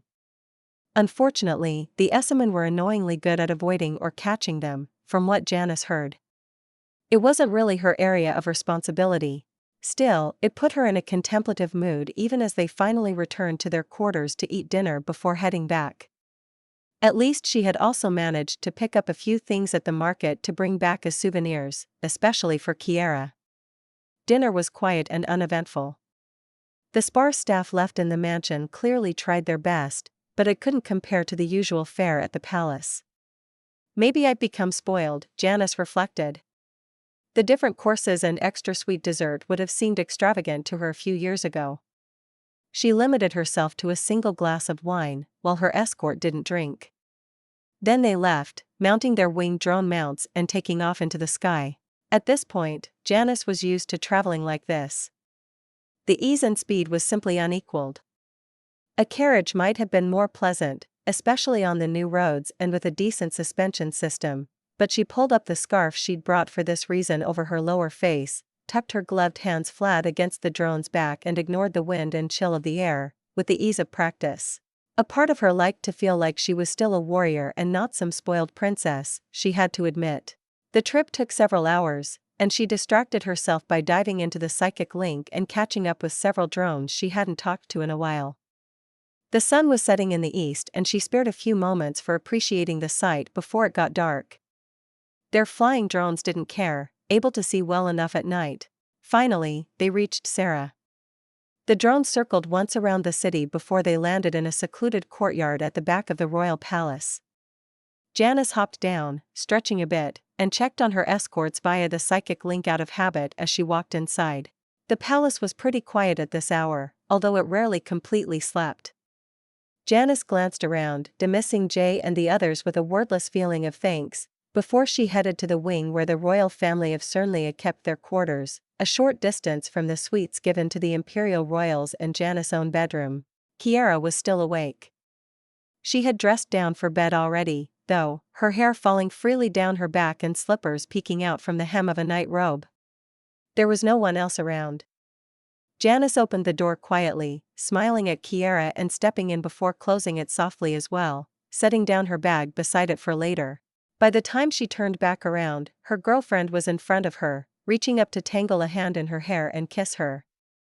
Janice eagerly reciprocated, putting her arms around Kiera's waist and back. After a few seconds, she deepened the kiss, teasing Kiera's mouth open and exploring it with her tongue. "You're late," Kiera said as they finally broke apart and she stepped back, breathing a little more heavily. "Sorry," Janice said. "I spent a little longer in the last city than I thought. The Esseman are causing the prices of goods to rise." She shook her head, then stepped further into the room and took off her jacket. "I appreciate you waiting up for me." Kiera smiled slightly, though there was still a bit of tension in her expression. She clearly decided to leave talking about the Esseman for later, and only said, "Of course. What sort of lover would I be if I didn't greet you on your return? Besides, the bed is cold and lonely on its own, I require your presence in it."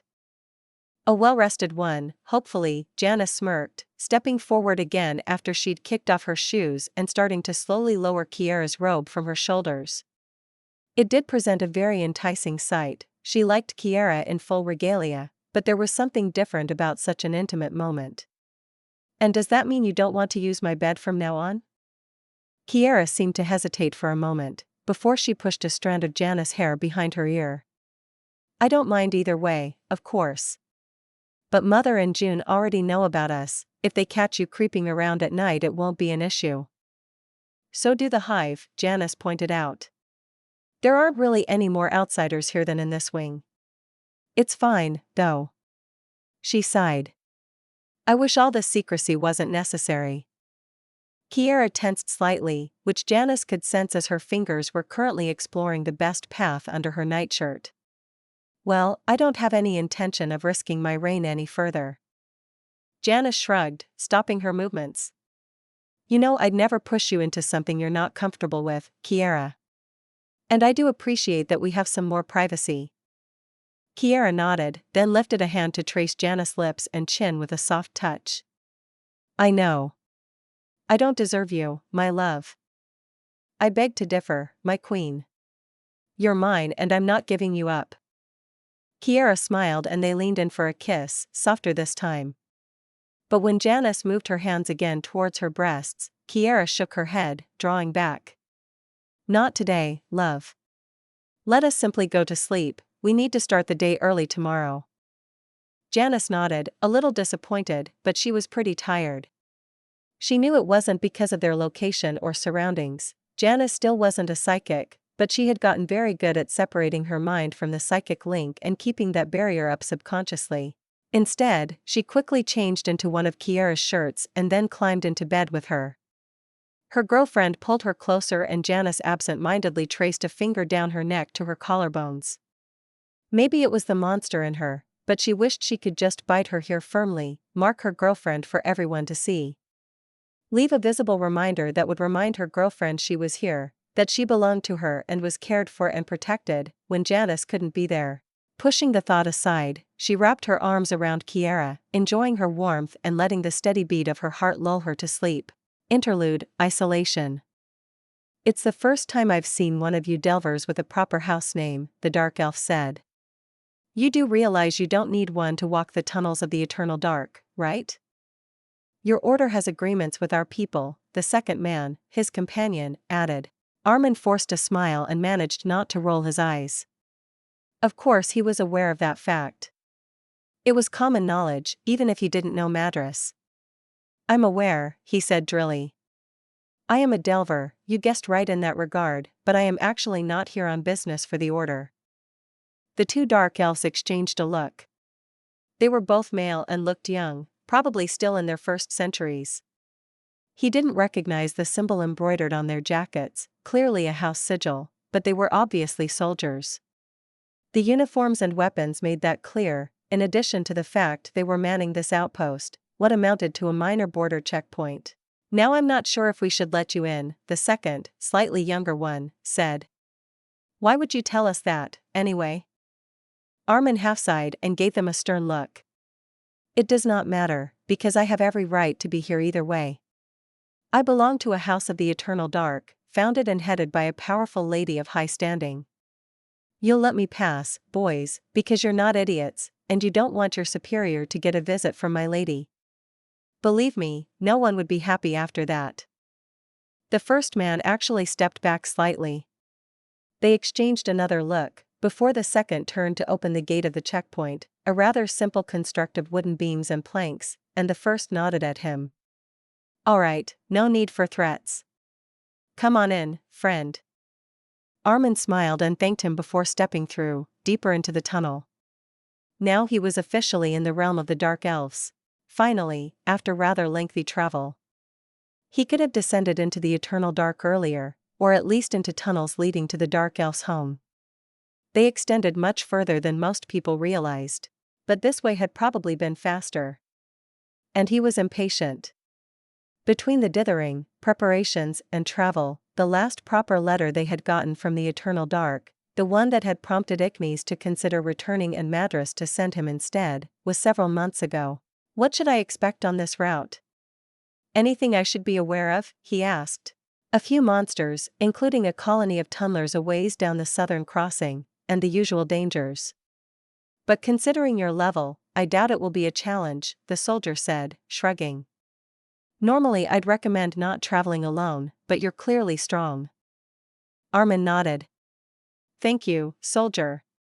I'll be off then. Good fortune to you. They wished him the same, craning their necks as he set off down the tunnel. He knew he was likely the most interesting thing to happen to them all week, so he took no offense. The tunnel was narrow and dim compared to what he had been told to expect, but darkness was hardly a problem for Armin. He strode down the path at a quick pace, adjusting the straps of his pack absent-mindedly. He only had to get to the first city, there would be people waiting for him there. For Mikni's house, he understood. The travel to get here had been boring more than anything, and so far, the tunnels were only more of the same. He recalled what he'd heard and the maps of the eternal dark he'd seen, but there was only so long he could dwell on them. Armin was curious to finally see what Madras had told him of many times. He knew she didn't particularly want to return, but it had always sounded fascinating to him. He'd even learned their language. It was also an opportunity to find out more about her past. In her stories, he'd always felt like there were some things she'd left out, or left as implications. More importantly, of course, he would be evaluating the situation for both her and the Empire. He'd traveled for several hours before he was first attacked by monsters. It was a small group of tunnelers, only about a dozen, and none of them higher than the second tier. The narrow tunnel meant he only needed to fight a few of them at once. Armin made sure his back was covered, manifested some shadows into a spectral blade, his favorite trick, and then conjured more shadow to bind and hinder their movements while he slashed at them. He received several slashes, but he'd also triggered his defensive skill, shadow armor, which caught all of them. It made the fight more annoying than truly threatening. By the time he was finished, he'd worked up a sweat. He glanced at the bodies, then decided to leave them as he lacked the tools or time to properly harvest them, and instead turned to continue on. Still, this fight seemed to have broken some kind of dam. Over the next hour, he was attacked twice more, once by some giant spider, luckily not the kind with corrosive or acidic venom, and the other by mole-like monsters he hadn't seen before but recognized from descriptions. Armin made sure he didn't linger and instead hurried on. It was tiring. He was more used to fighting in a group and had almost forgotten how exhausting it could be on his own. Luckily, after that the monsters tapered off. He only encountered a few more tunnelers, and then an hour of nothing.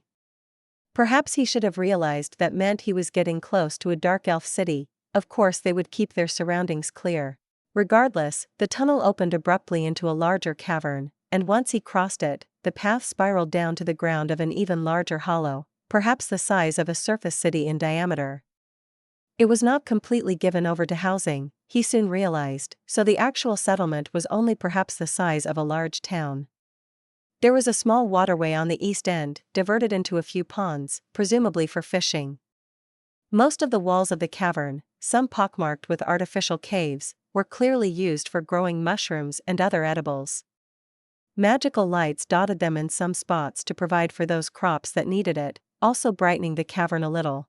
Armin walked down the road towards the town, ignoring the gazes of the few people out beyond its confines. As expected, there were a few soldiers guarding the entrance here, too. They watched him warily, and he kept his expression calm as he approached. "Halt, human," one finally said, stepping down from the open platform of the gatehouse to greet him. "Who are you and what is your business here?" "Armin Nizazulaven," he responded, even though they could see it with the system. "I am only passing through." "Why do you have a house name of ours, and what are you doing in the eternal dark?" the soldier continued asking. "Because eminent Mistress Yulaven took me into her house," he answered, letting some of his annoyance show. "I am here on an errand for her." "Do you intend to bar my way?" "Because I know that would not be lawful." "No one said we would," another soldier jumped down hastily. He wasn't sure about their ranks, but his level was higher, at 30. Asking these questions is standard procedure. Clearly, the mention of Madras had spooked them. The other two soldiers immediately opened the gate. Armin inclined his head slightly. "My thanks," he told them, subtly excluding the first soldier. It might be petty, but he didn't care. Instead, he stepped into the town. Again, he attracted a lot of stares, which didn't surprise him. At least no one seemed outright hostile. He supposed being this close to the border of the eternal dark, people here were likely to see some travelers passing through on occasion, including delvers. Not that he was certain how the soldiers had recognized him as a delver, but perhaps they simply assumed any armed human who came to visit was one. Armin wandered down the street, looking around curiously and taking note of the buildings and people. The houses were surprisingly similar to what he'd see above ground, though usually with flat roofs. He supposed they didn't have to worry about rain or snow accumulating. Similarly, the street was open and the few market stands he glimpsed further on had no coverings. The road was hewn directly into the rock of the cavern. Otherwise, it could have been a scene from a surface city. "Visitor," someone called over to him as he stepped into a small town square. Armin almost walked past, assuming they were simply trying to hawk some wares, before a closer look made him stop. There were two men wearing a different kind of armor, lighter and of a darker color, as well as a woman in a dress of some shimmering fabric he didn't recognize but had seen on several people so far. The sigil on their shoulder was also different, but he recognized it. The woman looked him up and down as he approached and clicked her tongue. "You're not quite what I was expecting, Sir Armin," she told him. "But I would venture that you are who we were supposed to watch for." Paris Allerin, level 28 ink hand. "Mostly likely," he agreed, quickly checking them out in return. He could take those two soldiers, but it shouldn't be necessary. "Were you sent by Mistress Ignis Allerin?" the dark elf asked, clearly simply to confirm an assumption. She didn't sound doubtful. "Mostly by her sister, Madras Yulavan," he said. "But yes. I have a letter from her." He quickly opened his pack and got it out, passing it to her to read. In truth, he had several letters, one of which he was only supposed to give to someone very high up in this house. But this one was more general, simply an introduction that confirmed some basic facts. Paris read it over and nodded, then passed it back. "Good. We will ensure you have an escort the rest of the way, then. I will accompany you to Eterian Ness, that is, the closest city. In fact, Lord Allerin has been eager to meet you and is already waiting there. We can rest here but shouldn't dawdle. I've arranged accommodations for us and we can get an additional room for you, then set off in the morning for the city, where we should arrive in the late afternoon. If that suits you?" "Perfectly," he assured her. He was a little curious who he would meet. If she was calling him Lord, with no discernible irritation or anything but respect in her tone, it had to be a very respected man. He had a suspicion, but bit down on the urge to ask further questions. There would be time for that. For now, their meeting had already attracted some curious looks, and he quickly followed the small group of dark elves to their inn. It, too, would not be very out of place on the surface. The lighting was dim, and there was a large water clock prominently displayed in the common room, to help keep the time in the absence of sunlight. He knew dark elves still operated on a regular daily cycle simply because their bodies required regular rest, the same as anyone else's, but it would be quite the experience to live without the guidance of the sun or stars. But Armin barely had time to contemplate it before he was ushered into a small room, bare of most anything but a bed. Tired from the travel, he hardly minded, so he simply laid down to sleep. He thought he woke early the next day, but Paris and her escorts were already up. Armin stayed at the inn for breakfast, a mush of what he supposed were mushrooms and strange plants, with a peculiar, almost bitter taste. He would have liked some honey to sweeten it, but that was clearly rare here. Still, he didn't complain, only made sure his gear was safely stowed before he accompanied the dark elves out into town. Paris had paid for his stay, but he requested they stop at a money changer so he could exchange most of the coin he brought. Thankfully, being this close to an exit to the surface, there was one in town. With the dark elf woman's help, he even managed to get a favorable exchange. The money lender, a withered old man, seemed rather curious about the imperial coinage he brought. He supposed it had not spread this far yet. "You will see much more of it in the coming decades," Armin told him, and the old elf smiled with amusement. The Eternal Dark Zone coinage was unified, though the back of the coin showed where it had been minted, mostly by the sigil of the controlling house. He noticed one of his new golden coins had the symbol of Allerin and X cross with a star in the middle on it. "It's only a few miles to the next transit point, then we can rent gliders and follow the eastern route to the city," Paris told him. "I'm looking forward to it," he smiled. And he did. They left the town without fuss, even though they were moving east, deeper into the eternal dark. The tunnel here was a bit wider, and there were even lines demarcating it into two lanes, outbound and inbound, though it was sparsely used at the moment and no one seemed to care about them. Armin made chit-chat with the dark elves, also managing to coax some conversation from the fighters who had thus far been mostly silent. Once they opened up, they were pleasant enough conversation partners, telling him some stories from their home province. Almost too soon, they reached the transit station Paris had mentioned. Armin looked around curiously. It was a hut with a large attached work shed, from what he could see. Beyond it, the tunnel dipped down, and, stepping closer, he was greeted by an impressive sight. This tunnel, if it could still be called that, was much wider, at least the width of a large hall. It descended downward, deeper underground toward the heart of the eternal dark, and curved slightly. There were cables spanned across it, held up by pegs hammered into the ceiling. He didn't even want to imagine how dangerous placing them to build this railway of the air might have been. Another dark elf woman stepped out to greet them. As Paris started discussing and haggling over their rental, Armin stepped closer to the shed and the glider he could see resting on a wooden frame beside it. It was large, a frame of thin wood and bits of metal with lengths of cloth spanned overhead almost like wings. It looked like they were foldable, even. It took the right wing moving before he realized someone was lying under it, working on the frame. Armin stepped back, then frowned as he saw the man who clambered to his feet beside him. The worker dusted his hands off on his rough-spun coveralls, shooting him a glance. "You're a dwarf?" Obviously, he rolled his eyes. "And you're a human, aren't you?" Armin ducked his head slightly. "Pardon me," he apologized. "I was just surprised. I wasn't expecting to see one of your people down here."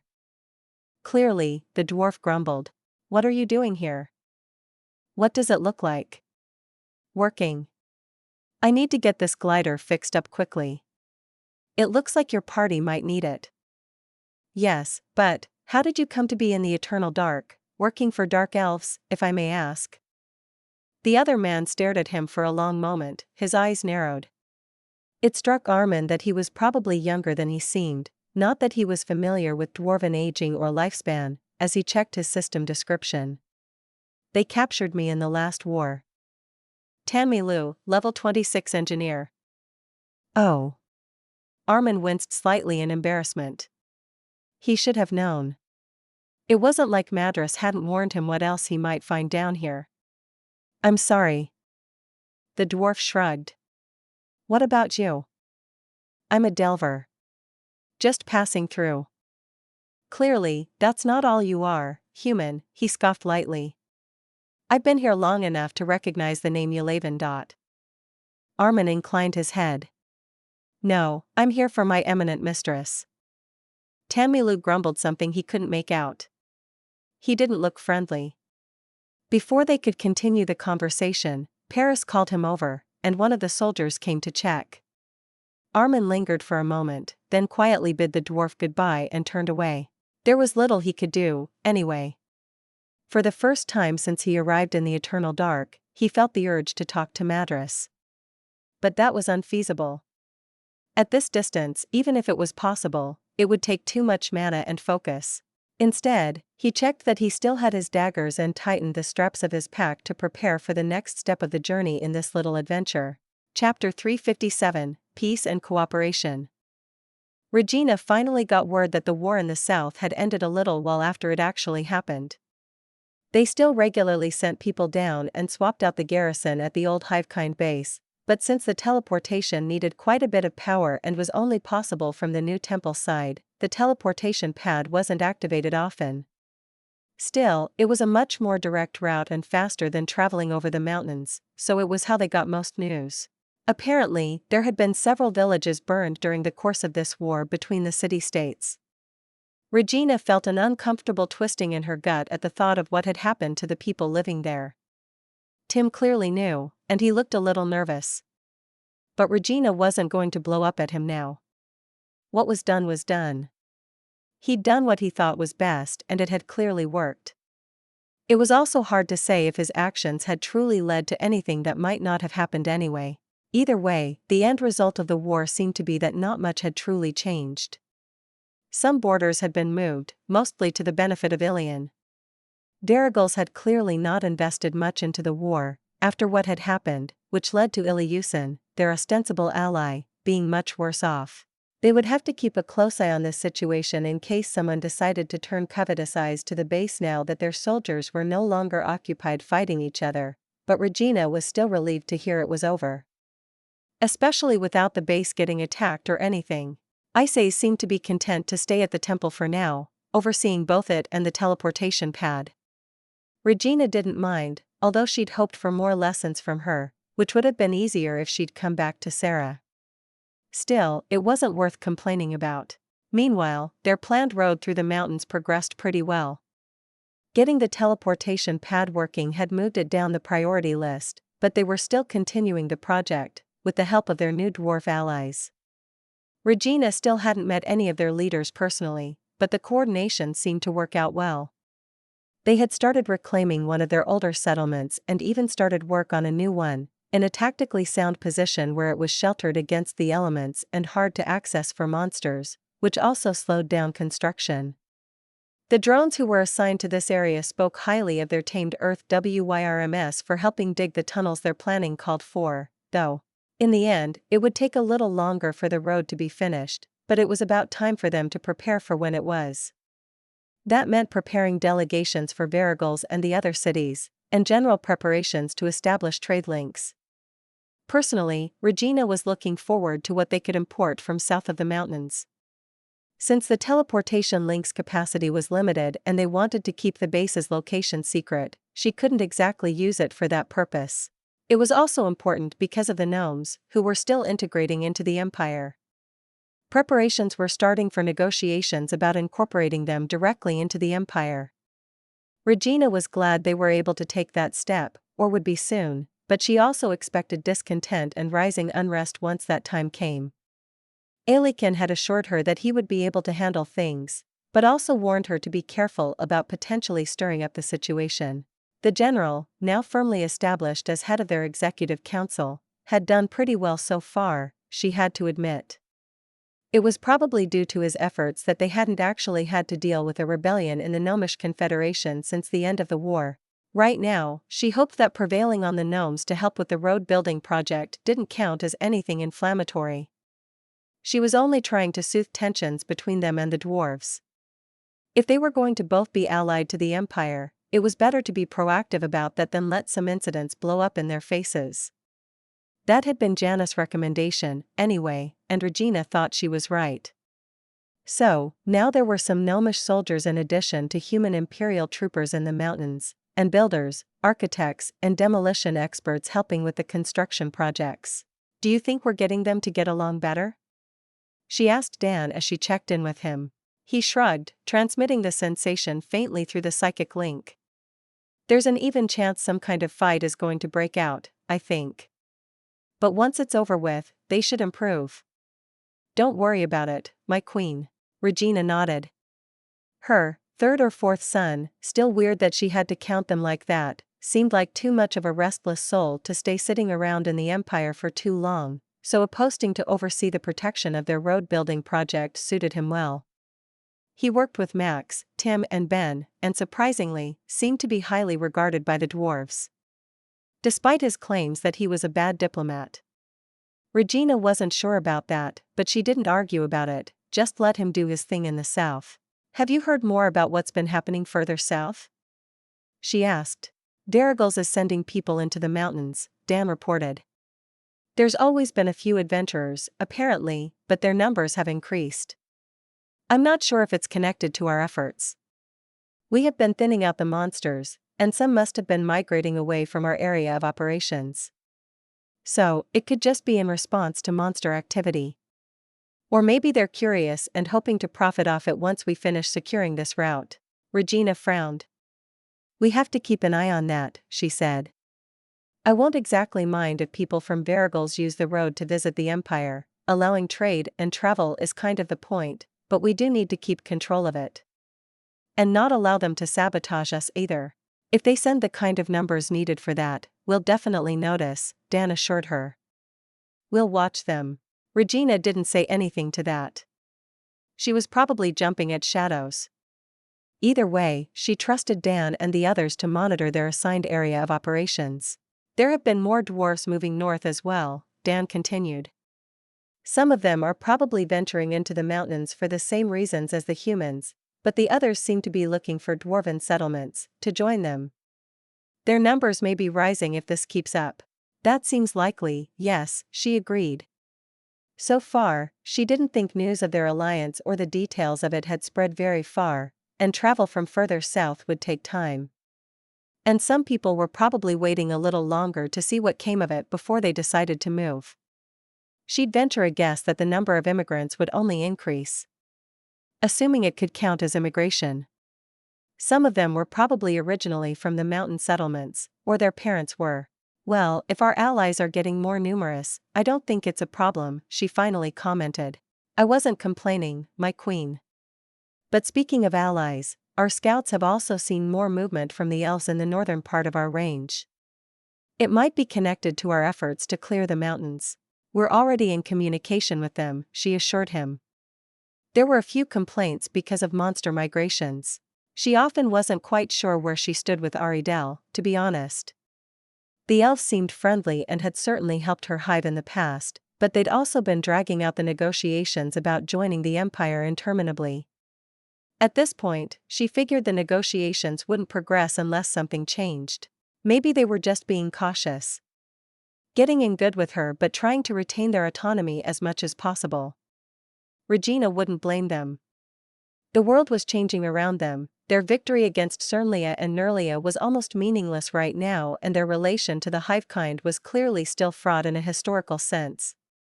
Though the last part didn't exactly make her sympathize with them. Still, maybe she should at some point stop softballing it and maybe raise tariffs a little or something, only to encourage them to come to a decision. But there was something else she'd learned from her knowledge of another time. There was sometimes little difference between a close alliance and actually joining some kind of federation, or country with a federal organization, if there were enough treaties and commonalities. If the elves didn't join the Empire but joined a common economic area, even a shared currency area, and a close military alliance with mutual defense pacts and more, it wouldn't make a huge difference in the end. Especially depending on how much local autonomy they would have anyway. For now, Regina was content with the fact that they were allied, and, in any potential conflicts in the foreseeable future, they would probably be on her side. It did help that Aridel had sent a few envoys she knew and liked. Annuus was back in the city and probably getting bored, as she'd heard she'd started a stint working with what passed for their general staff. It didn't take a genius to see Annuus was set up to rise high. But instead, Baenorn was one of the people sent in the newest diplomatic team, joining a few elves already staying at a new permanent embassy in the capital. Commander Annuus asked me to pass along her greetings, he told her as they talked privately one evening. Regina had hosted a dinner for some diplomatic envoys, only the ones she liked, really, and invited him to stay for a drink after that. She would have come herself, but said she was needed in the city. Politics, I can assume. I understand, Regina told him. It is good to see you again, either way. He was silent for a bit, looking out over the royal palace. They were standing on a balcony with a nice view, especially since it was evening and some torches and lights had been lit. There is some debate in the Elvish Free State, he said finally. I'd guess that doesn't come as a surprise to you, Empress Regina. Should I be worried? No, I wouldn't go that far. Few people are outright questioning our alliance with the Empire. He shrugged. However, you might have heard there has been a new delegation of diplomats from the Western Confederation, and they have found more than enough willing hosts for their stay. Regina frowned. She'd been informed of that before, but hadn't paid much attention at the time. Is that so? I admit I'd rather your people didn't welcome them. On what grounds? He asked. You have hardly sworn an official oath of enmity to the Western Confederation. Your Imperial Majesty. We have little reason not to allow diplomats access to the city, or to not speak with them. Yes, of course. My apologies. I know Aridel profits from trade and wouldn't lightly close any doors to potential partners.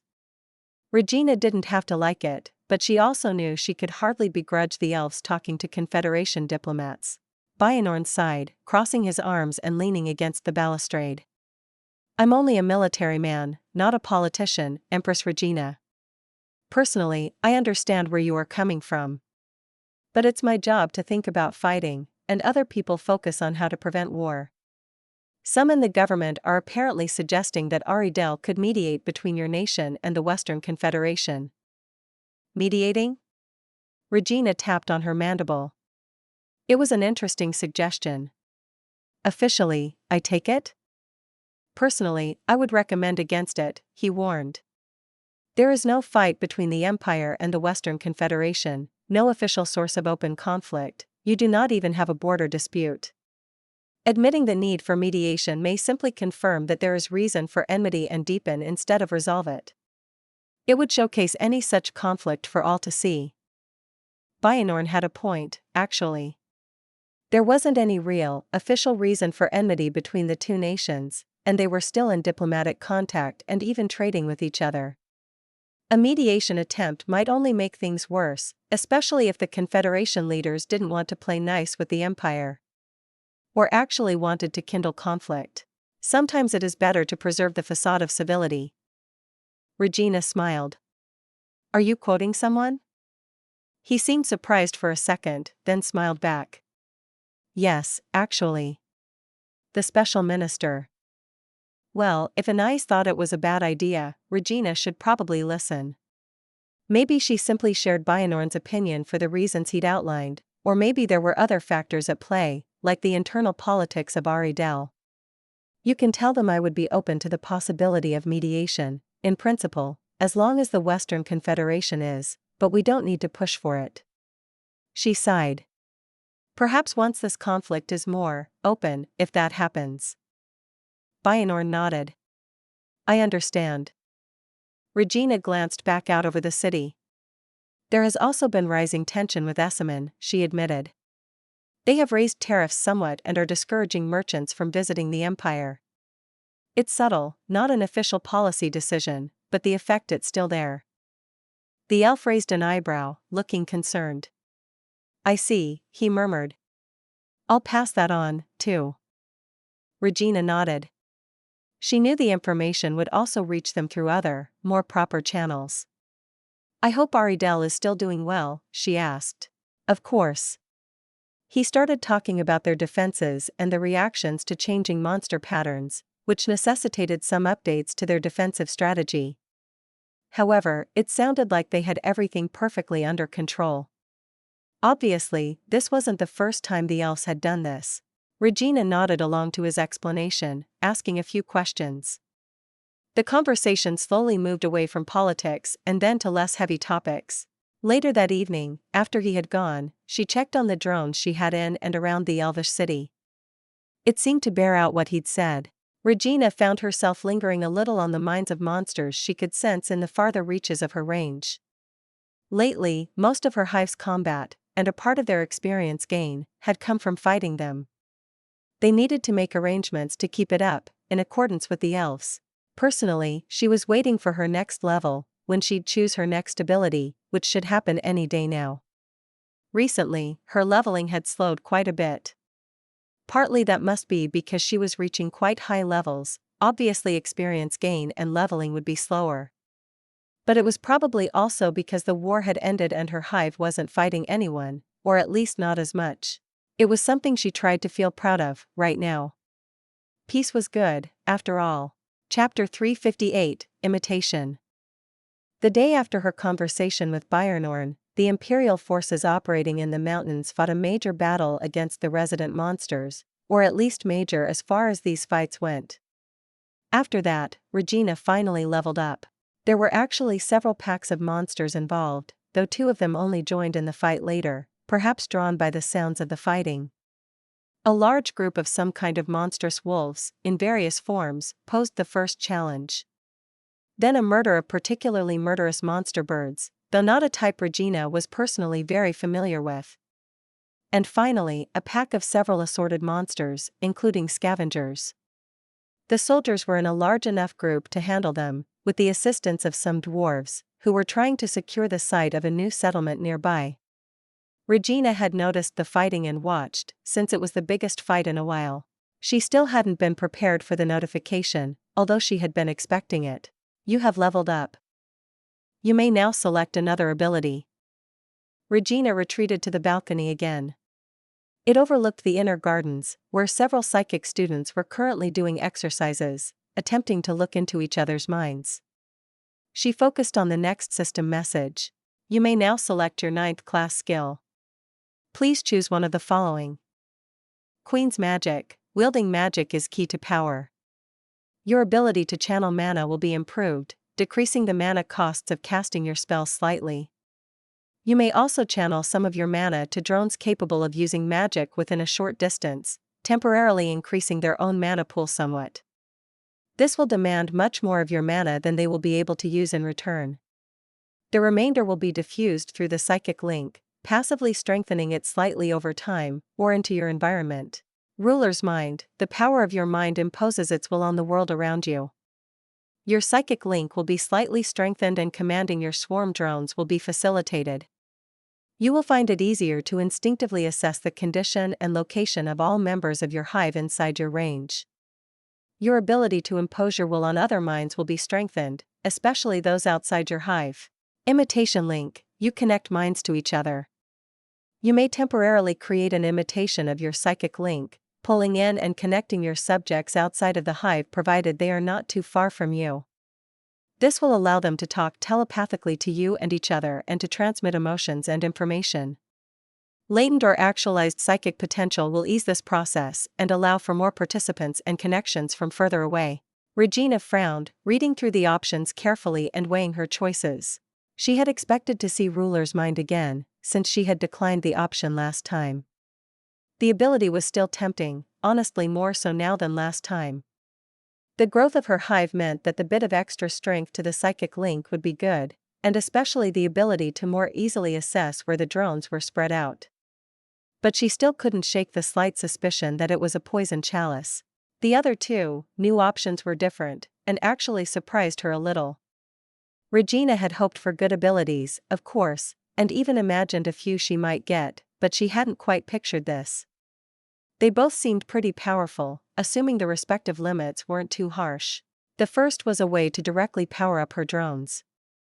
The passive benefit it included also seemed to mimic some of what she got with other ability choices, although it would depend on what slightly meant.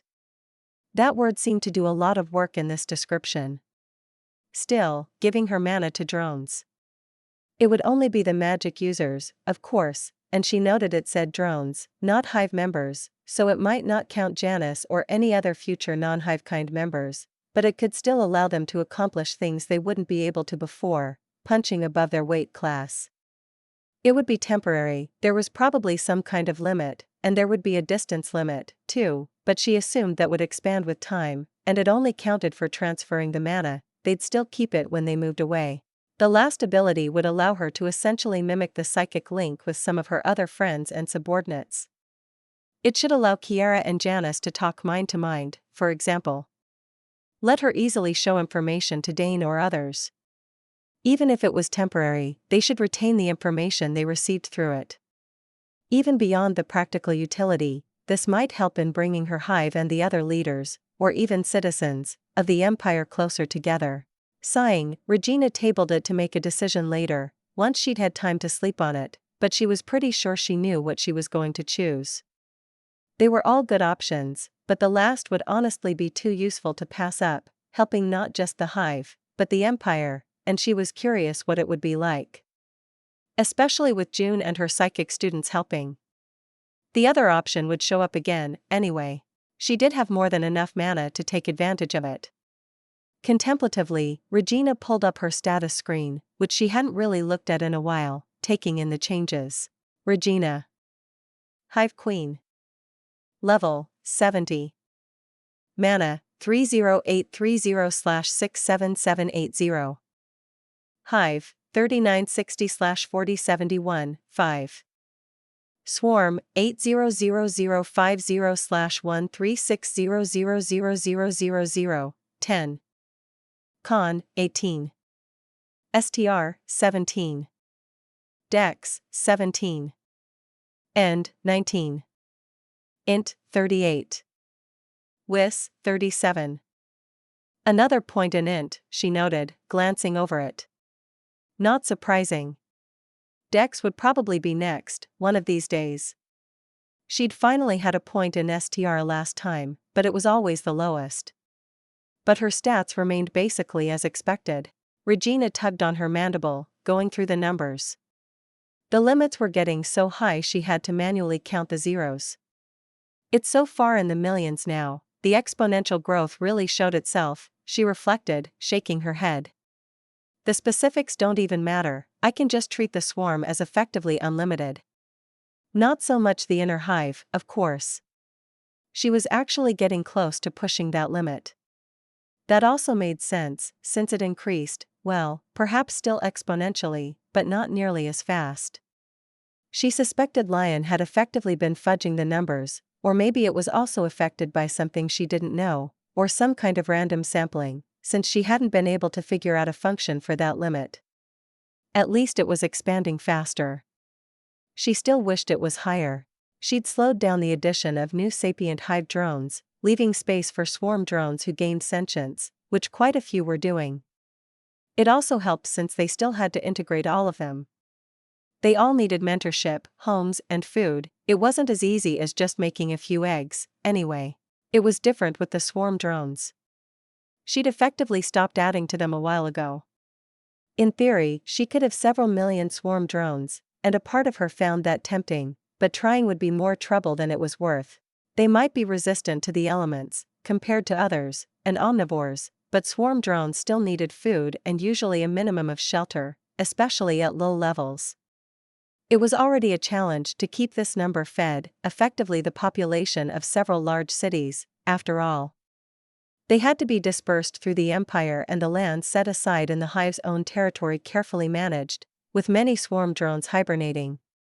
Besides, if it was necessary, she had enough drone breeders to get their numbers up quickly. Given the way their levels worked, with her swarm strength ability, it was better to not add too many very low-level drones right now, but just let the existing ones level up a little, and then make new ones when necessary, when they would hopefully get at least a few levels to start with. There was also the issue of the commanders to swarm ratio, which might become unworkable. And in many situations, the actual absolute numbers probably wouldn't make a difference. You could only attack from so many sides at once, so it wouldn't matter how many war drones they had waiting in the wings. It was better to have some with higher levels doing the fighting. That had been Ben's conclusion, supported by many of the Hive's senior drones, though others disagreed. Mia was still preparing new plans and infrastructure to enable the feeding and housing of more drones, so they could increase that number. Regina was at least glad that everyone was adjusting so well to the number of minds in the psychic link, although she did privately have a few concerns. For now, however, she found her eyes wandering back to the numbers and limits of her inner hive and swarm. It wasn't the first time she'd considered how being connected to and reliant on the system might actually limit her hive. She knew from Lion that the hive kind had been able to build hives like hers without it. Perhaps not quite as easily, she certainly wouldn't have amassed a swarm this size so quickly, but almost everything was in principle inherent to her new species, not just a gift of the system. It begged the question of whether the gods, Diarianon, were deliberately limiting her as a potential threat and what else they might be relying on to that end. Regina closed her eyes and leaned her head against the wall. She was currently alone. She could sense that even Max and Ira were otherwise occupied, so it was fine. Then she opened her eyes, glancing into the garden again, and reached out to Janice. Her little sister was currently talking with June over lunch, just the two of them. But it seemed they were almost finished. Regina waited, then quietly signaled Janice when they were done, and June left to go back to work, heading back to the garden she was currently overlooking. "Something I can do for you?" Janice asked.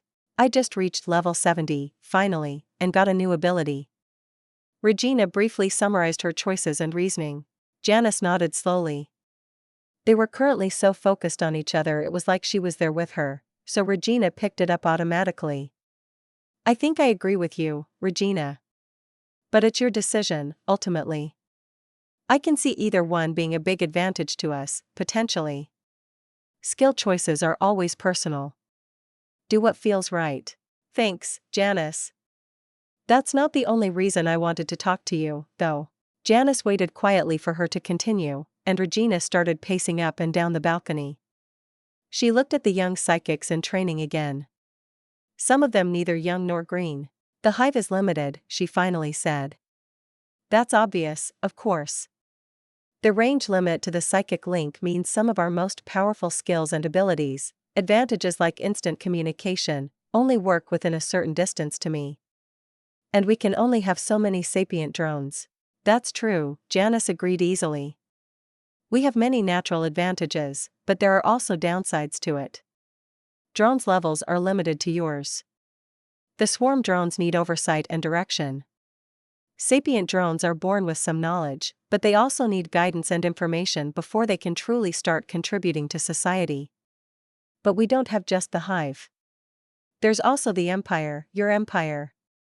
It's why we're building up its military. Regina smiled slightly. It was good that Janice got it. And she understood without her having to say it that Regina was looking for a bit of guidance of her own, for her opinion, insight, and advice. Yes. That is why I think I need to focus on those other avenues. Not that I don't focus on the Empire already, of course, but still, there are limits to the Hive, and to the Empire, which we can work on. But we also have magic and psychic power. Perhaps we should found and expand magic schools. And as for psychics, make sure they can actually be useful not just passively, but in a conflict. That sounds good. I agree about magic schools, of course. It may lead to some issues with the nobles, but it's worth it. But, what did you have in mind? I want you to come and work with the psychic students we have, Janice. Do some thinking, get some opinions, and come up with ways we can employ their talents, particularly in light of potential violent conflicts. A unified doctrine, if possible. You may not be a psychic yourself, which we should really work on, but you're experienced with the psychic link, you understand what it can do. And you're good with the military, too. She could sense Janice considering the matter. Of course, I will do my best. But I think it may be limiting to only focus on warfare. We should consider how this applies to civics too, and how to protect against and counter potential manipulation. As for opinions, you should probably talk to Madras, right? I have, Regina shrugged, and you can as well. But carefully, I don't want to bring up bad memories. And while I'm sure she'll be able to offer some good advice, there are a lot of differences between a war underground and what we have to deal with. Janice nodded again. Then she stood and left her office. Regina could sense she was heading to the garden. They could talk in person, but she was probably not coming for that. I will do as you command, my empress, she said with a little bit of irony. Let us hope they'll work with a poor non-psychic like me. Regina snorted. She really didn't think that was an issue. Janice was rather well respected as crown princess, as far as Regina was aware, and this was one thing she tried to be aware of. Especially among those you might call Regina's supporters. And these new psychics were largely commoners or from the lower nobility at best, they certainly wouldn't go against a princess. I will look forward to your accomplishments, then, she returned. There were several reasons she'd chosen Janice. The fact that she would keep ethical considerations in mind was one of them. But her experience and status were also part of it. Besides, she might have ideas that hadn't occurred to Regina, and it would make sure they were on the same page, regarding how she thought. Interlude, Isolation 2. The gliders turned out to be a lot more fun than Armin had expected, and allowed for quick travel. It was only made possible by the fact they were traveling downward, deeper into the eternal dark, he realized. For parts of the route, the dark elves showed him how to clip his glider to the rope spanned across a small chasm or winding along the ceiling of a narrower tunnel, in effect creating something closer to a rope lift or pulley. When the tunnels widened, becoming more like a wide hall with echoing spaces, they glided downward freely. He was glad for his honed reflexes and high dex stat in this case, making it easy to pick up the trick of steering his glider. Even Paris paid him several compliments on his handling of it. But the trip did not take overly long.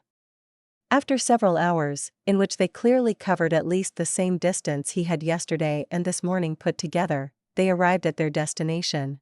The city of Eterian Ness was noticeably deeper in the eternal dark, with the architecture accordingly differing somewhat. It, too, was located in a cavern, a rather large one, probably big enough to fit the city of Sarah easily.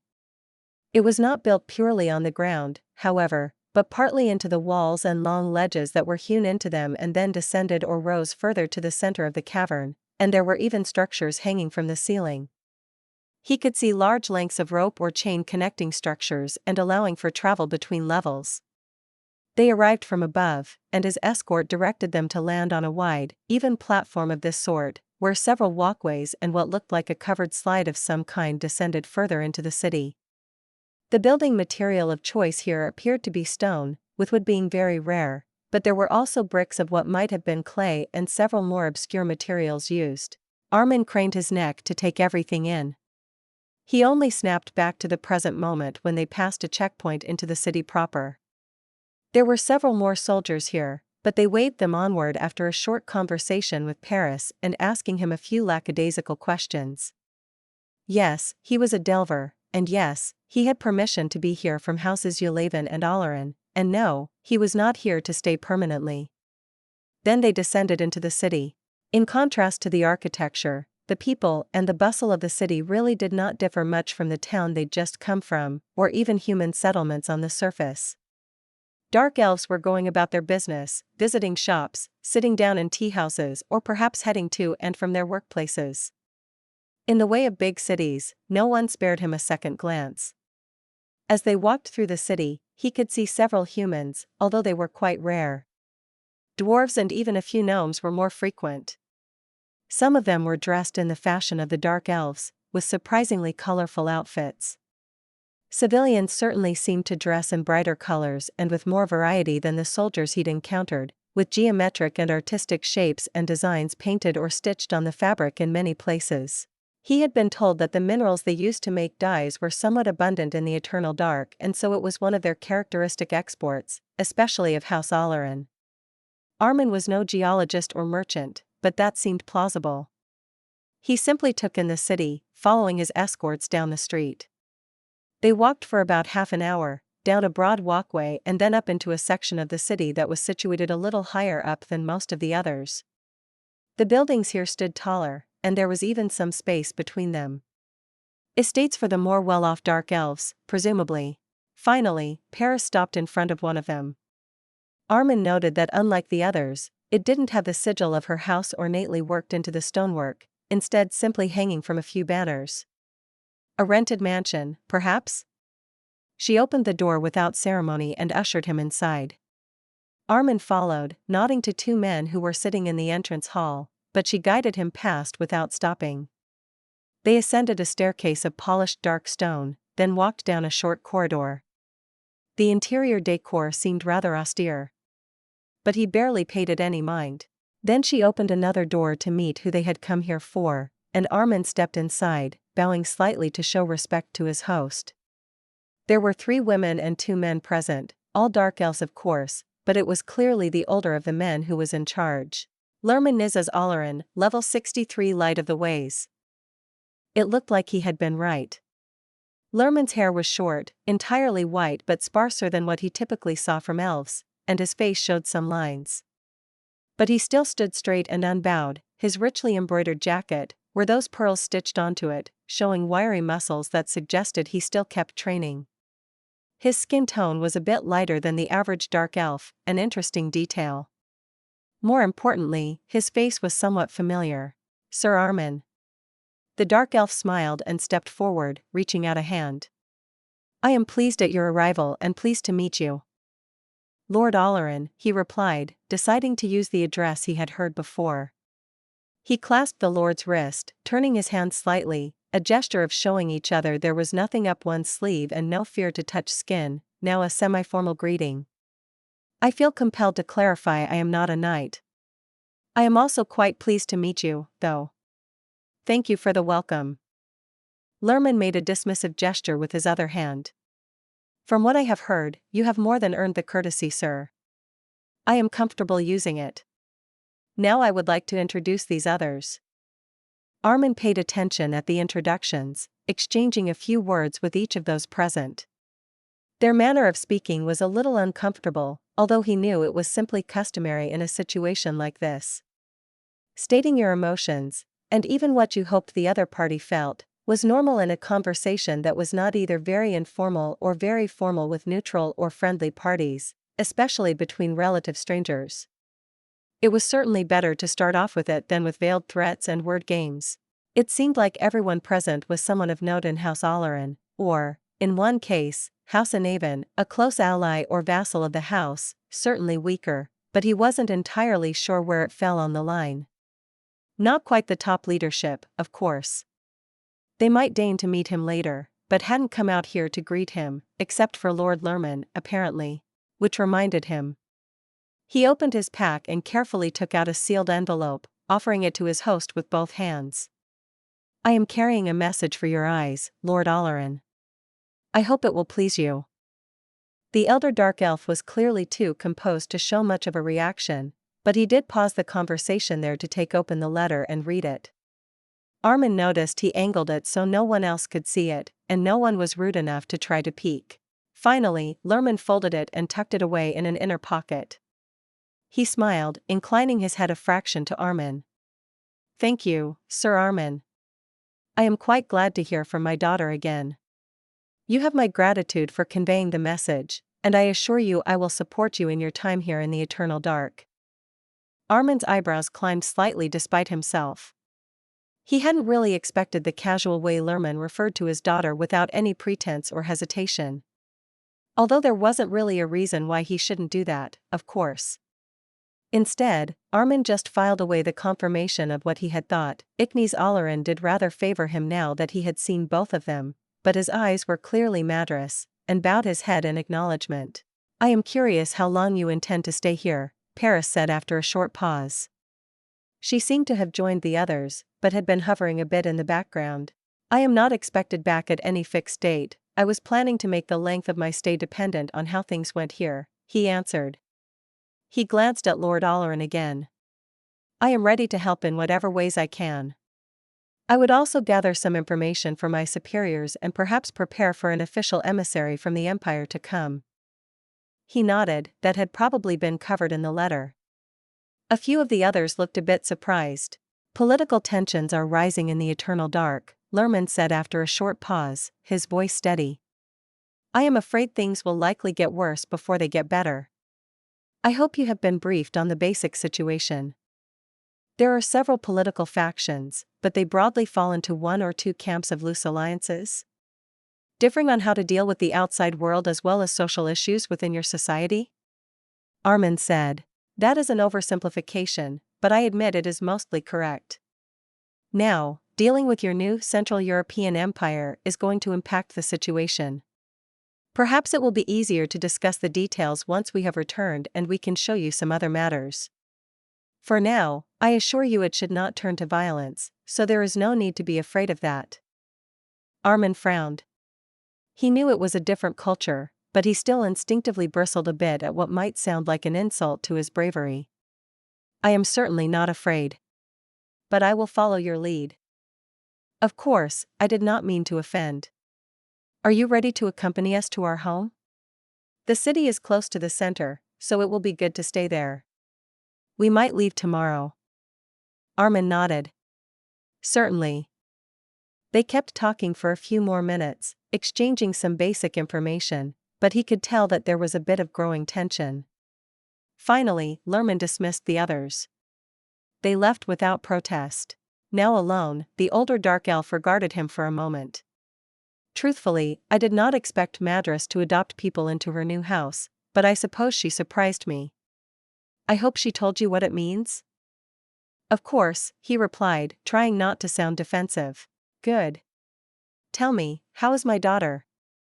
She is well, Armin said after a moment, hesitating slightly.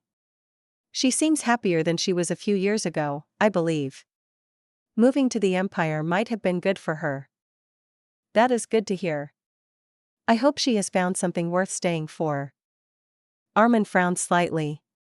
He thought back to talking to Madras, watching her teach the Empress and then the new psychics she had gathered. Neither of them would have expected how things had turned out, but she had seemed more fulfilled, had perhaps found a bit more purpose. It wasn't uncommon among Delvers, of course. With all due respect, Lord Olerin, if I may say so, I did not have the impression that you and Madras were close. In a real sense, it is your family too, now, so you may certainly express your thoughts. Lerman reached up to rub the bridge of his nose. His composure seemed to be cracking slightly for the first time. You are right, I have not been close with my eldest daughter. That does not mean I am not interested in how she fares. Armin regarded him silently for a moment.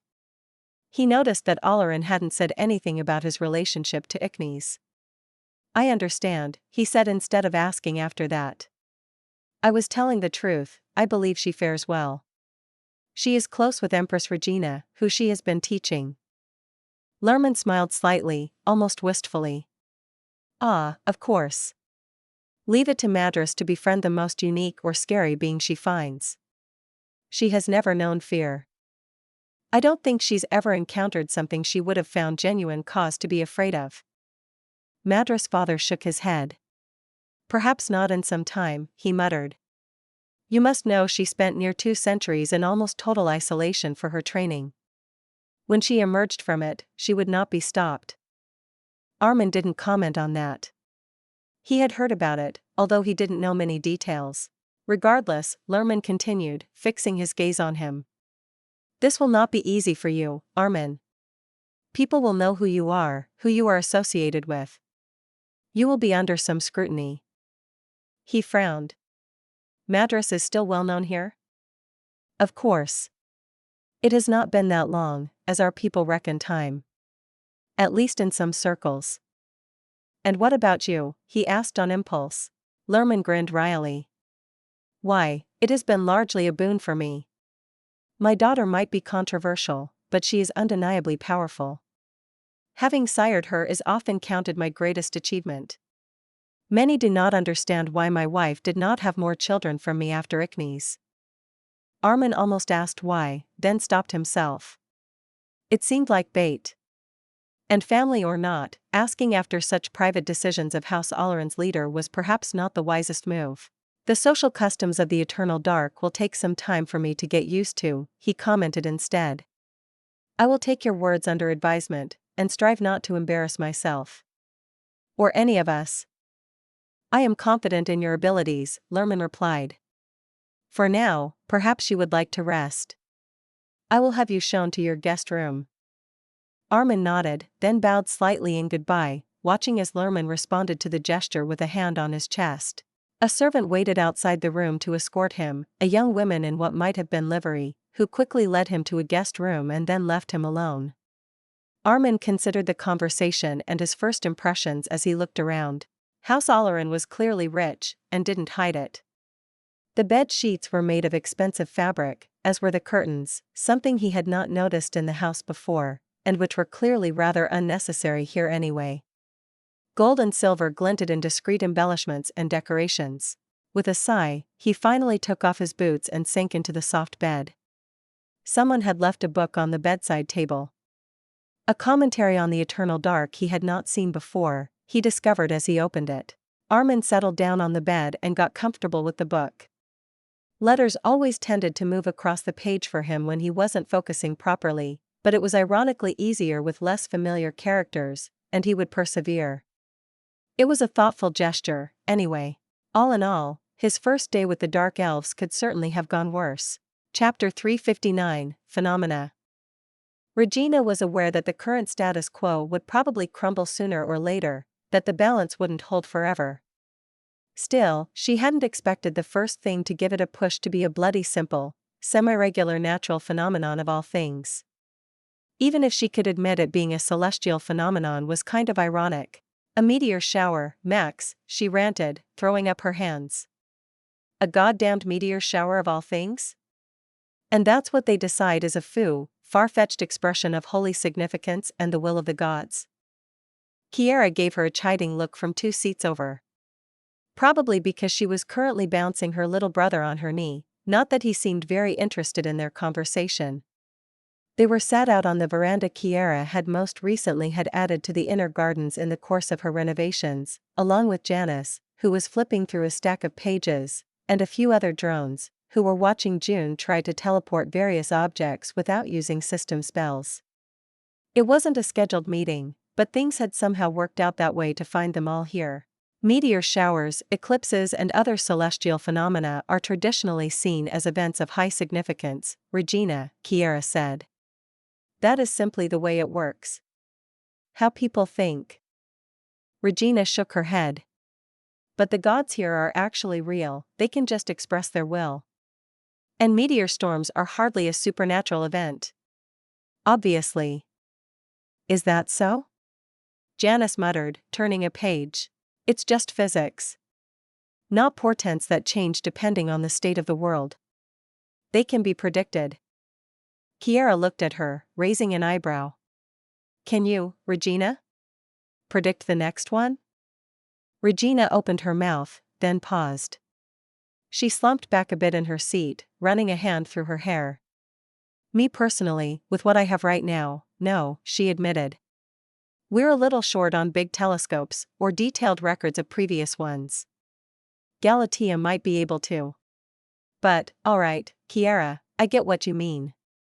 Besides, who's to say the gods aren't involved in this, just for sending a message? With the reaction if not the timing itself, Tim added, looking over at them. Regina pulled a face. That was unfortunately why she was inclined to worry about this. Beyond the obvious problems. I know we scheduled a meeting to talk about this later, Kiera said. Perhaps we should simply do it now? Since we're already discussing it. I'll link you in and add the others, Regina said. She reached out to Kiera and June, pulling her apprentice in first before focusing on members of her psychic link and including them. The imitation link was much like the psychic link on a smaller scale, but it did have a few peculiarities. Then she reached out to several other people, including Lord Dane, who was currently in his office a few stories higher. She checked that he was free, then mentally slotted his mind into place. Wordlessly, she asked him who else to include, then took the information to invite them as well. It was a bit like using conference software, just more intense. Thank you all for your attendance, she started. We are meeting to discuss the recent meteor storm and its effects, particularly in terms of the significance it has attained in the religious cults and the consequences in the Western Confederation and Esseman. She paused for a moment. None of them were surprised. In this smaller psychic link, Regina got a broad overview of their emotional states almost by instinct, although she could either block it or look more deeply into it. She didn't breach their privacy any further, though. Perhaps we should start with a recap of what happened. Lord Dane? Thank you, Your Imperial Majesty, he began. 3 nights ago, a large meteor shower was visible in the clear night sky, across most of Central Europe. As is tradition, it was seen as a great portent, specifically a herald of change, danger, and warning from the gods. The specific interpretations varied. However, it also coincided with the completion of the Great Temple to the gods in the Western Confederation. It is said that the dedication ceremony reached its climax, with the ceremonial procession around the temple ending, just as the night sky was the brightest, with the most stars falling. It is also said that looking from the center of the plaza, the radial origin point of the meteor burst was just above the temple. We did not have anyone there that night, so I am unsure if this is true, but it hardly matters. Rumor has already carried this claim across most of the Confederation, and will continue to do so. He paused, implicitly inviting questions or comments from the others. I think you're right, Jana said. It's bad timing. The sky was covered by the recent thunderstorms and just cleared up for that night, in time for the meteor storm to peak, apparently. That adds to the mystique of it. Personally, I suspect they chose their date for the temple dedication with care. That may well be, Kiera said. But I am more concerned with what it prompted than the celestial event itself. Of course, Your Majesty, Dane agreed. Most of it is simply the continuation of a process that had already begun, brought into the light. The construction of the Great Temple has already both prompted and enforced unprecedented cooperation between the individual cults of the major deities. Every major temple except that of Alien Eyes publicized the same interpretation of the event, and mirrored each other's call. It must have relied on previous coordination. The exact wording of their message is just barely short of hostile to us, he continued. They lament the decrease of piety in certain parts and demand the rededication of the people, and an increase in piety, calling for the repentance and return of those lost to the God's grace. They warned the faithful of coming conflict and struggle, interpreting what may come through a religious lens, as a struggle of devotion versus chaos and sin. Did they also call for these new religious orders? Regina asked. It was still early days and she hadn't heard much about those, but what she did know didn't sound promising. No, they formed on their own, Your Imperial Majesty, at least officially. In practice, they must have the backing of the temples. But in a bare few days, thousands of people have already joined up. They also appear quite martial, most of them openly discuss establishing martial training as a key point of their orders as well as fighting the wicked and profane. I believe the situation gives much grounds for concern. Do keep an eye on them, she said. I would like to be briefed on the most prominent ones as soon as the situation settles down a bit. As you command, my Empress. Orders of religious fanatics not so indirectly prepared to fight her and her people. Grounds for concern was putting it mildly. Regina did not fancy the idea of going up against those sort of crusaders. Zealotry might give them blinders and possibly make them predictable in some areas, but it would also give people the drive to fight on when everything was against them and any sensible person would surrender. Not to mention history had shown that people who thought they were doing God's will could be willing to commit any sort of atrocity in the name of their goal, secure in the belief they were supposedly exempt from or even atoning for their sins. These people are using frameworks I am more familiar with from your own and Galatia's words than what I learned here in Cernlia, Janice commented. Her mental voice was quiet, contemplative. Usually, talking about sin or repentance was much less prominent, in my experience, than simply giving sacrifices to the gods on their holy days or paying obeisance to the god of a particular domain when it was relevant to you. Beyond the obvious, like an edict against murder, I haven't seen much moralizing. That is true, Your Imperial Highness, Dane agreed. We have long observed a shift towards a more abstract theology. More dualistic, perhaps? With a focus on the judgment of the righteous. However, like Esseman, the nations of the Western Confederation are more devout in general. Religion has lost much of its importance in the political sphere in Cernlia, with consequences reaching every part of society. This is not the case for them, Regina sighed. None of what they were discussing was exactly new to her, even if it was concerning. She should probably dive a little more deeply into their theology, such as it was and what there was of it, though. How dangerous is this for us? She asked. I assume that I, have been demonized? Somewhat, but in this, too, the official spokesmen are being cautious. Some have rather regularly spoken out against godless rulers, but without using names. Regina made a face. That was probably the best she could hope for. With luck, a few less observant people thought it was the local leaders of the Western Confederation they were criticizing. And they have announced a holy year, haven't they? Janice asked. It should have happened anyway, next year, the one after or the one after that, Kiera spoke up. I think there was some controversy regarding the timing. That seems to have been set aside now. While such have happened occasionally, they seem to be giving it much more weight this time. Regina tugged on her mandible. It was autumn right now. Arguably late autumn. That meant the coming year would be here soon. Rumor also has it that the gods are choosing new champions, someone else spoke up hesitantly. It took Regina a moment to mentally place them.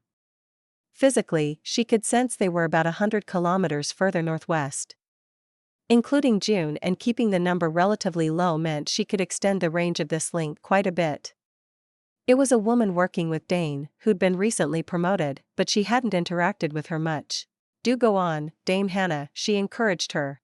We have not been able to confirm it yet, Your Imperial Majesty, but more and more people in the Western Confederation appear to be talking about it, and word has reached the Empire, too, she continued.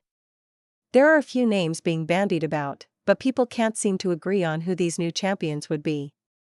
Also, no one seems to know which gods exactly would do this. However, almost everyone agrees Diurianon would be one of them. He has unmistakably gained a prominent position.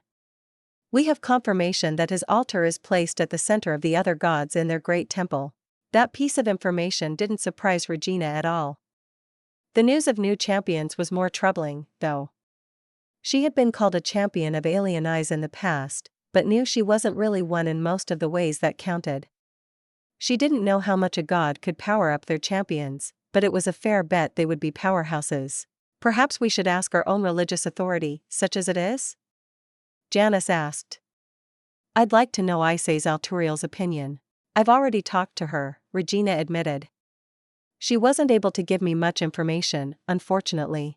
Briefly, she pushed a memory of her conversation to the others over the link, making sure to keep it to a brief and condensed version, basically just transmitting the core information of their talk.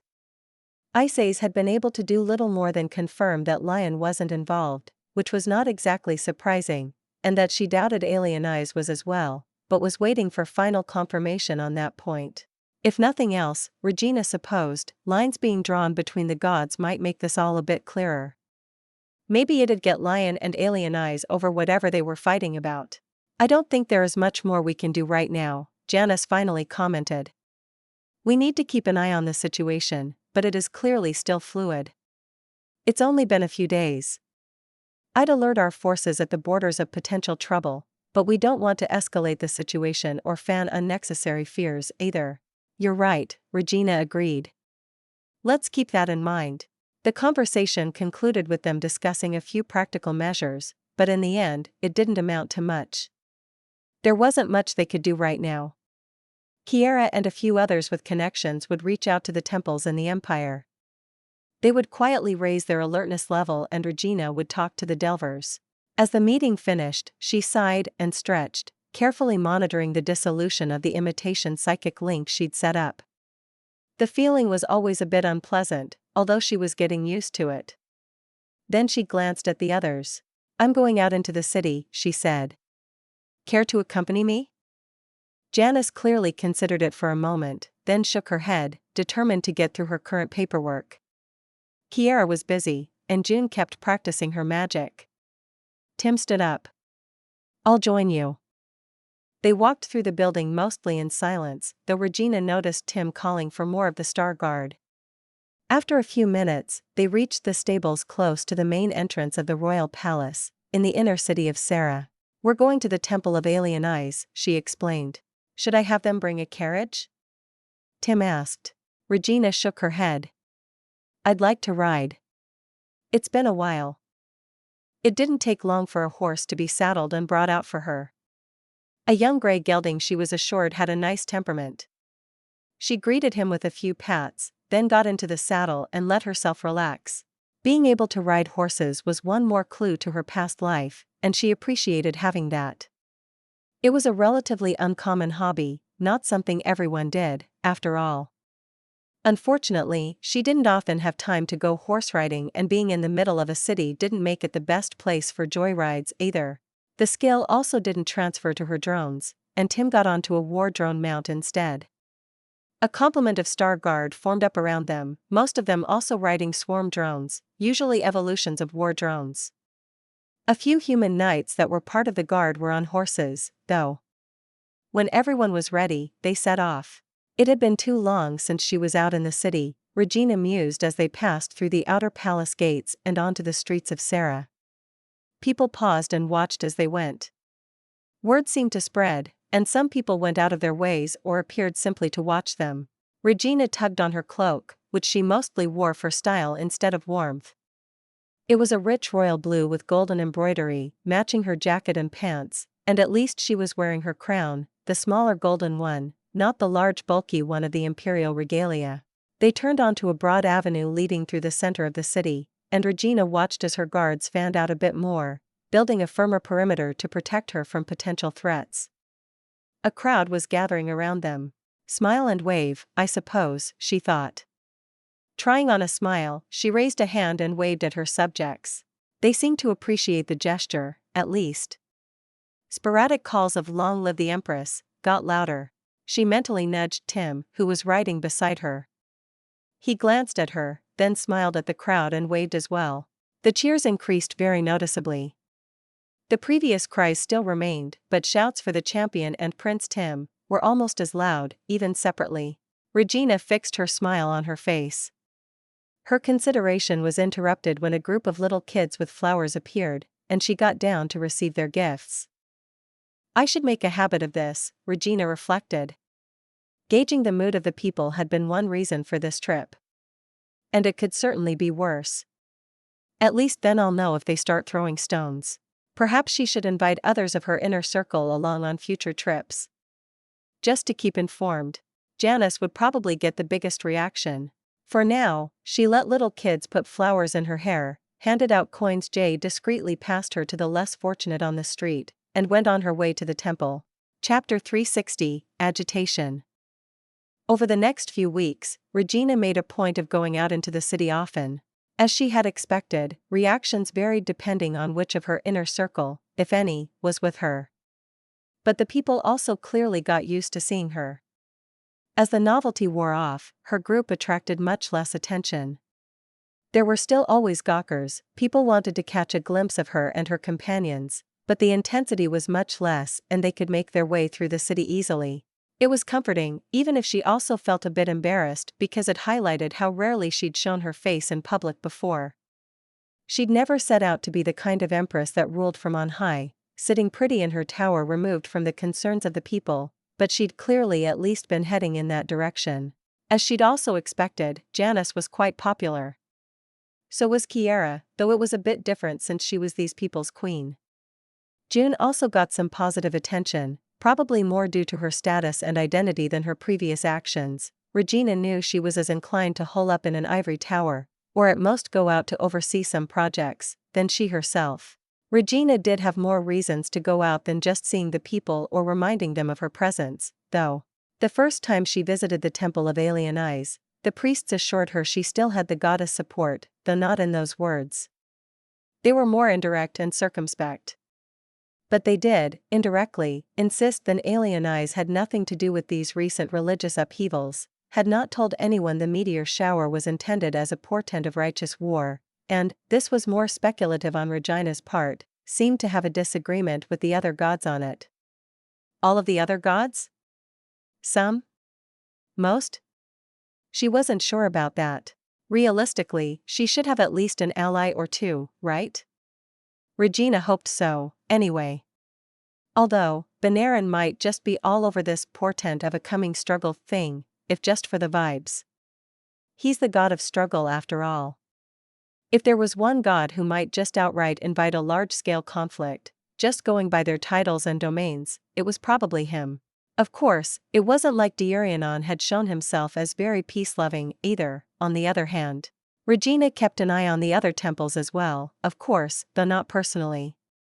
As had been pointed out to her, Cernlia was relatively secular or at least less religious than the foreign countries causing this concern. The temples were, accordingly, not the greatest or richest, but the capital city did have some for almost every god. Not Lion, obviously. From what her informants told them, the priesthood seemed unsure what to do. Clearly, they didn't want to break with their fellows in the neighboring countries, but they were also imperial citizens and beyond any concerns they might have about potentially committing, or being accused of committing, treason. They didn't necessarily like seeing their country slandered. Or having their own abilities to guide their flocks criticized, perhaps? If other temples insinuated the people of the empire were all falling into sin, well, Regina would be a bit offended in their place. She could only assume a few priests were feeling the same. She should probably offer them some conciliatory gestures and reassurances. It was just hard to decide what the best way to handle it was. She had her limits, too. Regina was not going to convert to the worship of any of these gods, hang the optics or PR opportunities. She wasn't going to worship any of them. Building the temple for Lion, and making a sacrifice for her, had already been pushing the limit. There were still times Regina wondered what on earth had made her do something like that. But she could justify it to herself as being a business transaction, or a gift and political move, and everyone understood it as one. Regina thought things had been going well. A few weeks after their initial reports of the supposed portent, as snow had wrapped the city in white blankets and fewer people were out when they didn't have to be, she rode back to the palace escorted by Max and a few other guards. It was calm. As always, they attracted a crowd, despite the cold. It was also the busiest time of the day at early evening. She wasn't paying much attention to her surroundings, more focused on considering the temples and their relationship with the empire. That was why the incoming projectile almost hit her. She only ducked on instinct as she saw something out of the corner of her eye. It took her a moment to realize it was a stone. Regina blinked at it. She'd never even been a target for a tomato. People throwing stones at her was new. It wouldn't have hit her, Of course, Max had put his shield on her, standard procedure whenever she was out, but she didn't think anyone would seriously expect her to be without defenses, anyway. A second stone was already flying by the time they'd stopped and her guards were heading into the crowd. They'd reacted quickly, but it wasn't easy to identify the thrower in the press of bodies. Now, the crowd was starting to become agitated. People were pushing around others, trying to see who was doing this, letting out discontent murmurs. Her guards showed the bare minimum of consideration for them, pushing past people and trying to corral the crowd. Regina absent-mindedly soothed her horse with a brief brush of her mind, watching. She briefly considered riding on and heading to safety, but dismissed it. For one, because it would look like fleeing and she wasn't going to do that. Also, this might be a deliberate attempt to bait her, possibly to alter her route or something. That seemed unlikely but not impossible. No other stone followed, fortunately. Instead, a voice called, "Down with the monster bloods. No oath to godless rulers. Open your eyes and rise, faithful." Regina's grip on her reins tightened. The voice was coming from behind them, decidedly not the same as the stones, but it was very hard to pinpoint. Someone must have used magic or a skill, or just thrown their voice conventionally. She turned around, gazing over the crowd.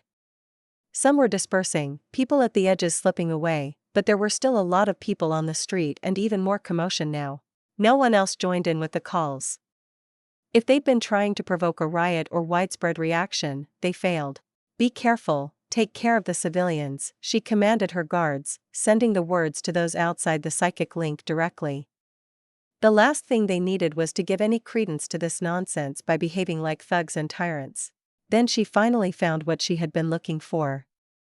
The crowd made it harder to find specific individuals, especially with their heightened emotions. And to make it worse, her targets must have had some basic psychic training.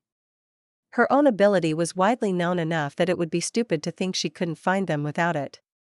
But they still weren't professionals, and she'd gotten pretty good. There were 3 men. They had coordinated. They were in each other's thoughts enough that finally pinning one of them down made it obvious who the other 2 were. One of them was already heading away from the commotion, almost managing to slip away unnoticed. She considered it for a brief moment before reaching out to several other guards who were close by, actually watching over one of the more important warehouse factory experimental lab combinations, and showing them who to arrest. Then she focused on her current guards and pointed out the other 2 men.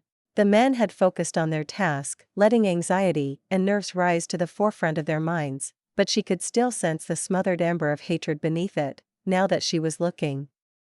It was coated in a sheen she hadn't felt before but recognized, a certain kind of certainty, hollow or not, a self-righteous striving, religious zealotry.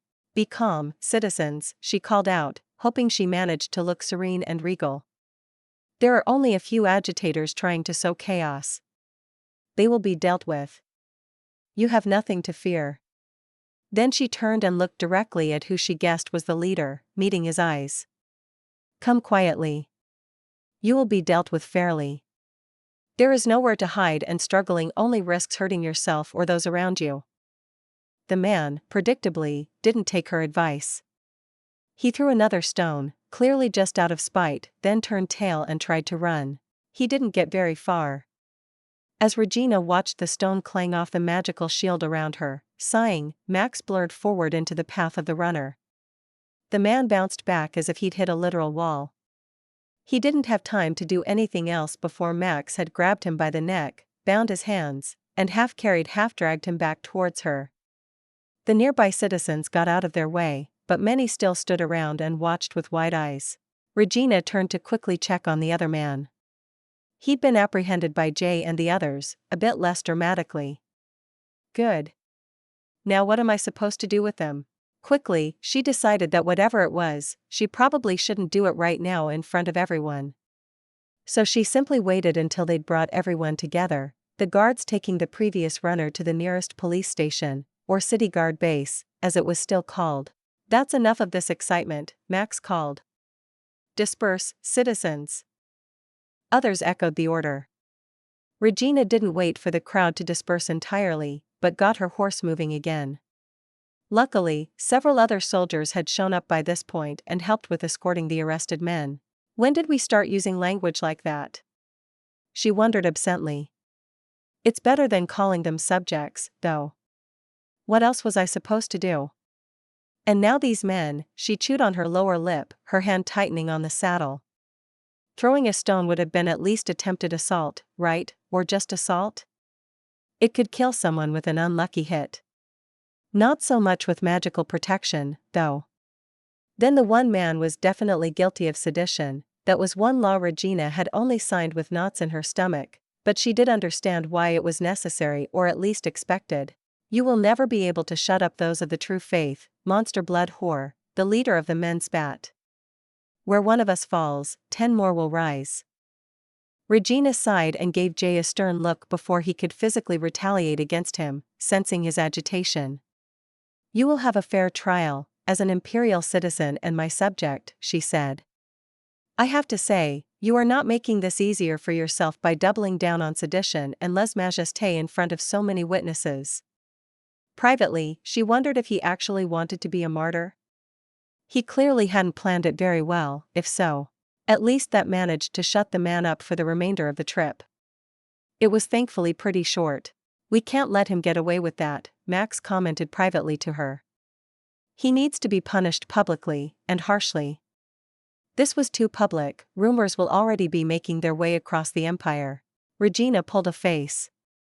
I know. Maybe she could just hang the leader and not the others? She didn't think any of them deserved death, objectively, but it would be the expected punishment. And what the man must have expected as well. Any other ruler wouldn't hesitate. He had basically planned elaborate suicide, she wouldn't feel guilty about that. Either way, there were courts for that. The rest of the Star Guard had already been alerted and several soldiers stood ready to take the men into custody. Regina exchanged a few words with them, then headed on into the palace, Max dogging her heels. She wasn't surprised that he was a little twitchy and felt the need to stay close after an encounter like this. For her part, Regina swept the city with her psychic senses, trying to see if there were any traces of a larger conspiracy she could catch. Unfortunately, she didn't know if there were none or she failed that attempt. Because of the incident, Regina contacted Ira and a few others and reshuffled her schedule. It only took a few minutes before Janice joined her in a sitting room. A few minutes later, Tim, Dane and a few others arrived as well. Max, fill them in, please, Regina ordered, then listened with one ear while considering the ramifications and potentially similar incidents across the last few weeks. They will be dealt with properly, Janice noted. I assume this meeting is about rising radicalism in the Empire? Or the impetus from abroad? Regina gave her a small smile. How is the current situation in the Western Confederation and Esseman? Dane cleared his throat lightly. The religious orders are still growing, although they have somewhat stabilized, my Empress. Of particular note are two that have been trying to expand beyond the Western Confederation's borders, both among the biggest of the lot and styling themselves as knightly orders. The Order of the Sun Temple and the Brotherhood of Violets. Regina nodded. They'd come up in briefings before. Those are two martial orders, I know. Which of them is the bigger threat? Our projections estimate that the Order of the Sun Temple's growth will slow and its numbers stabilize at a moderate range, Dane replied. Primarily, this is due to their strict requirements. They are what you would call a monastic, knightly order, and require of their member vows of chastity and poverty. Though the latter seems to be rather lax. They also admit both men and women. While perhaps on the smaller side, they are well on their way to becoming an elite force, however. In contrast, the Brotherhood is male-exclusive, as the name implies, but takes almost anyone willing to fight for what they consider righteous cause. Both groups have attempted to send people into the Empire. And how has that gone? Badly, but not terribly, he replied with a small grimace. Some villages and smaller towns along the border did not turn them away, and some people appear to have listened, even if there was not much enthusiasm. Regina smiled, showing a few teeth. We need to keep an eye on them. If they give any sufficient cause, I will see them outlawed in the Empire. They nodded. As you wish, Your Imperial Majesty, Dane acknowledged, but she could sense his tentative approval. And the other orders? Regina leaned back and listened as he continued his briefing about the more notable ones, digressing into some information about the temples and priesthoods in the country as well. It was all vaguely interesting, but nothing particularly stood out to her. Is there any indication that these agitators were connected to them? Janice and Max exchanged a glance. Not so far, Max answered. But we'll be looking. If there's anything to find, I promise we'll find it. Personally, I don't think there was necessarily a direct connection, though. They might have just been inspired. This might be a good case to test our new protocol for psychic interrogations, Janice added.